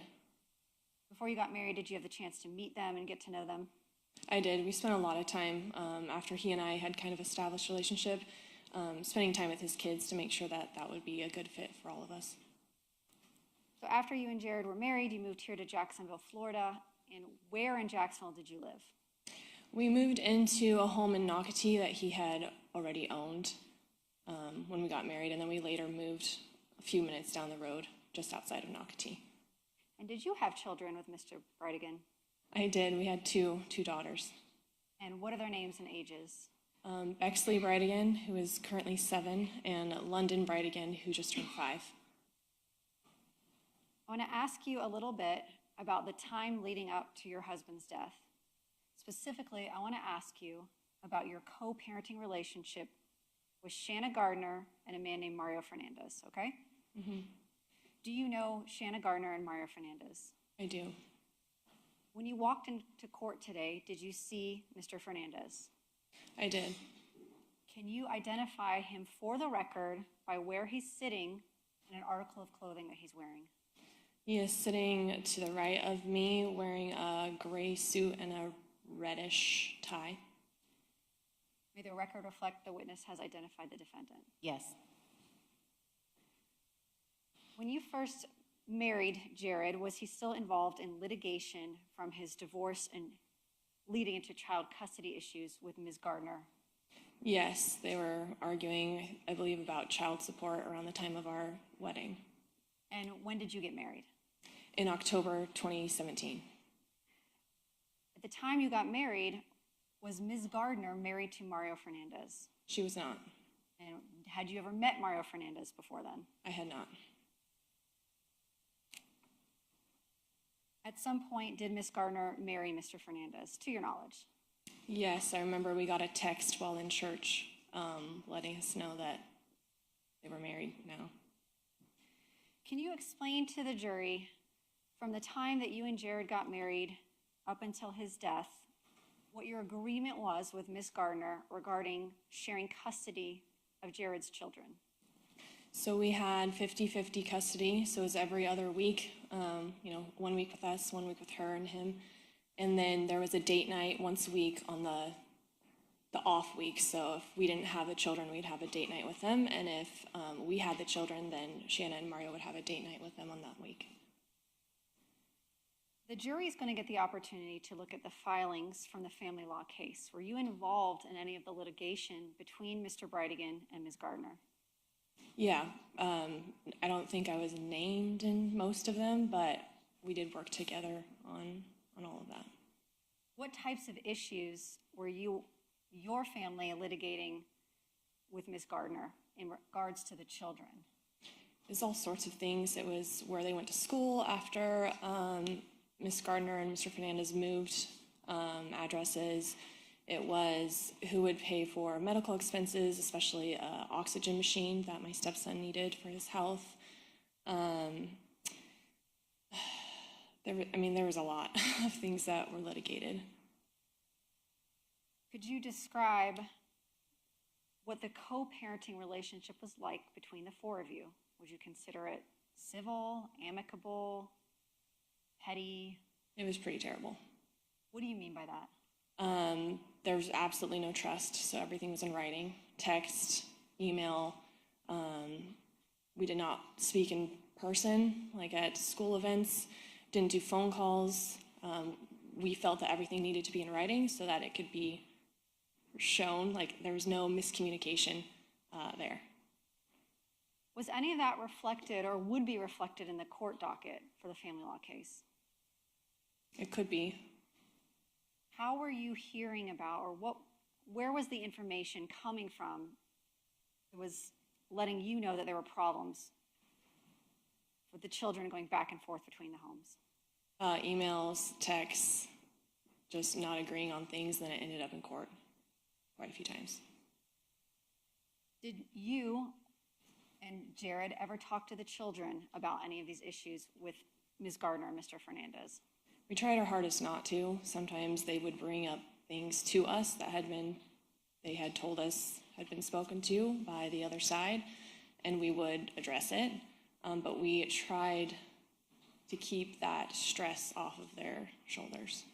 But were there times when you and Mr. Bridegan had discussions with Ms. Gardner and Mr. Fernandez, back and forth, vice versa, whichever, of the children telling them something about you all, or you all hearing something from them about them from the children? Yes, many times.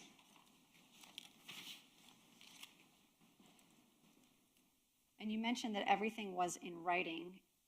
Did you or Mr. Bridegan speak with Ms. Gardner or Mr. Fernandez in person or by phone, or was everything in writing? There might have been, just casual remarks at a doctor's office or a school event, but we really tried not to have verbal communication. When you went to school events, describe for the jury how that interaction was between yourself and Mr. Bridegan and Mr. Fernandez and Ms. Gardner. When it was something where all four of us were at, it was very tense. You could just feel the tension. Jared, he would kind of retreat into himself and be quiet and not want to make eye contact. So it's not a comfortable experience ever. Were you all able to co-parent such that you could attend parent-teacher conferences together, doctor's appointments together, school events together? We tried our best not to. We had separate parent-teacher conferences. There would be doctor's appointments where we were there, dentist appointments when they would come to just be there when it was on our week. There was one specific doctor's appointment for our stepson where they were going over details of some medication, where all four of us were there to make sure we're on the same page as far as his care. But typically we tried to keep those separate.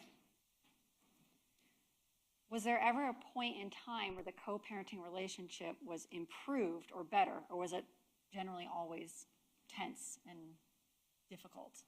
There were little moments here and there where it was kind of oddly calm, like just kind of waiting for something else to drop. But I would say the vast majority was pretty tense.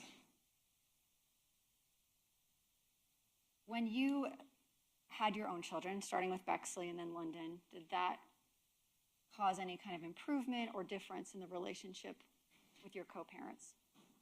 I personally felt that it made it worse. I felt like after that, the things that my stepkids would come home saying, it kind of intensified as far as the negativity they were hearing. And to be fair, some of that negativity was also coming from your side towards them. Yeah, we did not like each other. Okay.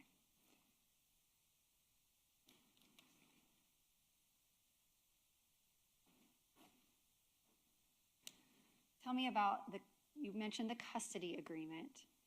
Was that something that everybody was on board for, 50-50 custody? No. There was one specific thing that was a pretty contentious point where Shanna had wanted to allow overnights with step-parents, specifically Mr. Fernandez, without her present, and we just were not comfortable with that and fought back really hard.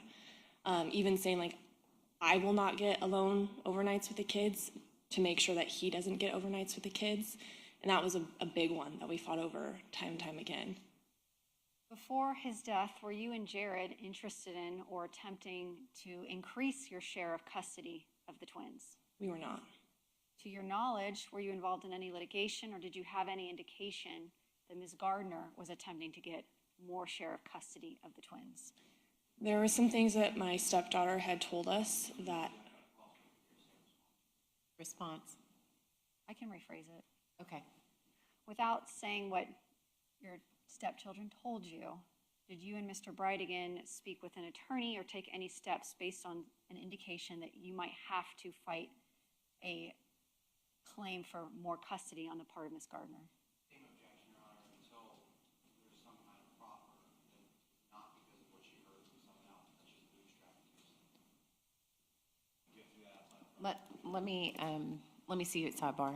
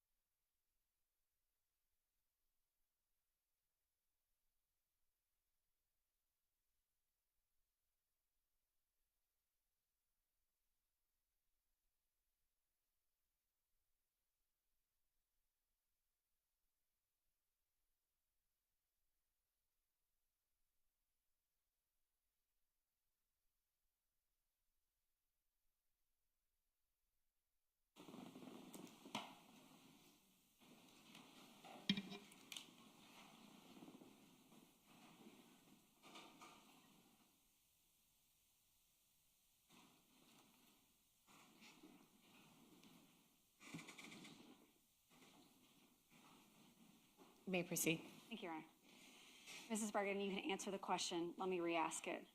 Without saying what the children talked to you about or your conversations, leading up to Jared's death, were you and Jared making arrangements and preparations for a potential, I won't say battle, but litigation regarding a custody claim by Ms. Gardner? We were. That includes speaking to your family law attorneys, Yes. gathering documentation. Yes. Okay. Leading up to Jared's death, were you also making arrangements for Jared's daughter, your stepdaughter, to be baptized in the Mormon Church? Yes, she had expressed a desire to do so. And did you and Jared, were you practicing members of the Mormon Church before his death? We were. And were you taking her to services, or is that what you call them, services? Yes. Yeah, we were. Okay. And were you helping her prepare for the baptism, making sure that she had the appropriate outfit, the appropriate classes or training or whatever it was she needed to do in order to get baptized? We were. In our church, children are usually baptized at the age of 8, and she was 9. And we just wanted to make sure she knew what that meant, what a baptism means, what it means to make that decision for her life. So yes, we were talking about it at home. She was receiving what they call lessons, like just going over, the beliefs and everything. And she and I had talked about picking out a dress, and then she actually ended up going shopping for one with her mom. Okay. And did you and Jared have, without saying what it was, correspondence regarding her decision to be baptized? Between the two of us? Between yourself and Jared and Ms. Gardner and Mr. Fernandez? Yes, we did. Was there back and forth between the two sets of co-parents regarding her decision to be baptized? Yes, there was. And do you remember how close in time before Jared's death that back and forth correspondence was between yourself and Mr. Bridegan and Ms. Gardner and Mr. Fernandez? I believe it was the month or two leading up to his death. I want to ask you, go back to date night. Okay. Was date night something that you all agreed on in writing? Yeah, it was part of the parenting plan. And what was the schedule for date night? So it was Wednesday nights on the week that the parent A didn't have the child, then parent A would get Wednesday night, date night. And it was always Wednesday evenings. The time itself shifted slightly, like a few months before Jared died because of, am I allowed to say names? Or just step? Since we're talking about minor children, for purposes of the record, you can refer to them by their initials. So I'll ask you that. Jared's children with Ms. Gardner, are male and female children. We're going to call them A, B, and LB. Are those their initials? Yes. Okay. Okay. So the time shifted slightly because AB was now in a different gymnastics schedule. Where did she do her gymnastics? At a facility just a few minutes down the road from our home. In Nocatee? Just outside of Nocatee. How long had date night been a regular routine between the co-parents, parents A and parents B? I believe the entire time of my marriage to Jared, and I believe since the divorce. So several years? Yes. And was it always Wednesdays in the evening? Yeah, as far as I can recall, it was always Wednesdays. Did you participate in date night? I did up until the birth of our second daughter, and then postpartum baby sleep schedule just made it a little bit difficult, and so Jared would take our daughter Bexley with him on date nights with the twins.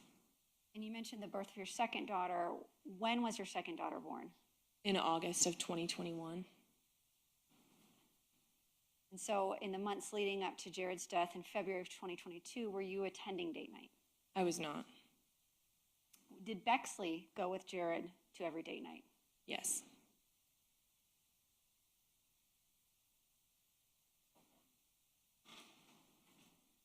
I want to talk about February 16th, 2022. Prior to, was that a date night? It was. And how did you all make the plans for what you would do on date night? Did you coordinate with the other parents, or did you just pick up the kids and do what you all wanted to do with them? Yeah, typically there wasn't any coordination. It was just, this is the time you pick them up, you do whatever you want to do, and then the drop-off time was the same. For date night, how did the drop-off and pickup work? Did you go ring the doorbell, hand the children off? No, we typically just pull up to the driveway of the other home, text here, and the kids would run out and get in the car, and then drop off. You pull up and just make sure the kids get inside. And that was vice versa, both sides is how it worked? Yes. And you said text. Did you have a group text with yourself, Mr. Bridegan, Ms. Gardner, and Mr. Fernandez? Yes, we did. And is that where all the written communication regarding the kids happened? That and email.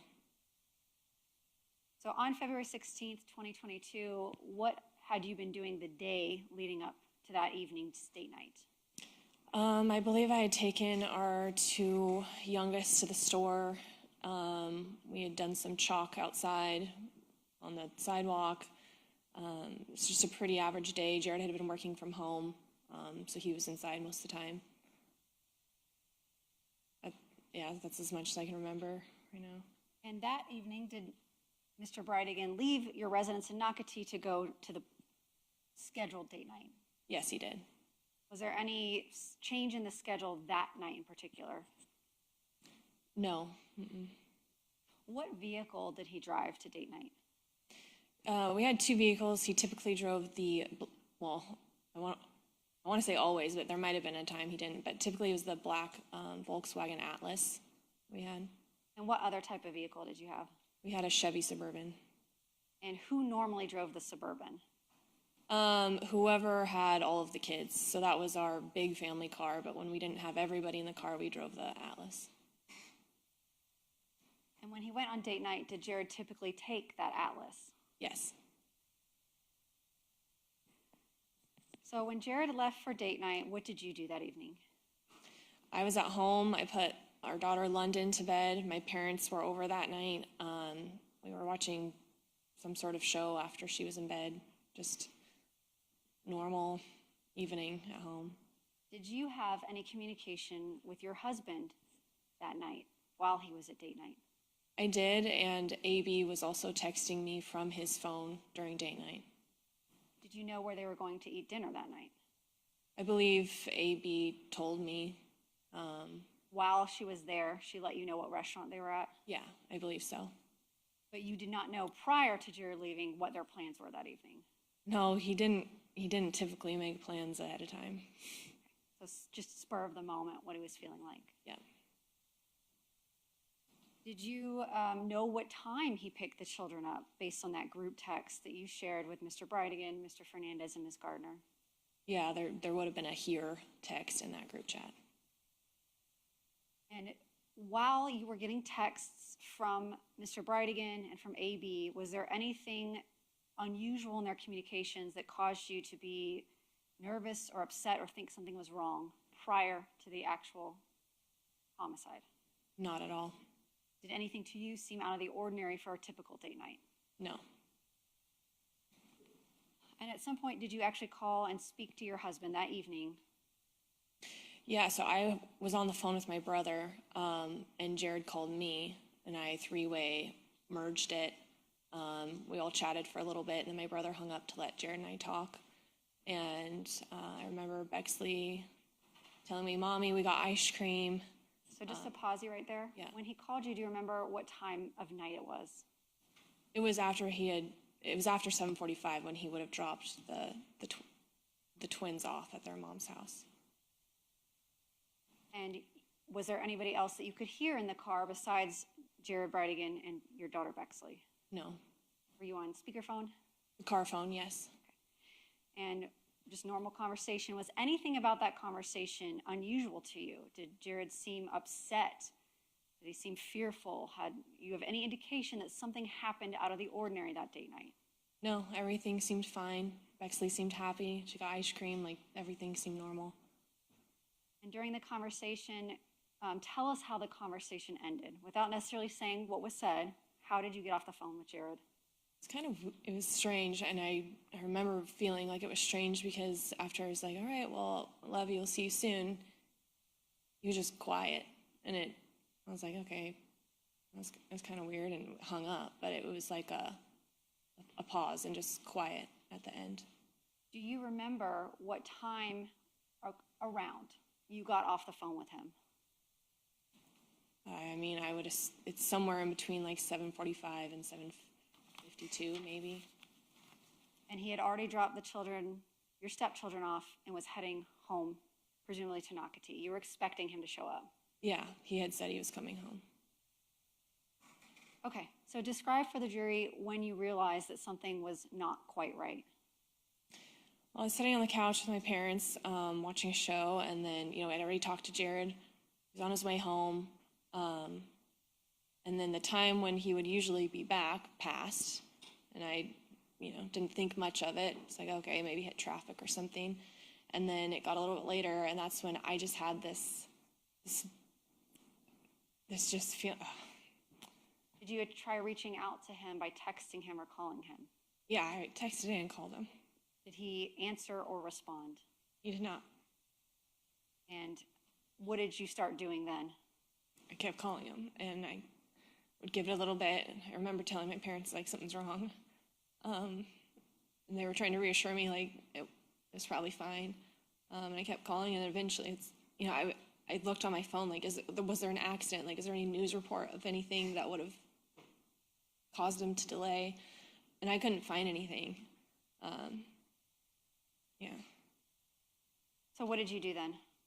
So then I got in the car. My mom came with me. My dad stayed at the house because our daughter was asleep. And I just decided I was just going to start driving towards the beach where he would have been to see if I could see an accident or anything and find out where they're at. Were you continuing to call him while you were driving from your home in Nocatee to Jacksonville Beach? I was calling him from my car phone the entire drive. Did somebody eventually answer? Yeah. Was it Jared? No. Was that person a police officer? Yes, it was. And after you spoke to that police officer, where did you drive to? They told me to come to the Jacksonville Beach Police Department, and that's where I drove to. When you arrived at the police department, did somebody advise you that your husband had been shot and killed on Sanctuary? No, it was actually quite frustrating because they wouldn't tell me anything. I saw my daughter, and she was okay, but I asked over and over and over, and they would not tell me anything. They just kept asking me questions. Did the police interview you, so to speak? Did they ask you questions about your background, Jared's background, his plans that night? Yep, they asked me what he was wearing, if he had any tattoos. They asked me a lot of questions. I just remember just getting very frustrated that they were asking me things and not answering anything that I was asking of them. Eventually, were you notified that night that your husband had died? I was. And that not only had died, but had been killed? Yes, I was told that he had been shot.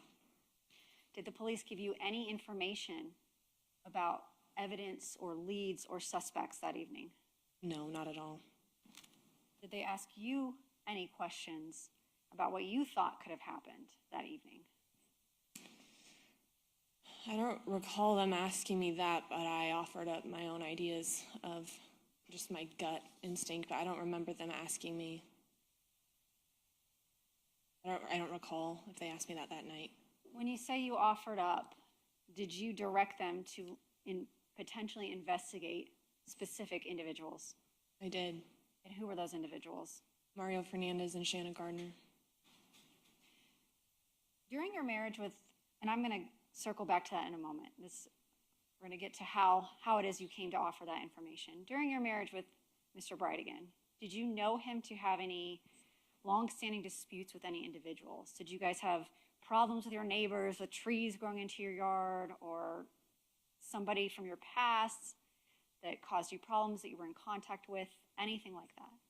No, none. Jared was the neighbor that would loan his tools or help with the project. Like, we had no issues with any neighbors, anyone that I knew of. Did Jared have a large circle of friends? No. Was Jared close with his family and talked to them frequently? In comparison to how much I talk to my family, I would say no.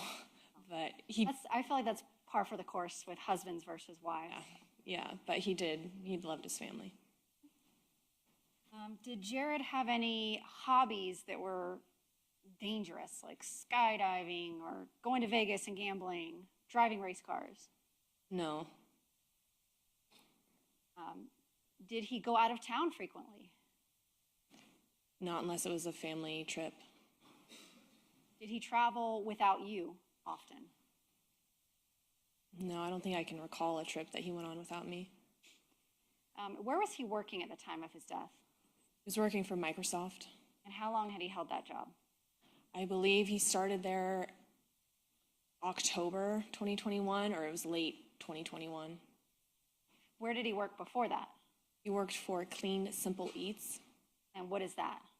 That's a health and nutrition company, like protein products, macros, meal plans type of company. Were you working at the time of Jared's death? No, I had resigned from my corporate job just a few weeks prior. And was that for any particular reason? We were comfortable on his salary, and I felt strongly about being home with our 2 young children. Were you all in any kind of significant financial trouble or debt?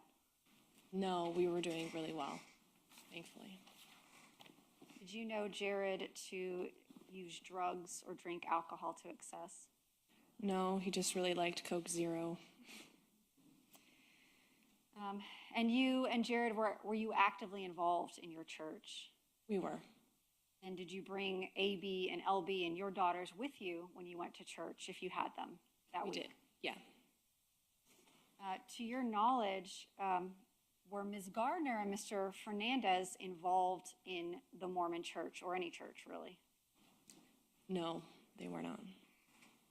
Ms. Gardner at one point had been a member of the Mormon church. Is that true?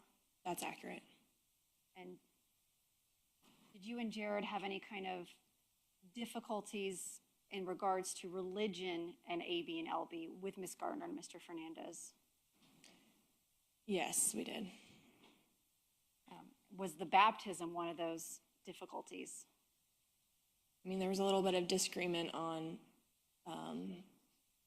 a couple of details, but we had a conversation where we were just like, this kind of strange how calm and agreeable they were to allowing her to be baptized like that. It was very strange to us. Did AB ever get baptized? She did not. We went down that route with Jared and his job at Microsoft. Do you know if he had any conflicts at work or litigation at work or HR complaints he was going through? No, in fact, after his death, his boss and people that he managed reached out and offered condolences. They came to his funeral. Like, there was none. Did he work at an office or did he work from home? He worked from home. So on the night that this happened, the police were asking questions about his background. Did you offer some of this information that evening and in the days following? Yes, I gave him as much as I could. Did they, in the days following Jared's death, come to your house and ask to look at your firearms and your electronic devices? Yes, I even asked a friend to come over and help me make sure I found all of that and could give it to them in a timely manner. So yeah, they were at my house a few times.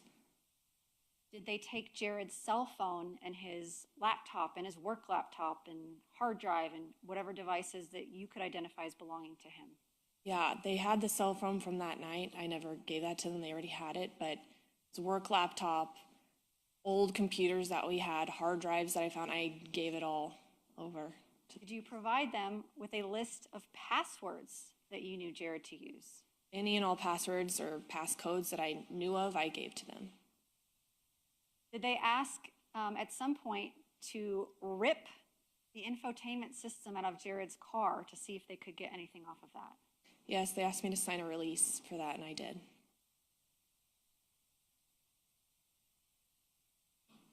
I'm going to go through a couple photographs with you.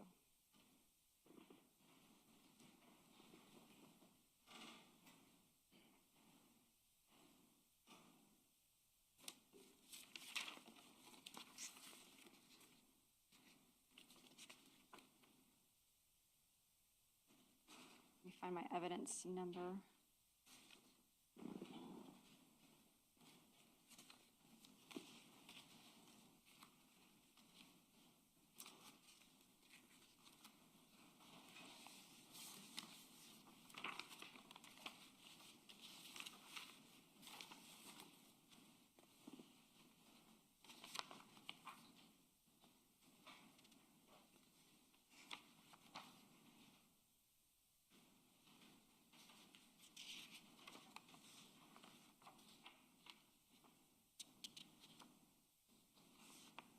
I'm actually going to show you two photographs. Your Honor, may I approach the witness? Yes.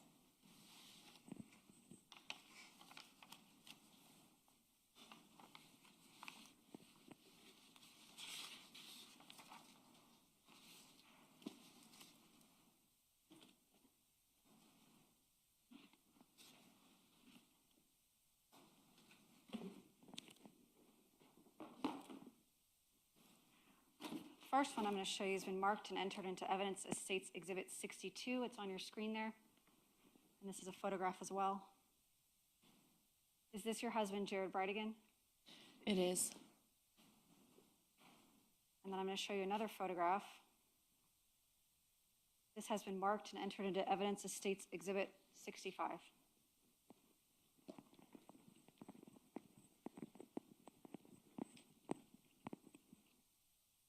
Is this your husband? Yeah.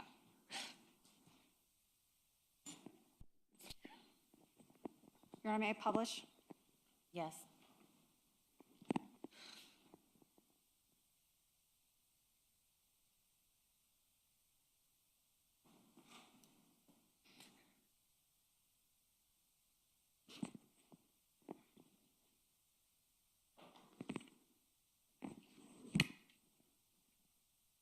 I'm showing you what's been marked and entered into evidence as State's Exhibit 207 on your screen. Can you take a look for me, Mrs. Bridegan? Who are the individuals in this photograph? It's Shanna Gardner and Mario Fernandez. I'm showing you a photograph that's been marked and entered into evidence.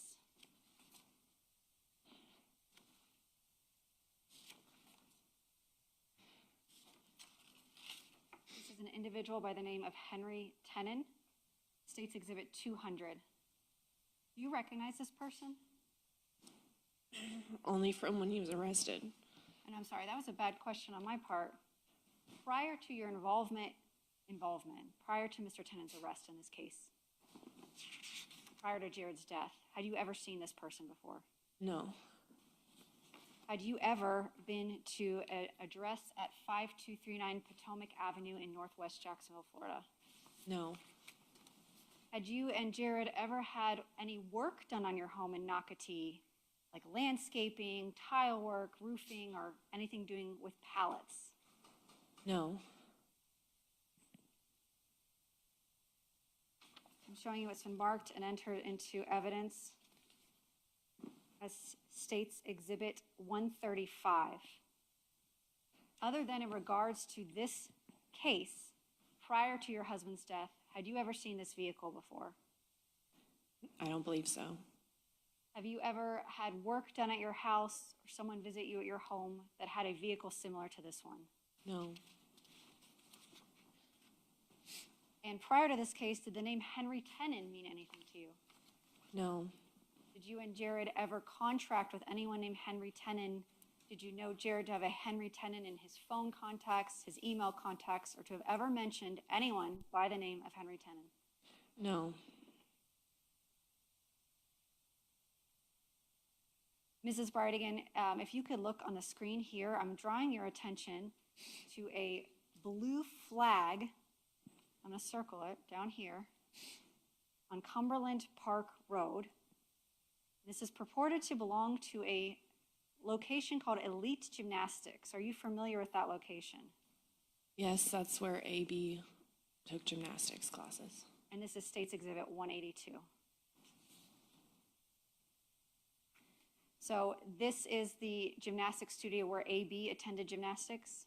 Yes. And this is the one that's a couple minutes from your residence. It is. I'll show you another photograph on State's Exhibit 182. And I have the address blacked out here for purposes of, since we're broadcasting this, but we have a blue flag. And this is here on Fresnel Street. Does that area look familiar to you? Or do you know what that is depicting? Fresnel Lane. Yeah, it's our. Sorry, Fresnel Lane. Yeah. And what is that flag depicting? Our home. Your home that you shared with Mr. Bridegan prior to his death? Yes, Do you still live in that home today? we do.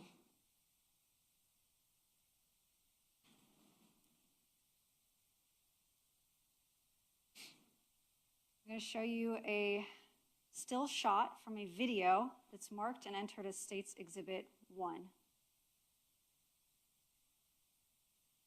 Brooksy. Do you recognize the child in that video? Yes, Who is that? that's Bexley, my daughter.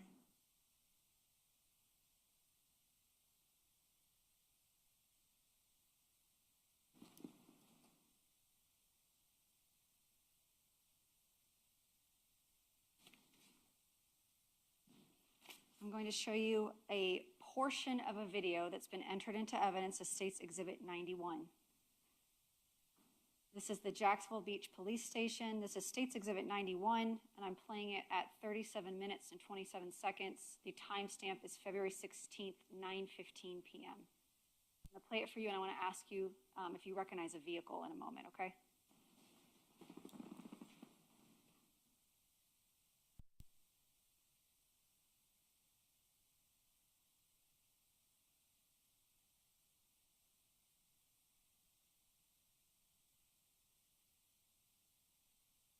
Mrs. Bridegan, while we're watching this, we see a figure walking across the screen at 37 minutes, 47 seconds into the video. Do you recognize that person? No.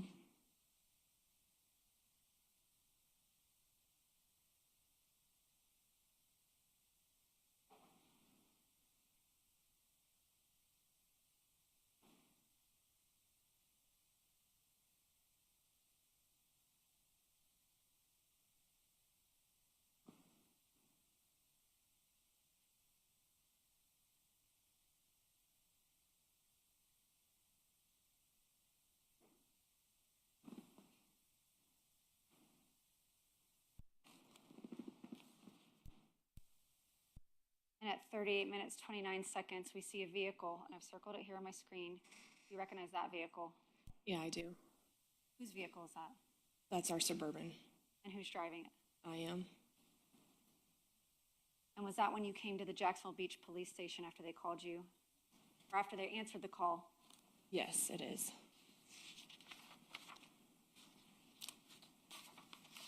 State's Exhibit 35. Do you recognize this? Yes, What is this picture of? the inside of our Volkswagen Atlas.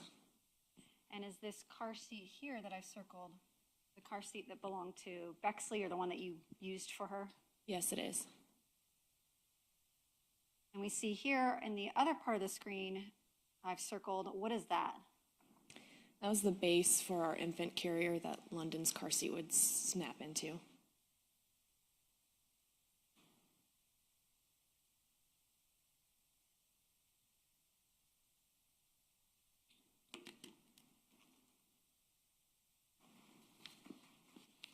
Mrs. Bridegan, did you remain in contact with investigators during the course of the investigation into this case?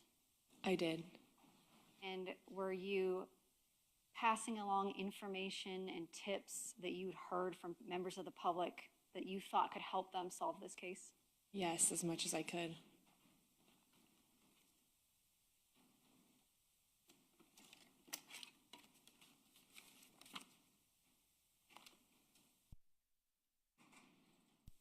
Mrs. Bridegan, since your husband's death, have you been able to have contact with your stepchildren, A, B, and LB? Very limited. Do you know where they're currently living? Yes, Where's that? in Washington State. May I have a moment with counsel, Your Honor? Yes.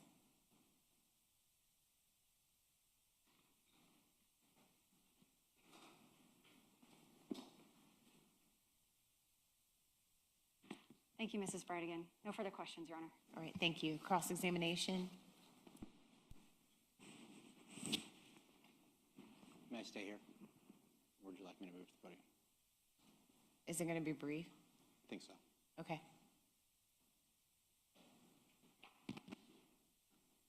Good afternoon, Ms. Bridegan. Good afternoon. Sorry that you have to be here, okay? Thank you. I just have a few questions for you. You had mentioned during your direct examination that you thought that, or you were possibly preparing for litigation for whatever reason in and around the time of the homicide. Did I understand that correctly? Yes. Okay.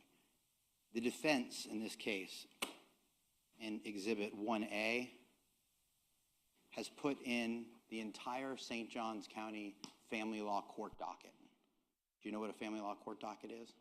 I'm familiar with it, yes. Sure. So throughout being a part of this litigation, you know that when you file a motion or when you have a consent order, it all gets put on the family law court docket, right? Right. Okay. And when, are you familiar when the case was closed? After Jared was murdered, I'm assuming? Well, after Jared was murdered, there was a suggestion of death, which is what lawyers do to say that one party is no longer with us. But before that, your case was closed, or meaning the case of Shanna Gardner and Jared Bridegan. Did you know that it was closed? I don't think it's ever really closed because you can just file a motion and it starts it all up again. It can start up again, but then they close it when you're done. For Would you that like to point look in at the time? docket? May I approach the witness, Your Honor? Yes.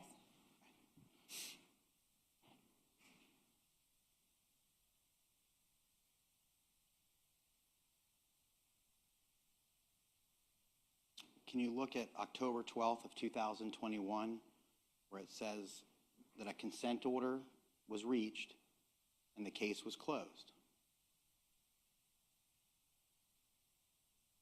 Hurry, this line? Which line? There's like a couple of them. Are we doing this one? Yes, ma'am. The ones you were pointing to are later dates. I'm asking you on 10/12/2021, it suggests that a reopened case is now closed, right? Yes, there's a couple of entries like that. Right. Meaning in October of 2021, the family law case was closed. It says reopened case closed, yes. Right. Because it was reopened when Miss Gardner filed, and what's also in evidence, a mother's motion for declaratory relief. That was right below the line, correct? I would have to, sorry, I was looking at just that line. So we're clear. Mother filed a motion, right? Yes. Okay, and then right above that, the parties came to an agreement, a consent order, right? Yes. And then the case is closed. Yes. And that's October of 2021. Yes. Thank you.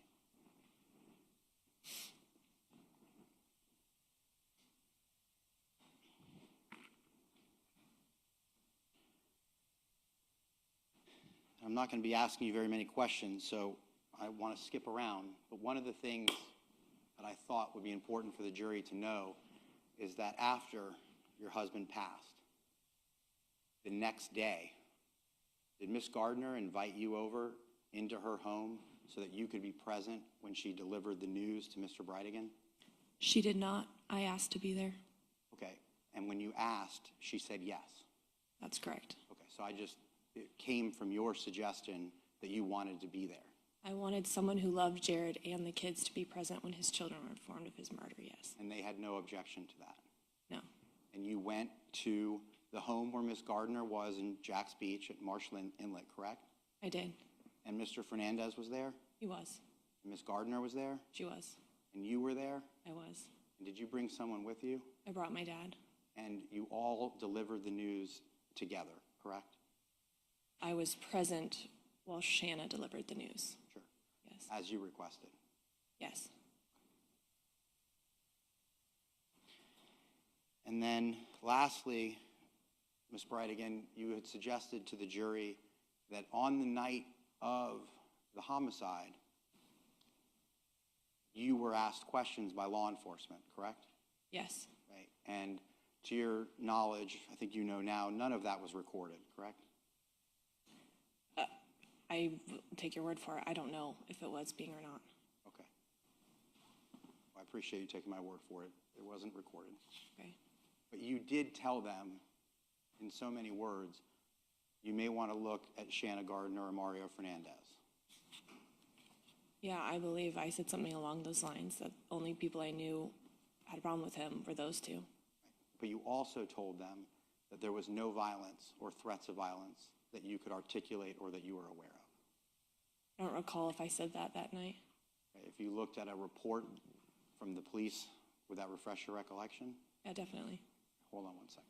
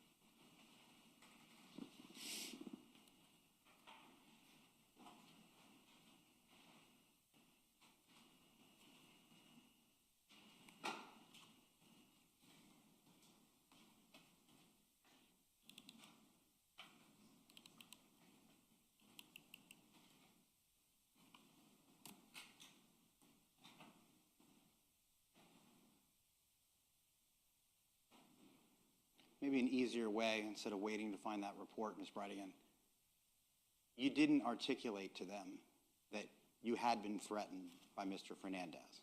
No, I did not. You didn't tell them that Shanna Gardner had threatened you or your husband, right? Oh, no, I did not. And that's because you had no information that they had threatened you or they had done anything violent to you or Jared Bridegan up until that night. Correct.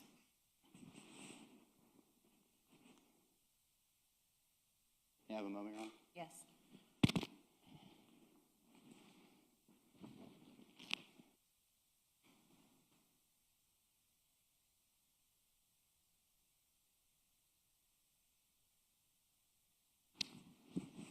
And my last question is, when you were looking at States 91, which was a video of you pulling into the Jacks Beach police station, do you remember that video from a few moments ago? I do, yeah. Okay. And it's in evidence. They asked you who was driving. Do you remember that question? Yes. And you said that you were. That I was. Right. Yes. But when you look through the window of your vehicle, you can see there were two people in the car, correct? Yes. It was you in the driver's seat, and then it was a family member, I think your father in the passenger, your mother? It was my mom. I'm sorry, your mother was in the passenger seat, and you acknowledged that when looking at that video, you could see two people in the vehicle. Yes. I have no further questions. Right. Thank you. Any redirect?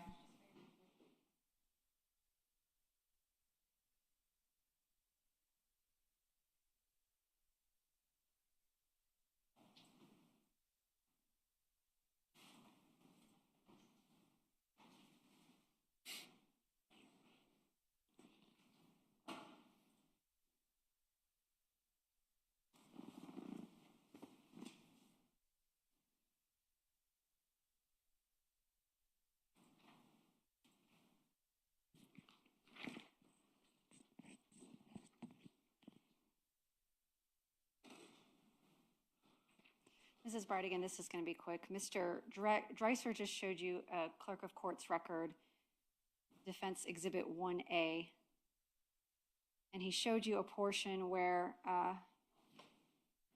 the case was closed because someone had filed a filing that Jared had died. Did you file that? I did not. Did Ms. Gardner file it? I believe so. In order to file that, did Ms. Gardner reach out to you to request that you give her a copy of Jared Bridegan's death certificate? She did. How soon after his death did she request that? I want to say within the first 2 weeks. It's very soon. No further questions. May the witness be excused. Yes, Your Honor. All right. Thank you, Ms. Bridegan. Thank you. Is the next witness quick or? It's the medical examiner, so it's. All right, I'm going to take, members of the jury, I'm going to take 10 minutes. We've been going for about an hour, okay? Leave your notepads on your chair. It'll be a quicker break, okay?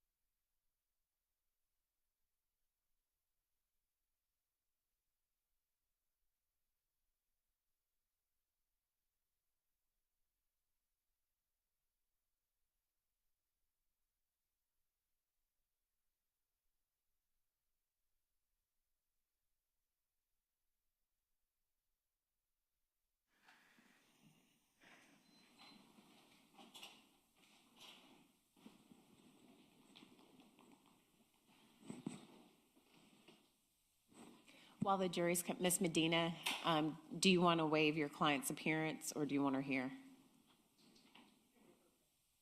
Okay. Please put a note not to bring Ms. Gardner.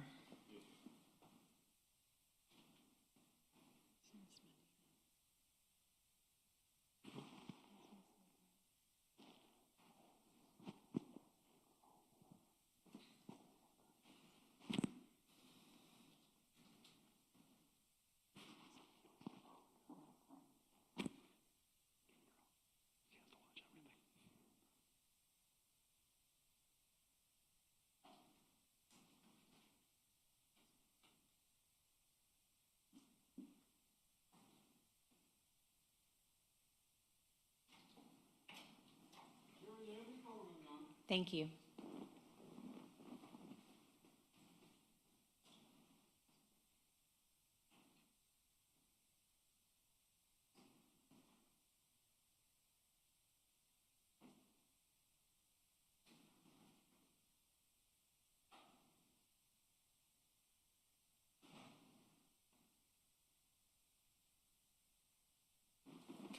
All right, welcome back. Everyone may be seated.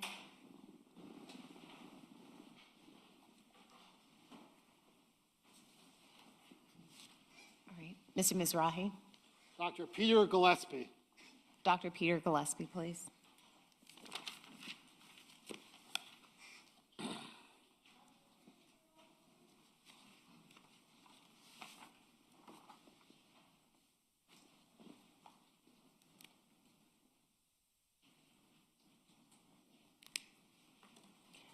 Good afternoon, doctor. If you could walk all the way forward. Sir, if you raise your right hand to be sworn in. Doctor, do you solemnly swear or affirm the testimony you're about to give will be the truth, the whole truth, and nothing but the truth, so help you God? All right, thank you. This way. Watch your step, doctor, okay?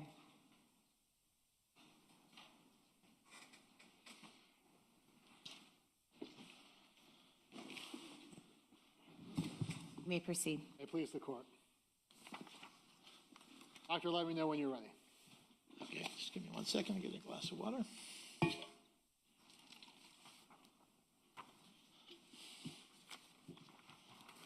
Whenever you are. Please introduce yourself to the jury. Certainly. My name is Peter Gillespie. I'm a medical doctor, currently employed as an associate medical examiner in the District 4 Medical Examiner's Office here in Jacksonville. How long have you been so employed? Here in Jacksonville for a little bit over 12 years. How long have you worked in various medical examiner offices? 25 years this year. What is a medical examiner, and kind of explain to the jury how the whole system works? Sure. A medical examiner under our system is someone who's tasked with determining the cause and manner of death, usually in a government organization of some kind. Sometimes it's at the state level, sometimes at the county or the judicial district level, as it is here in Florida. We're tasked with doing autopsies to determine cause and manner of death, as well as testifying cases, do some teaching of associated medical professionals and the public. Is the medical examiner's office a law enforcement agency? No, it is an independent agency. And so do you work for the sheriff's office or the state attorney's office or the courts or anything like that? No, I do not. And are you an associate medical examiner? I'm an associate medical examiner. How does the chief medical examiner get appointed? That's an appointed position, usually by the state attorney or by an elected, a selection committee nominated by that person. Okay. So ultimately, the medical examiner hires associates to conduct these autopsies. That's correct. And you are a medical doctor. Yes. Explain to the jury what training and, more importantly, education that you have that allows you to come to courts like this and testify. Sure. I have a bachelor's degree from UMass Boston in biology. Following that, I did 4 years at a medical school, so I am a medical doctor. Following that, I did 5 years of combined general pathology training at Dartmouth-Hitchcock Medical Center in New Hampshire. And following that, I did 1 year of specialized forensic pathology fellowship training at the medical examiner's office in Fort Lauderdale, Florida. And so when did you start working as a medical examiner? I started working as a medical examiner in the summer of 2001. So you've been doing it for a long time. Well, 25 years seems like a long time, but So explain to the jury, you are licensed to practice medicine, correct? yes, I have an unrestricted license to practice medicine here in the state of Florida. Explain to the jury what pathology is. Pathology is the general study of the diseases that affect humans. And so you have a specialty in that arena. I do. And what is forensics? Forensics, as forensic pathology, takes those principles as well as some additional training involving injuries to try to apply those principles to more legal issues than a general pathologist would normally deal with. And so you are a forensic pathologist. Yes, I am. As a medical examiner, what are you trying to determine? We try to determine the cause and manner of death. Now, the cause of death is, those are two separate things. The cause of death is the immediate or proximate disease process or injury or combination that leads to someone's death. The manner of death is a general classification of the kind or the type of death. So, for instance, that might be a natural death or an accident or a suicide or a homicide, or sometimes in a very small number of cases, we cannot determine that, and those remain unclassified or undetermined. So the cause of death, can you give an example of a cause of death? Well, a cause of death could be coronary artery disease. It could be multiple blood traumatic injuries in a car crash. It could be a result of violence like gunshot wounds or stab wounds. So that is a much more specific thing than the manner of death. In the manner, you gave 5 examples. Are those the 5 manners of death that are accepted in your field? Yes, here in Florida. Some other states have an additional one which involves the effects of medical intervention, but we in Florida do not have that. So have you been allowed to give your opinion in your field of forensic pathology as to cause and manner of death? I have here in Florida as well as in the state of Rhode Island where I worked for a short period of time. Approximately how many times have you done so? I never kept an exact count. I would say probably 100 times, give or take a little bit. All right, this time I would tender for voir dire and additional questioning, as this witness is an expertise in forensic pathology and his ability to give his opinion in that field. Any questions? No, Your Honor. Okay, you may proceed. Thank you, Your Honor. So I want to turn your attention to medical examiner number 22-441. Do you have your medical record with you? I do. If you need to refer to it, just let us know that you're doing that. Have you had the occasion to refer to that medical record before testifying here today? I did. I reviewed the medical record as well as the scene photographs and the photographs that were taken at the time of the autopsy. So when we talk about medical record number, medical examiner number 22-441, what does that stand for? That stands for basically everything associated with this specific case. Every individual case that our office takes jurisdiction over is assigned a specific, unique number just to that case. So, for instance, the autopsy report, the toxicology report, the photographs would all be classified and organized under that specific number. And so in reviewing that autopsy, at this time, before we get into it, Your Honor, I think the parties are stipulating that the autopsy of 22-441 was performed upon Jared Bridegan, the named victim in the indictment. Is that correct? That is correct. We stipulate. All right, you may proceed. Thank you, Your Honor. So do you conduct an autopsy in the vast majority of your cases? I would say probably in 80 to 90% of the cases which we take jurisdiction over, we do full autopsies, yes. And just, I guess we could have gotten this in the preliminary questions. If a person has a deadly cancer and they're under the treatment of a doctor and they end up dying as a result of that cancer, does that case come to the medical examiner's office? Those cases generally do not come to the medical examiner's office. It doesn't really meet the statutory guidelines set out here in Florida. And their doctor or doctors usually know the cause and manner of death because they've been treating them for a long time for a known potentially lethal disease. So what types of cases do you normally get? We take cases that involve accidents like traffic accidents or drug overdoses. All suicides fall under our jurisdiction. Natural cases for when someone does not have an attending physician, and as well as all cases of homicidal violence, regardless of how that's actually done, those become our cases. Is a general category sudden and unexplained deaths? Sudden and unexplained deaths or unusual circumstances, yes, those become our responsibility. So what is an autopsy? Could you explain that to the jury? Certainly, an autopsy is an examination of the body, beginning on the outside of the body and working our way inside, as well as examining all the internal organs for signs of disease or trauma, and looking at tissue under the microscope, and when appropriate, submitting toxicology specimens that we draw at the time of the autopsy. Is part of your examination and rendering your ultimate opinion take into account the autopsy as well as scene factors from the scene and how the body is recovered? It is. Actually, we are allowed to use not only the autopsy findings, but any kind of additional information which may be generated, like hospital records or police reports, fire rescue reports, reports of the scene circumstances. We're allowed to use all that information to draw our final conclusions. In some cases, your conclusions are very, I won't say difficult, but more labor intensive than others. Is that fair? That is correct. And sometimes it's as simple as gunshot wounds. That's correct. Okay. So that's what we have in this case, but I still want to spend some time going over it. When the body comes into your office, does it come in as is? In other words, do you try your best to take it in its natural state, the body's natural state from the scene before you begin your examination?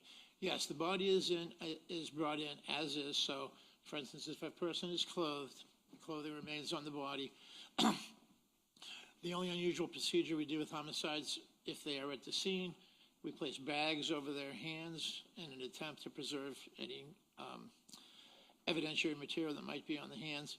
But they are brought in as is, and actually they are photographed as is before I even begin my examination. So you mentioned something interesting that we can talk about with the jury. Is part of your duties as an associate medical examiner to collect evidence for potential law enforcement investigation? It is. And why is that? Why do y'all do that? Well, one kind of evidence, especially if people have actually physically interacted, there may be DNA transfer between people, especially under fingernails, if it's a physical fight or someone's defending themselves. So we do collect that evidence. Other types of evidence that actually is inside the body, like intact projectiles or projectile fragments, we are also tasked with recovering those.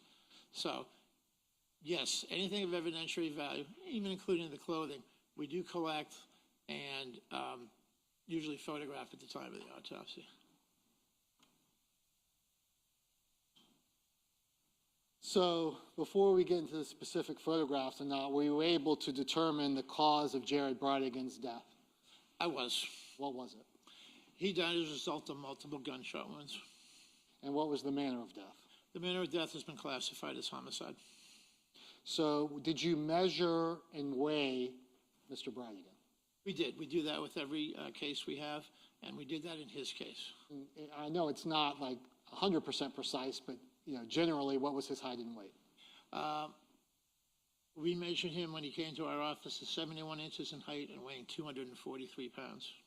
Were there any tattoos or piercings or other distinguishing features on his body or skin that you notated? I did not see any tattoos or piercings. He had a couple of scars, including a very large abdominal scar along his lower abdomen, all the way across the lower abdomen. And did that appear to be some type of medical scar?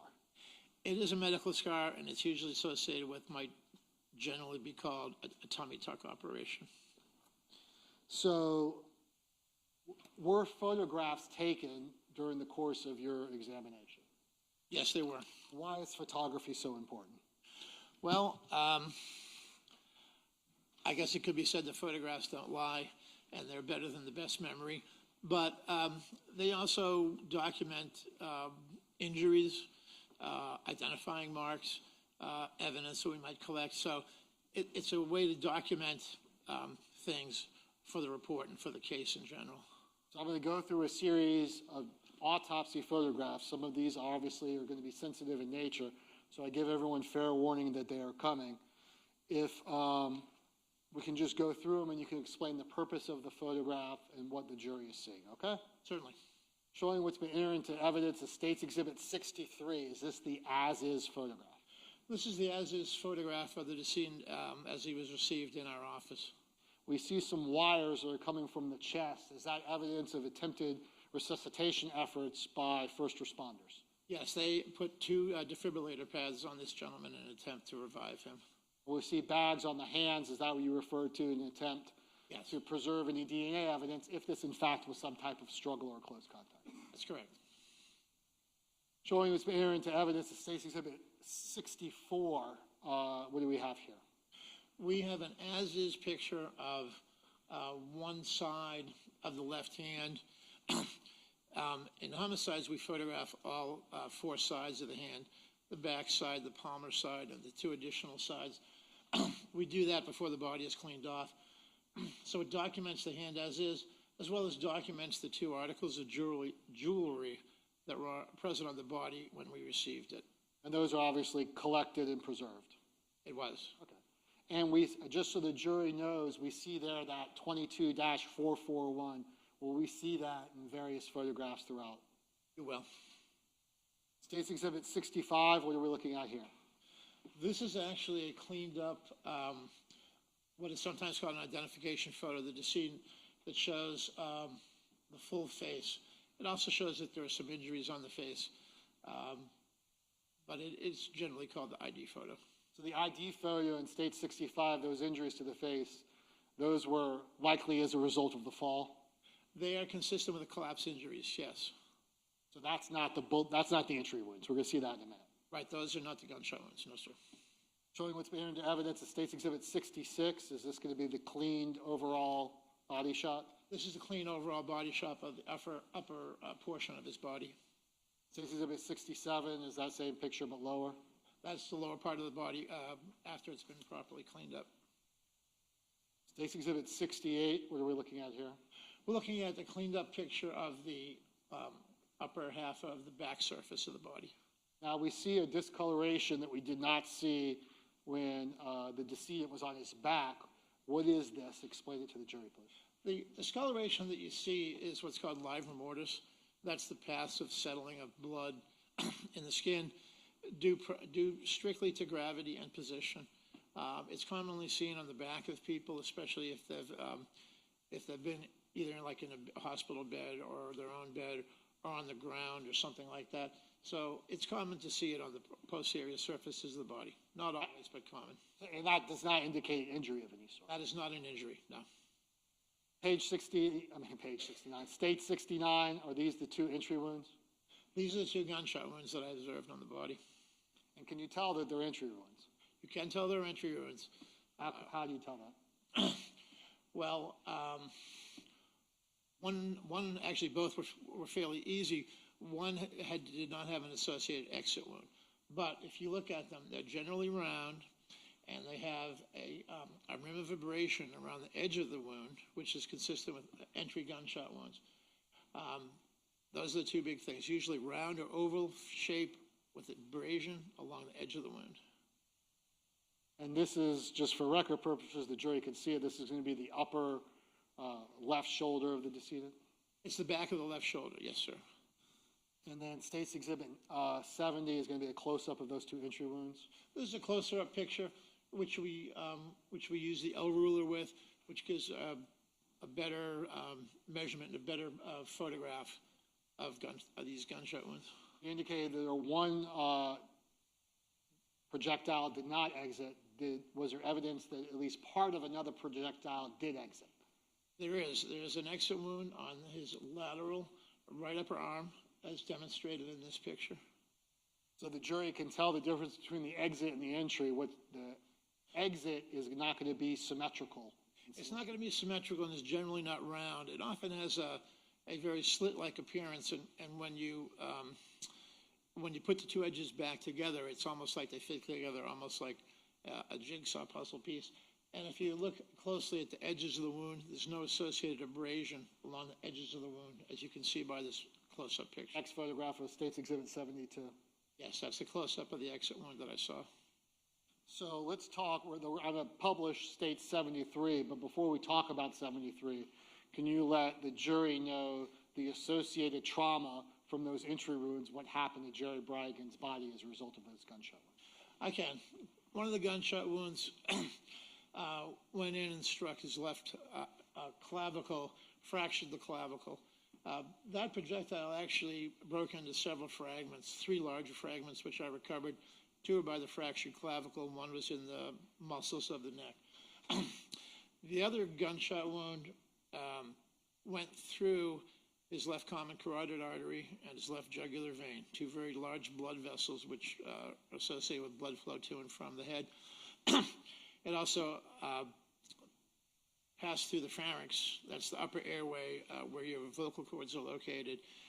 After passing through those structures, it hit the right clavicle, fractured the right clavicle, and that's when a large fragment from that shot actually continued on through the right shoulder and exited through the lateral right upper arm. So specifically the damage to the jugular vein and the carotid artery, would that lead to death in almost every situation? Without immediate medical intervention, that would definitely be a fatal gunshot wound. And when we check someone's pulse, we're looking at on their neck, are we going for the carotid artery? That's correct. That's because it's a large artery that supplies blood to your body. It's the largest artery in the neck. And the jugular is what, the largest vein in the neck? It's the largest vein in the neck, yes. So even though the location of the gunshot wounds were in the shoulder, they went through some very important parts of the body. Absolutely they did. And those would have rendered a victim incapacitated virtually immediately. Is that fair? I mean, well, it's hard to gauge exactly how quickly that happens. However, when blood flow to your brain is compromised, as would have happened with this gunshot wound, you can lose consciousness very rapidly, sometimes as little as 15 or 20 seconds. So it could be not instantaneous, but very quickly. Okay. So we look at State's Exhibit 73. Do we see, could you point out, you can circle on your screen the projectiles, fragments that you were able to locate? Certainly, and I'll just preface that by saying, before we actually even open the body in homicides, we do full body x-rays, of which this is one. This is an x-ray of the head, the upper neck, and the upper chest. There are 2 large fragments that are visible in this x-ray. That's one. Doctor, when you're looking at the screen, can you keep your voice up? Okay. Sure. Okay, thank you. There's one that I circled. There's a second one. That is from one of the gunshot wounds. The other large, bright object is a large piece of the projectile core. That's from the shot that went through the carotid artery and the jugular vein. If you could use your finger and not your nail, then we can, I think, can see it. Unless we already can see it. I couldn't see it. There we go. It's visible. Okay? Yeah, I think the jury gets an idea of what they're looking at now. Thank you. Okay. And going to State 74, do we again see evidence of those projectiles? We do. There's a large projectile fragment, which I just circled, and also directly adjacent to that, you can see where the clavicle has been fractured. Actually obvious. You don't need to be a radiologist to see that, right? That's correct, and I'm not a radiologist. 75, what do we see here? We see another shot, which includes the left upper arm and portion of the left shoulder, as well as one of the large projectile fragments that I recovered in the left shoulder. And do you collect all of these fragments? Those fragments, excuse me, they are collected. They are properly photographed and then sealed into evidence envelopes, which are placed into secure storage at our office and then signed over under proper chain of custody to the police. So we see them in State's Exhibit 76, and then close-ups in 77 78, 79, 80, 81, 82. Is that fair, Doctor? Yes, those are the fragments that I recovered from within the decedent's body.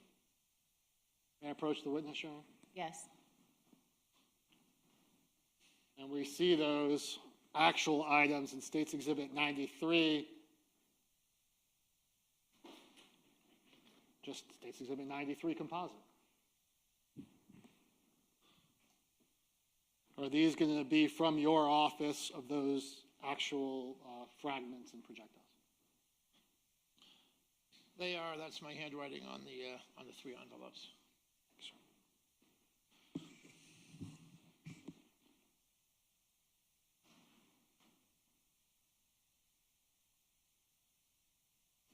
And then in that, we also have a photograph of a victim's blood card in State's Exhibit 94.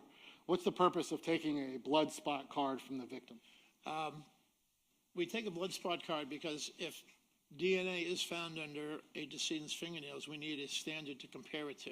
It could be the person's own DNA, or it may be from someone else. So we have to have that standard in order to determine if it's DNA from someone else. And you and your team collected that? I collected that personally, yes, I did.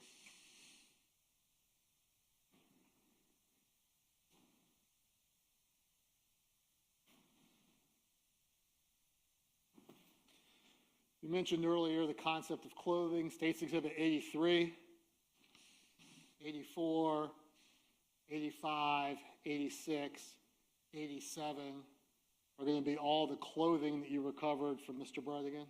Yes. And do we see defects in the clothing that are consistent with the gunshot wounds that you documented? We do. There were 2 defects in the posterior left shoulder of the clothing corresponding to the gunshot wounds that I found. Did you perform a toxicology of the decedent? I did. Why do you do that?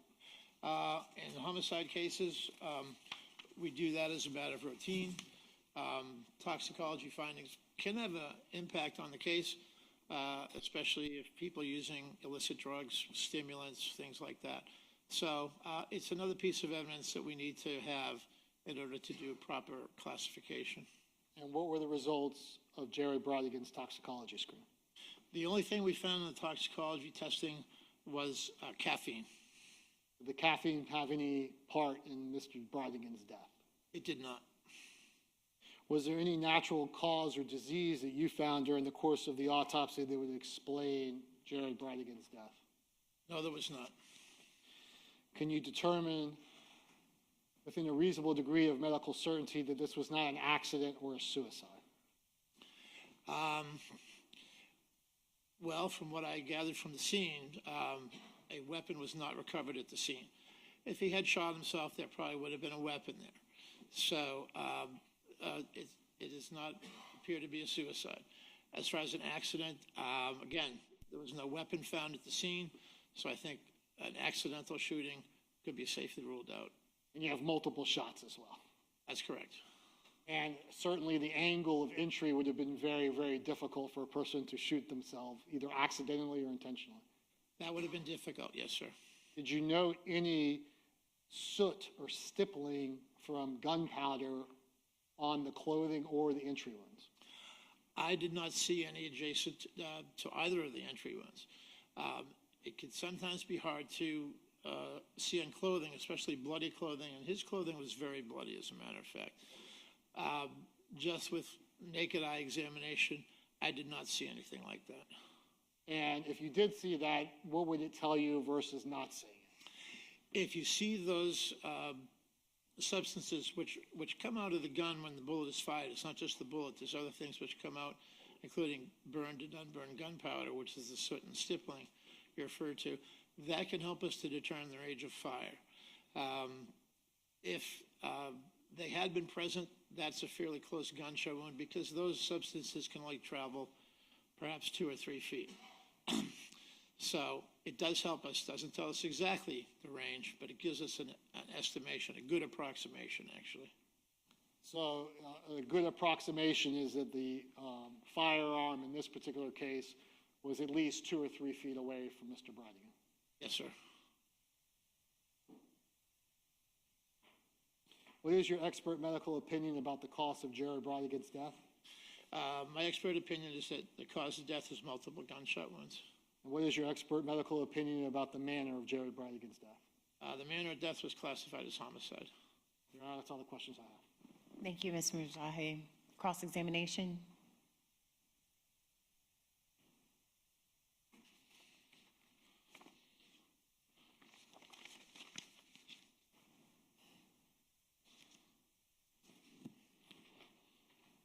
We have no questions for the doctor. Thank you. All right, thank you. May the witness be excused. Witness may be excused, Your Honor. All right, thank you, Dr. Gillespie. Thank you. Will that be last witness for today? Yes, Your Honor. We went faster than we thought, so we apologize for not having another witness. No problem. Members of the jury, that will be the last witness for today. So before you leave, let me say that it's important that the lawyers are heard, so I require that they wear body mics. So if they have a second before they turn them on, please just forgive that, okay? So it's something that I'm requesting that they do so that they can move about the courtroom freely and also that they can be heard as well. So don't think anything of it if you are thinking anything of it at all. Next is tomorrow we're going to start at the same time. So again, everything was perfect this morning. Thank you for getting here early. Thank you for being ready to work. We're going to start again at 9 a.m. and we're going to go to about 5 o'clock every day. Today we're going to break a little bit early, but again, thank you for your time, your hard work. I'm going to remind you to follow the communication rules that I've put into place since the very beginning of this case. And so with that, we will conclude with you, and so the court will be in recess. Thank you. See you tomorrow.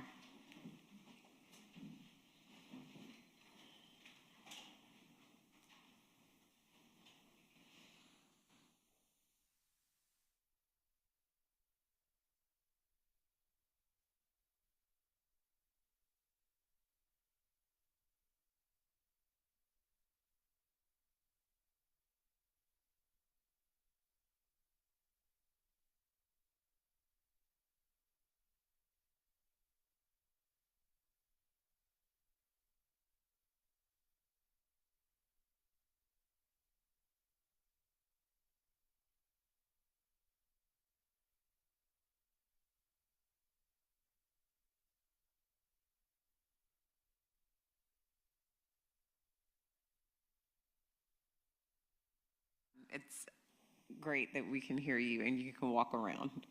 So if there's anything, again, I'm getting here about 7:30 in the morning, so you all can reach out to me if there are any issues that occur over the night's recess. Thank you all very much for your hard work, and I will see you all tomorrow morning. Yes, Your Honor, thank you. All right, court's adjourned.